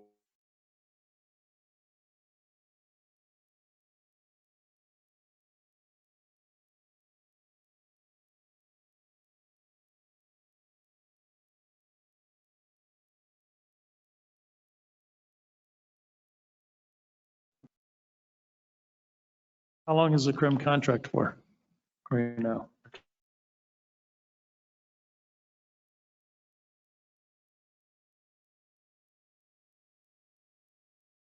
Can't tell you right offhand. Kiana, do you know the answer right offhand? If you don't worry about it. I don't want to put you on the spot. 3 years. So for 3 years, we're not going to do anything. I mean, they're in for 3 years. If they have a contract for 3 years, yeah, that would probably. Did we vote on it? Sorry. Did we vote on that for 3 years? And is that Mr. Demerol? Yes. Ms. McIntyre? Wait, what? I thought you had your hand up to say something. Oh, yes, no, I thought someone else was speaking. So No. I understand that this is something that's going to be, you're saying that is going to be revised yearly, but my concern is that we had agreed as a board to do a workshop and to revise it and to actually get together and do some work on it. And it's not coming to fruition, and we're actually being blocked to do it. So it's one thing to say, yeah, we'll vote on it and we'll change it like regularly and update it and do it yearly, but we can't even get a basic workshop from the inception. So, and you all know where I stand on this. So, I mean, I'm not going to repeat myself again, but those are my concerns. I would really like to have a workshop. I'm thinking you guys haven't seen the email that was sent out. Yes, we have seen I have seen the email, and I have reading comprehension skills, and I understood what's. Look here, Laura, I'm gonna say this. I haven't disrespected you. Yes, you have. And I will continue to do it if you keep disrespecting me. You have disrespected me. I didn't ask you nothing about no comprehension. I just said, did you see the email? That implies. That don't imply anything. So that's the question. I need to I know I think you think I lack comprehension, but I'm telling you, I just asked you, did you see the email? So you said yes, and then all the other smart stuff you said. So I was just making sure, because if you didn't, I was going to let you know it was an email sent about the workshop. That's it. Comprehension clear, right? Okay, good. Dr. Joyce. I would like to make amendment to the motion, if it's possible at this time. Okay, let me let Ms. McIntosh before we make a motion. Since you brought up this email, I did not see the email. Okay, thank you. What See, did the everybody email? can see it. What did the email say? Maybe that'll clear up some questions I had. Briefly, just give me a little rough draft. Yeah, go ahead, Mr. Jones. Thank you, Ms. Okay, McIntosh. so when Debbie and her teammate Yvonne left here, they said, Mr. Jones, send me your strategic plan. And they said they would look over the strategic plan before they determine what we can do and what we can't do. Because we were mulling over, how do we move with already having some information here? Okay, and they said this is a unique situation, so let us see it first to determine what we can do. In her email, she states that this plan is a great plan. Okay. And to start over and do all of that would not be necessary to get to the point where we are in this plan. They went through it from backwards forward Okay. in a week's time. They went all the way through it, and then they got with us and said, Mr. Jones, there's nothing we can do to better this plan. And I asked them to, well, actually Debbie made a statement that she needs to send an email that To we the can board. send to you all, Okay. so you can understand what work they can do moving forward. They said the work that they would like to do was continue with the governance, number one. And I think number two was watch this plan and adjust as we move forward and support the board in that space Okay. in watching the plan and adjusting as we move forward. Okay, this is my next question. When did we vote on a CREAM contract for 3 years? Because I don't remember that. Can we get I need that from the documentation. I need to see that where it was on the record for 3 years. Do we have that on hand, or do we need to come back with that?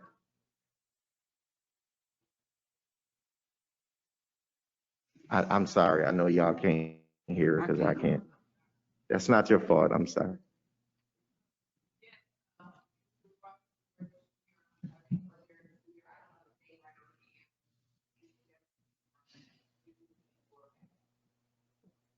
Yeah, and I want to see how we voted and everything, because I was waiting on that, and I don't recall voting on it. But okay, thank you. Thank you. I'm done.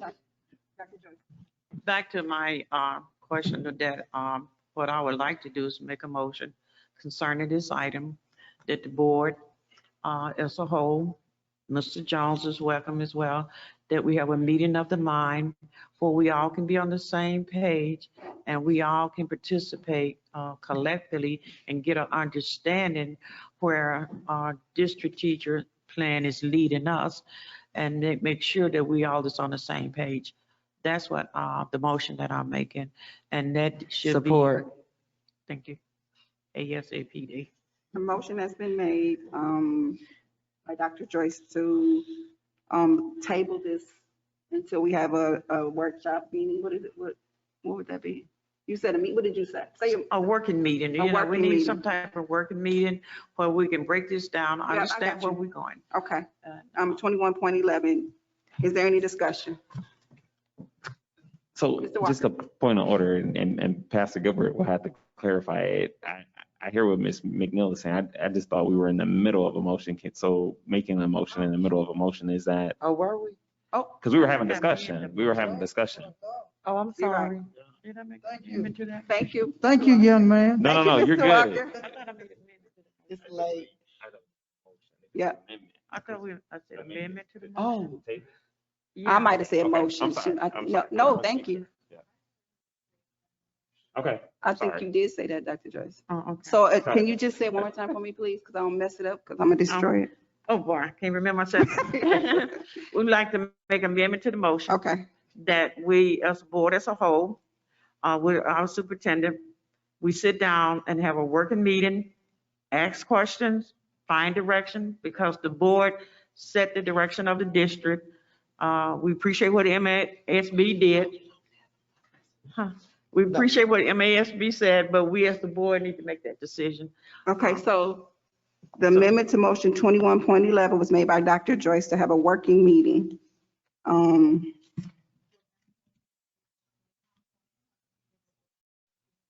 To table 21.11 to have a working meeting. and I supported it. Okay. It has been properly seconded. Is there any more discussion? Yes. Could we set a date and time for the meeting? I mean, otherwise it just lingers out there. It does, because we done voted on this before. Today is what, The 16th. Wednesday? The 16th.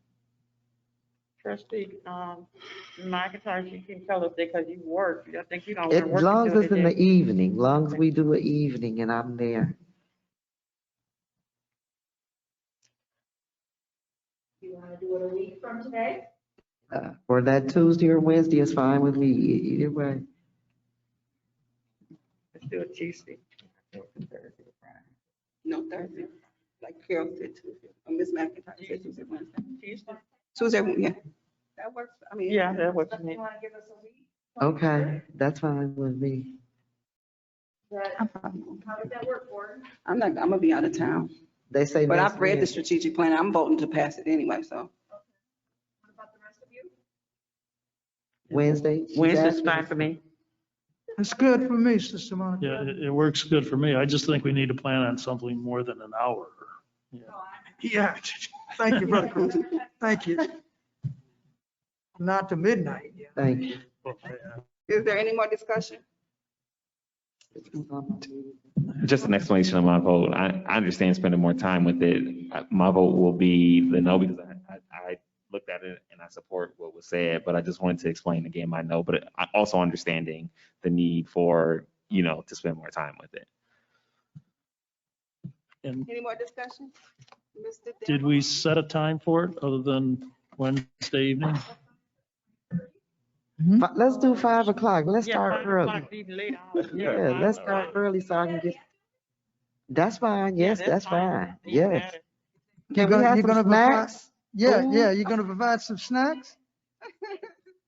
No, I can't eat candy, it make your Well, hips take wide. it to Kevlin, and Kevlin, you do your thing and get us some chicken wings and stuff up in there. I No, I work don't want best the on a chicken. full I stomach. want that pasta salad you had in your last week is what I want. That came out of the Jones budget. We're gonna have to figure out a budget Uh-oh. for That's right. this line item, but I would love to. The I petty would make cash sure fund we or have some. Bless your heart. It's Seeing considered no work. further discussion. The motion to approve action item 21.11, I will conduct the roll call vote. Point of order, yeah. Go ahead. The motion to table 21.11. I will make a roll call vote. Dr. McNeil, Yes. Mr. Walker, No. Ms. McIntyre, Yes. Mr. Delmarone. The point of information order, the table, but wasn't there the amendment? We're To gonna it? table That's it. the amendment. That was Okay. We're gonna All right. table it. Yeah. Yes, yes. there we go. That's Pastor all. Gilbert Yes. and Kim McIntyre. Yes. And mine is no. Motion passes 5-2. Please continue, Mr. Jones. I seek a motion and a second to approve action item 21.12, Flint Board of Education Committee Assignments 2022. So moved. Support. It has been properly moved and seconded. Is there any discussion? Seeing none, the motion to approve action item 21.12, I will conduct the roll call vote. As I call your name, please say yay or nay. Dr. McNeil, Yes. Mr. Walker. Yes. Ms. McIntyre, Yes. Ms. Delmarone, Yes, Pastor Gilbert, Yes. Ms. McIntosh, Yeah. and myself, Ms. Green. Yes, motion passes 7-0. Please continue, Mr. Jones. I seek a motion and a second to approve action item 21.13, expulsion of scholars. So moved. Support. It is properly moved and seconded. Is there any discussion? Seeing none, the motion to approve action item 21.13, I will conduct a roll call vote. As I call your name, please say yea or nay. Dr. McNeil, Yes. Mr. Walker, Yes. Ms. McIntyre, Yes. Mr. Delmarone, yes, Pastor Gilbert, Yes. Ms. McIntosh. Yes. And myself is a yes. Ms. Green, 7-0, motion passes. Please continue, Mr. Jones. I seek a motion and a second to approve action item 21.14 with changes in our COW, Architectural Services 2022 for the work for Doyle Ryder. Yes. So moved. Second. It has been properly moved and seconded. Is there any discussion? Seeing none, the motion to. Discussion, I'm sorry. Are we noting that we're removing the other parts? Yeah, he said that. Yeah. He said You that. said that, okay. Mhm. All right, Is there any more correction. discussion? Thank you. Seeing none, the motion to approve action item 21.14 with the changes or with the Correct. Changes. with the changes. Yeah. I will conduct the roll call vote. As I call your name, please say yea or nay. Dr. McNeil, Yes. Mr. Walker, Yes. Ms. McIntyre, Yes. Mr. Delmarone, Yes, Pastor Gilbert, Yes. Ms. McIntosh, Yes. and myself, Ms. Green. It is motion passes 7-0. Oh, before we proceed, Mr. Jones has an academic progress update to give the board. Yeah, Oh. yeah, yeah. This is information, all school districts have to just give an update in February of where we are. Currently, our scholars, we extended our NWEA. I think I spoke a little bit about this because our teachers felt as though that when they were virtual, they wanted to ensure that the process was properly done. And so the latest information that we have, complete information we have, is what I want to share with you. And it won't take but a minute, but I wanted to give you some enrollment and attendance data.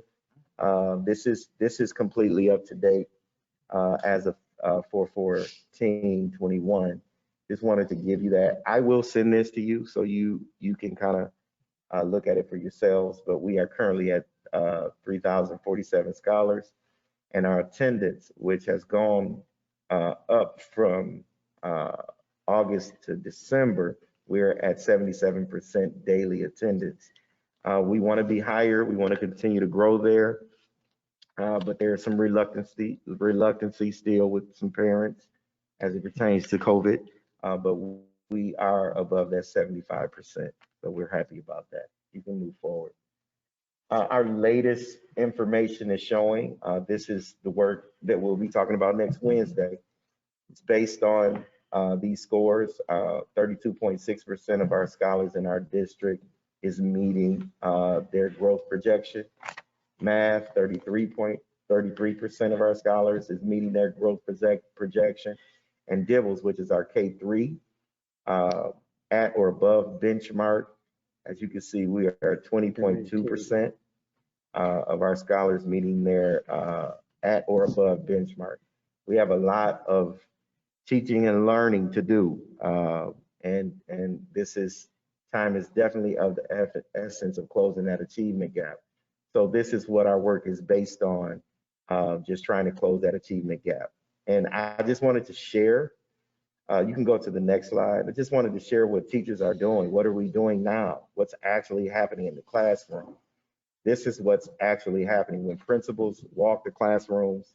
As you can see in the white, you see formative assessments, cognitive engagement, and scholar voice. This is what teachers are actually doing throughout their day to ensure that that achievement gap is being closed.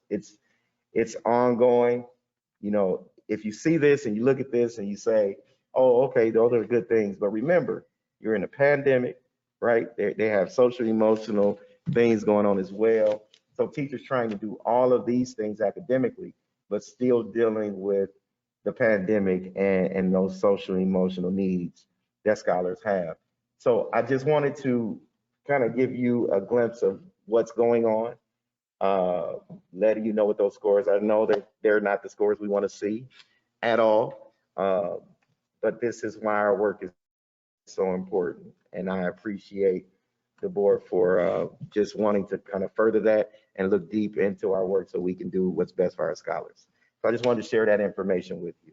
And I will forward this on to you so you'll have it. Yes, ma'am. Hi, thank you, Mr. Jones.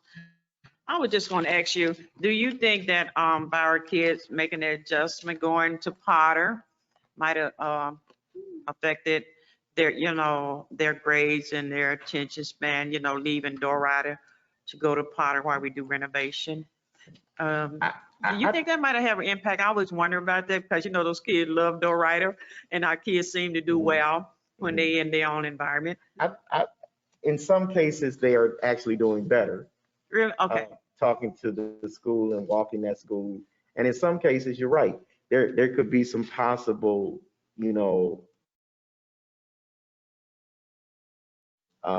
distraction because they're not used to being, they're used to their own space. But the teachers have done an amazing job, and the staff have done. Some of them that have been uprooted out of offices are sitting in the middle of the hallways trying to work with scholars and do what's best for them. So I would say yes, and you will see they ready to go home. Yes, I know. They're ready to go home. So I appreciate you approving that to get that work going. So thank you. That's it. Thank you. A couple things.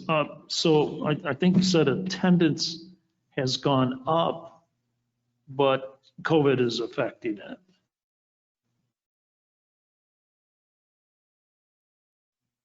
The daily attendance, the average attendance rate for our district, we were falling below 75% on a daily basis between August and December.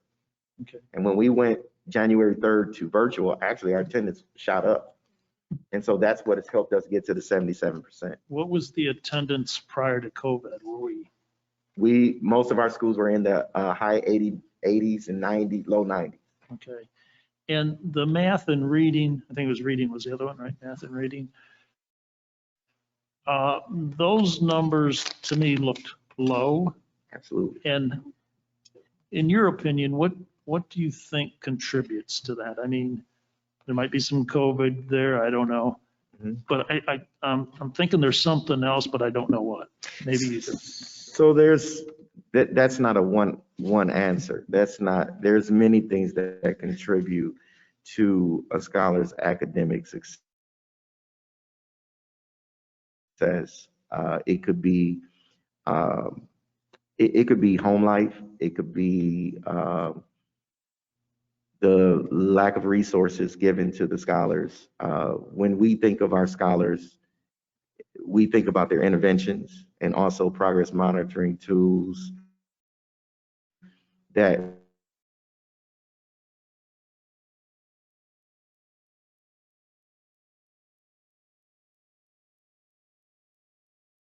we can see what's going on with them on a weekly and monthly basis.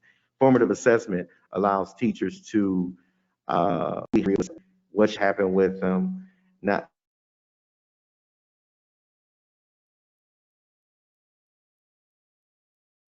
not just like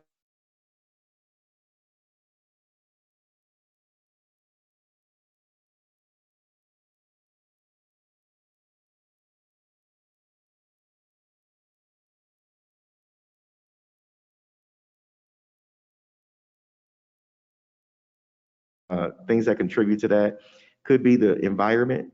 That's why we work on culture and climate. Could be that in classrooms, sometimes teachers are not giving scholars an opportunity to talk and really see what's going on with them. It could be that the resources, they don't have the after school resources that they need to engage, like tutoring, but we have that, right? And so I think there's a lot of different factors that factor into that. And that's a longer conversation that we'll go into our conversation next week. Okay, thank you. Yeah. Thank you, Mr. Jones. I will now call upon Ms. Murphy to present academics committee of the whole action items to the board. What? What was We over there wishful thinking. You might be.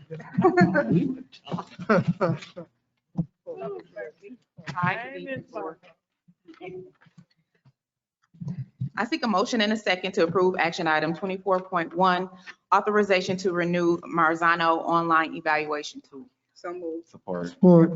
It is properly moved and seconded. Is there any discussion? Seeing none, the motion to approve action item 24.1, I will conduct a roll call vote. As I say your name, please say yay or nay. Dr. McNeil? Yay. Mr. Walker? Yes. Ms. McIntyre? Yes. Mr. Demarone? Yay. Pastor Gilbert? Yes. Ms. McIntyre? Yes. Myself, Ms. Green, motion passes 7-0. Ms. Murphy, continue, please. Thank you. I seek a motion and a second to approve action item 24.2, authorization to purchase items from the ARP Elementary and Secondary School Emergency Relief Funds ESSER 3 grant. So moved. Second. It has been properly moved and seconded. Is there any discussion? Seeing none, the motion to approve action item 24.2, I will conduct a roll call vote. As I say your name, please say yay or nay. Dr. McNeil? Yes. Mr. Walker? Yes. Ms. McIntyre? Yes. Mr. Demarone? Yes. Pastor Gilbert? Yes. Mr. McIntyre? I'm sorry, Ms. McIntosh? Yes. And myself, Ms. Green. Motion passes 7-0. Continue, Ms. Murphy, please. I seek a motion and a second to approve action item 24.3, authorization to purchase approved items from the School Improvement Grant, SIG, for FY21. So moved. Support. It has been properly moved and seconded. Is there any discussion? Pastor Gilbert? Ms. Murphy, just break that down for me. What is it? So the school improvement grant is a grant that is a site-based grant for Southwestern Classical Academy. And this actually, it was supposed to sunset September 30th of 2021, but because of the pandemic and the impact of schools not being able to implement programs, they extended it through September 30th of 2022. So they didn't increase any of our grant funds whatsoever. We still have the same award that we had, but we just have an opportunity to make sure we can expend those funds through the end of this school year. So there wasn't any additional resources had. So what the school team did, they met again to determine what they wanted to use the balance of those funds for, to plan for sustainability moving forward. Thank you. Is there any more discussion? Seeing none, the motion to approve action item 24.3, I will conduct the roll call vote. As I call your name, please say yea or nay. Dr. McNeil? Yes. Mr. Walker? Yes. Ms. McIntyre? No. Mr. Delmarone? Yay. Ms. Pastor Gilbert? Yes. Ms. McIntosh? Yeah. And myself, Ms. Green, motion passes 6-1. Thank you so much, Ms. Murphy. Thank you, Ms. Murphy. Thank you. Before we adjourn, I would like to ask if there's anyone from the public who would like to speak or address the board, to please come forward to the podium and state your name and address before you begin to speak. And I'll have Ms. And before we leave, I'd like to say something. Carrie Downs. I can't see nothing. Oh, I'm sorry. I just have. Okay, I'm sorry. Go ahead, ma'am. I'm sorry. Oh. Hello. Okay. Good evening. My name is Tracy Frazier. I'm gonna be really quick. I know you guys are ready to wrap it up tonight. Lifelong Flint resident. I have attended 6 Flint elementary schools in my elementary time, so I've been around. I have 2 children that are in the Flint schools. I am a elementary and high school mentor for Michigan International Prep School. I love my job and what they provide, but I also have a loyalty and a love for Flint schools. Why I am here? Being a social worker and being a high school and elementary mentor, and I was born and raised on the north side of Flint, it's a need. We have a need for this programming that I'm suggesting. What I am proposing to you all tonight is to turn Roy Wilkins Elementary, located on York Street, into a community center. I have spoken with City Council. I have also spoken with my employer, who is willing to come on and partner and provide community services to the children and the residents in the community over there on the north side. And I think it's something needed. And the plan that I have, it can sustain itself. We will not have to drain funds. I see that is the kind of tone of tonight, of where we can save money, how we can give the best services to the children in our community, and it be sustainable to where we're not falling behind, we're not in the red. I took the liberty of bringing some copies tonight, but I was too short. So maybe 2 people can share or what have you, but I really believe in this. I have some council members who are on board with this, and I'm willing to do this for free. I don't want a dime. I do not want a dime, but I do want these children to have a chance at life. They are getting such a bad hand dealt to them right now with the water. And I'm gonna just be frank with you. I have a child at home. I have a child at Southwestern, and it is a war zone in those places. The teachers aren't getting paid enough for what they're being put through. I'm worried about safety. I have a child right now that I kept out of school for 3 days at Southwestern because 2 boys and a girl was walking around the school looking for my child to jump them. And those kids were not suspended. So I kept my child at home. Now, I'm not throwing y'all under the bus. What I'm doing as a parent and as a concerned community member, I'm coming with ideas. I'm not just gonna complain, but I'm gonna bring something to the table so we can all get these kids together. I hope you all would just take a look at what I'm proposing. Just look at it. Roy Wilkins is a historic building to me. I went there. Gloria Battles was one of my teachers. Mr. McCoy was my principal. And during that time, But thank you so much. I'm sorry. That's okay. We'll But take your hand I'm gonna up. give for y'all, sure. can I leave these documents with y'all? Yeah. And I'm sorry I ran over No, time. that's okay. Thank you.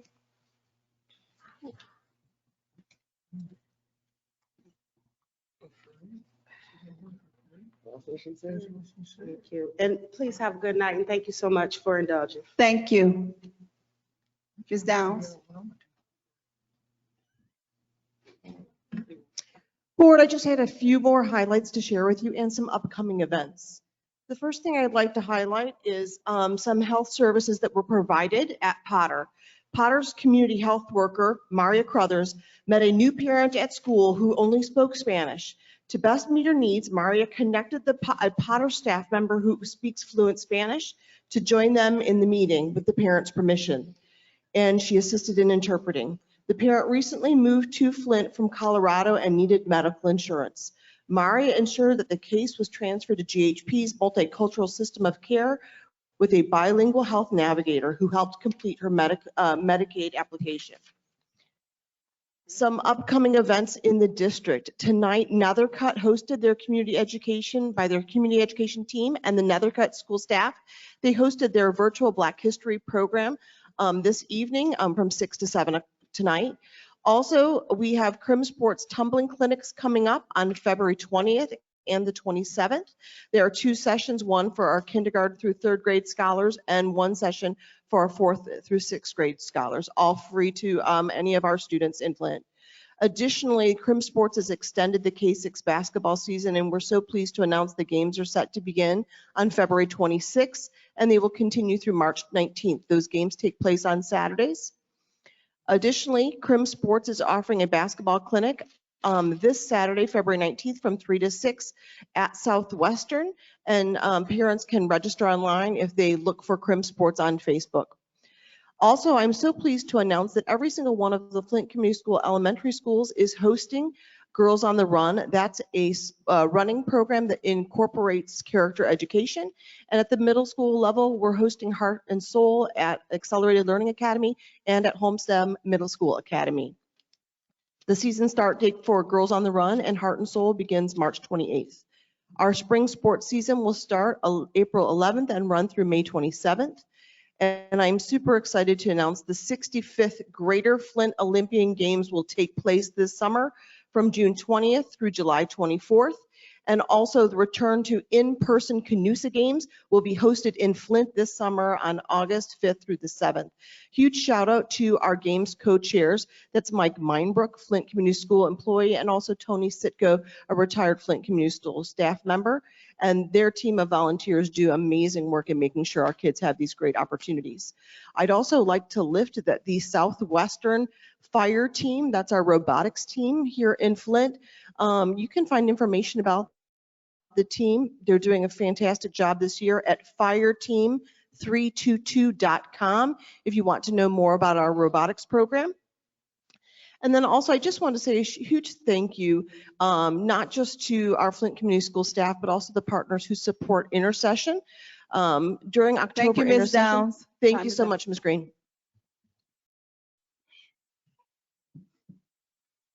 Is there anyone else who wishes to address the board? Quick on that 0 seconds. ain't you? Absolutely. Hey, all right, so It's 11 something. let me say this, Ms. McNeil. To table that strategic plan, I don't understand.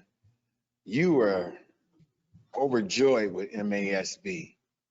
And now, all of a sudden, you don't even trust MASB.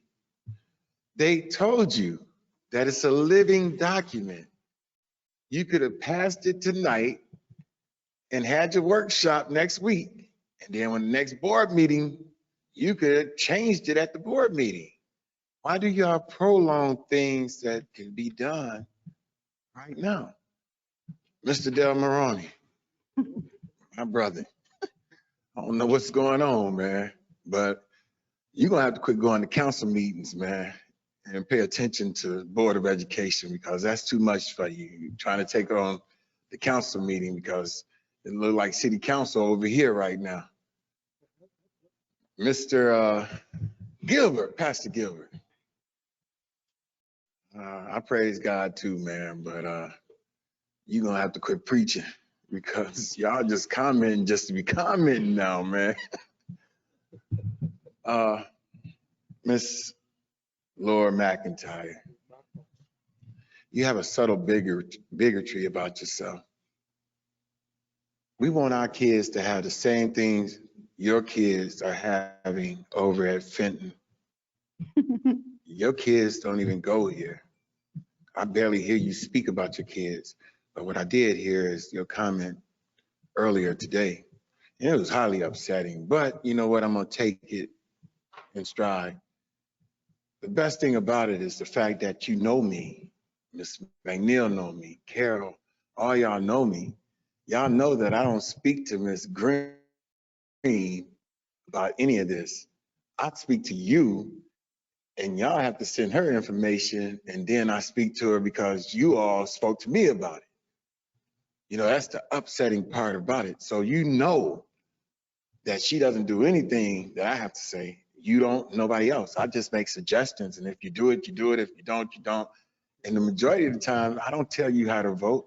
I just say the optics of your vote might look this way or look that way, or, you know, politically moving this way, whatever. But to insinuate that I tell you or her or anybody else what to do is highly upsetting, you know. But see, I have worked alongside you and everybody else here in Flint. And, you know, the sad part is I know how you all move. That's the sad part. So y'all better watch out because election is this year. Thank you, Mr. Woodson. Okay. May I make a comment, Madam Yes, President? ma'am. I just wanted to say in this meeting that this district had a major victory because for well over a decade, everybody who has filed a lawsuit against this district has gotten paid, okay? Everybody who has filed a lawsuit against this district has paid them. For the first time, this district got a win, okay? Let's put that out there. This district and this board stood up for something, and it was scary. I'm not going to pretend like it was not scary to step out the element. We stepped out on faith. We took a chance. We trusted one another and the information, and we fought for this district, which is what we're supposed to be doing. And with our new council, our one-woman band, she does not have a large law firm. She was in an accident. She was out, had a concussion. She had COVID. She went through some things, but she was able to pull a victory out the bag for this district and this board. And I just wanted to note that because regardless to how it goes down, that was amazing work. And we have 2 decades to prove that. So that's all. Thank you. Is there anyone else? Oh, no, okay. Do any board member? Oh, I'm sorry, y'all. Mr. Demerol? Thank you. I just wanted to report out that our Community Relations Subcommittee met this week, Monday, February 14th. And a couple of things that came out of that, our next meeting will be March 14th at 10 a.m. So we've moved that to the Monday mornings instead of Monday evening. I had requested for a list of the advisory committee members, either the individual or what group was being represented. Superintendent said he would provide that to us. And also I had talked about, I mentioned it earlier, about the timeline of when different things are due. I had also invited one of the council members to the meeting, and he had the opportunity to speak. Mr. Mays. And what I'm looking at is trying to get some things where we can work together, providing it's a legal thing with the ESSER funds and the ARP dollars that are coming into Flint. And one example that I give, and I don't know if it's an allowable expense or not, but would be many members in the community are asking for community centers, and that was alluded to here just earlier. But they're asking for community centers, and we have empty buildings. So there might be something where, we can stop blight on a building, put it to good use, and a need of the community with a community center might be met. What that would look like, I don't know, but it's things like that we could look at. If we're building new schools, instead of us paying for the sidewalk, maybe the city can with those dollars.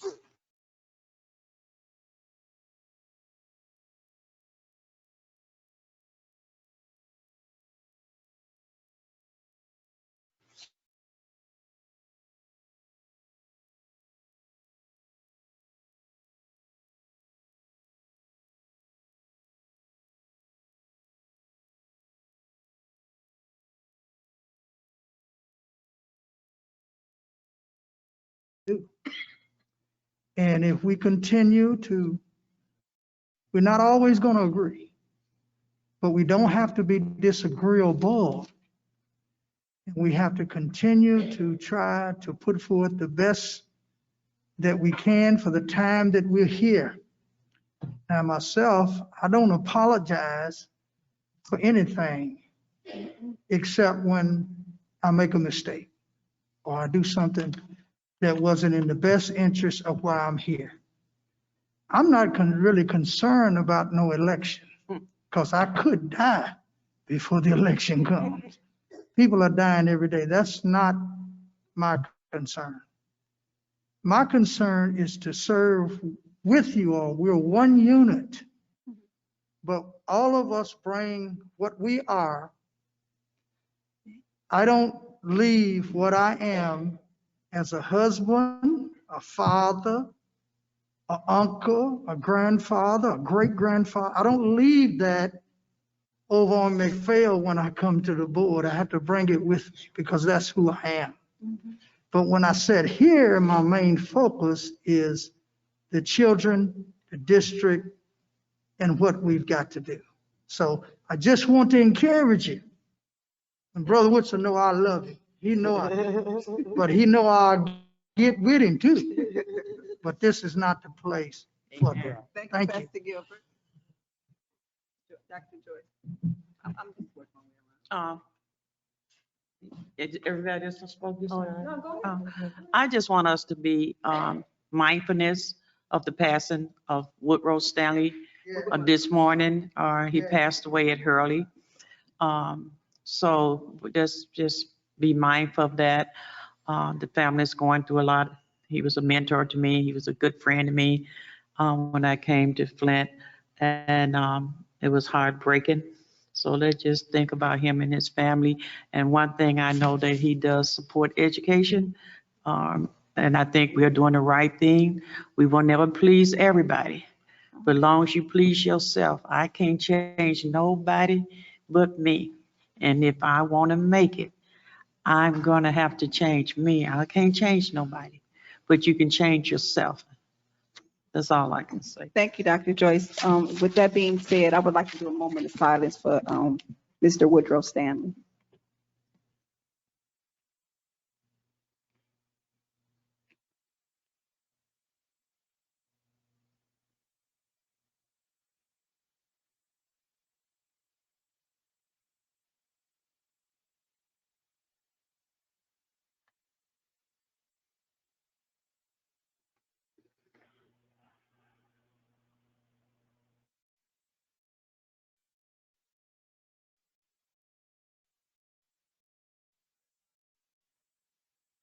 Thank you, Board.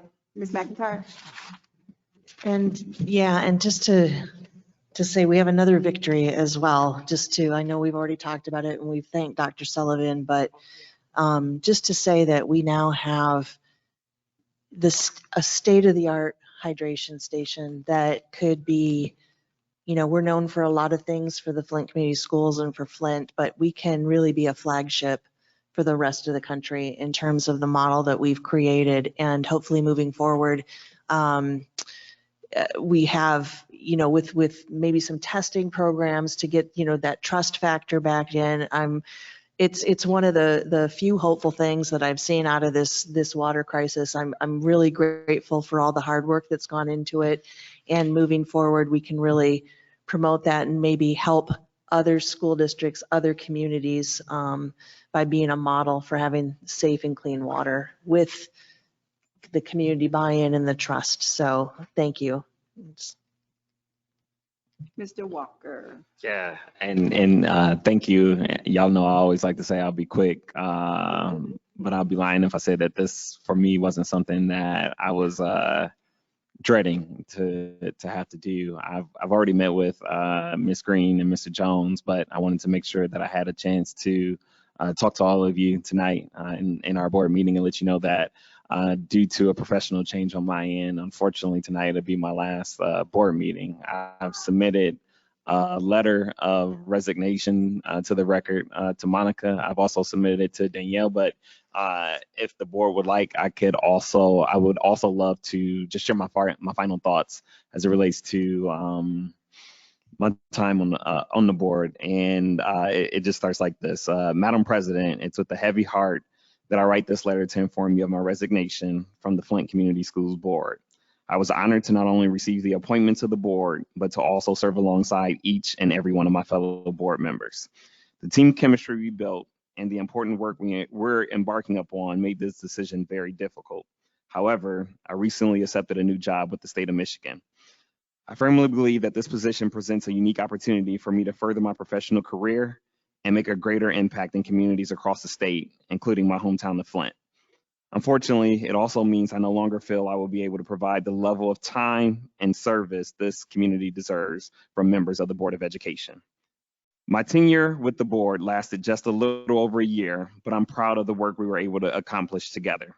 For starters, there was no blueprint for operating schools during a global pandemic, but I remain confident we made the right decision to keep our scholars safe. Due to the pandemic, we received once in a generation investment from the federal government to help us address the impact on our schools.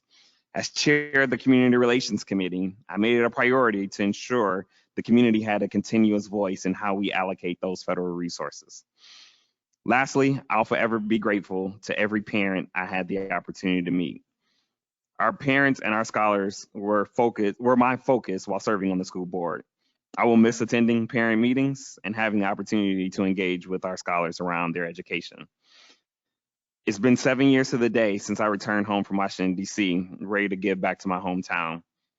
I've been fortunate to sit at many tables in this community, but in my opinion, none has been more important than the school board. Joining the board was always about giving the school district that was responsible for my formative years a return on its investment. I'll never be able to fully pay back the Flint Community School Districts for everything that is given me, but I'll never stop being an advocate for the district. In closing, Dr. Henry Cloud once said, "Always leave things better than you found them, especially the people." I hope I've done so during my service on the board. It's my hope that the board will continue to support Superintendent Jones in his efforts to revitalize our school district and making Flint Community Schools the best choice. With respect, Board Secretary Adrian Walker. We got a 2-year contract for board members. Thank you.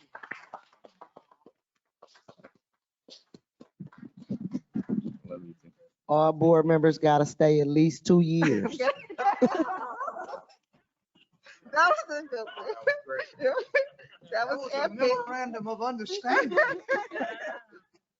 Lord. Okay, now I lost track. What was we doing? We was going home, right? That was Mr. Walker. Mr. Walker. Because we had talked and had previous conversations, and my prayer was that whatever's best for you happens. But because what's best for you doesn't seem to be on the school board anymore, it breaks my heart. I wish you the best. You and your fiance, soon to be wife. Yes. I appreciate you, being the ear for me when I needed one, being open-minded, being respectful, being courteous, and being logical. I appreciate you, and I hope we see each other again. Oh, for sure, for sure. Okay, seeing no further action, this regular board meeting is adjourned.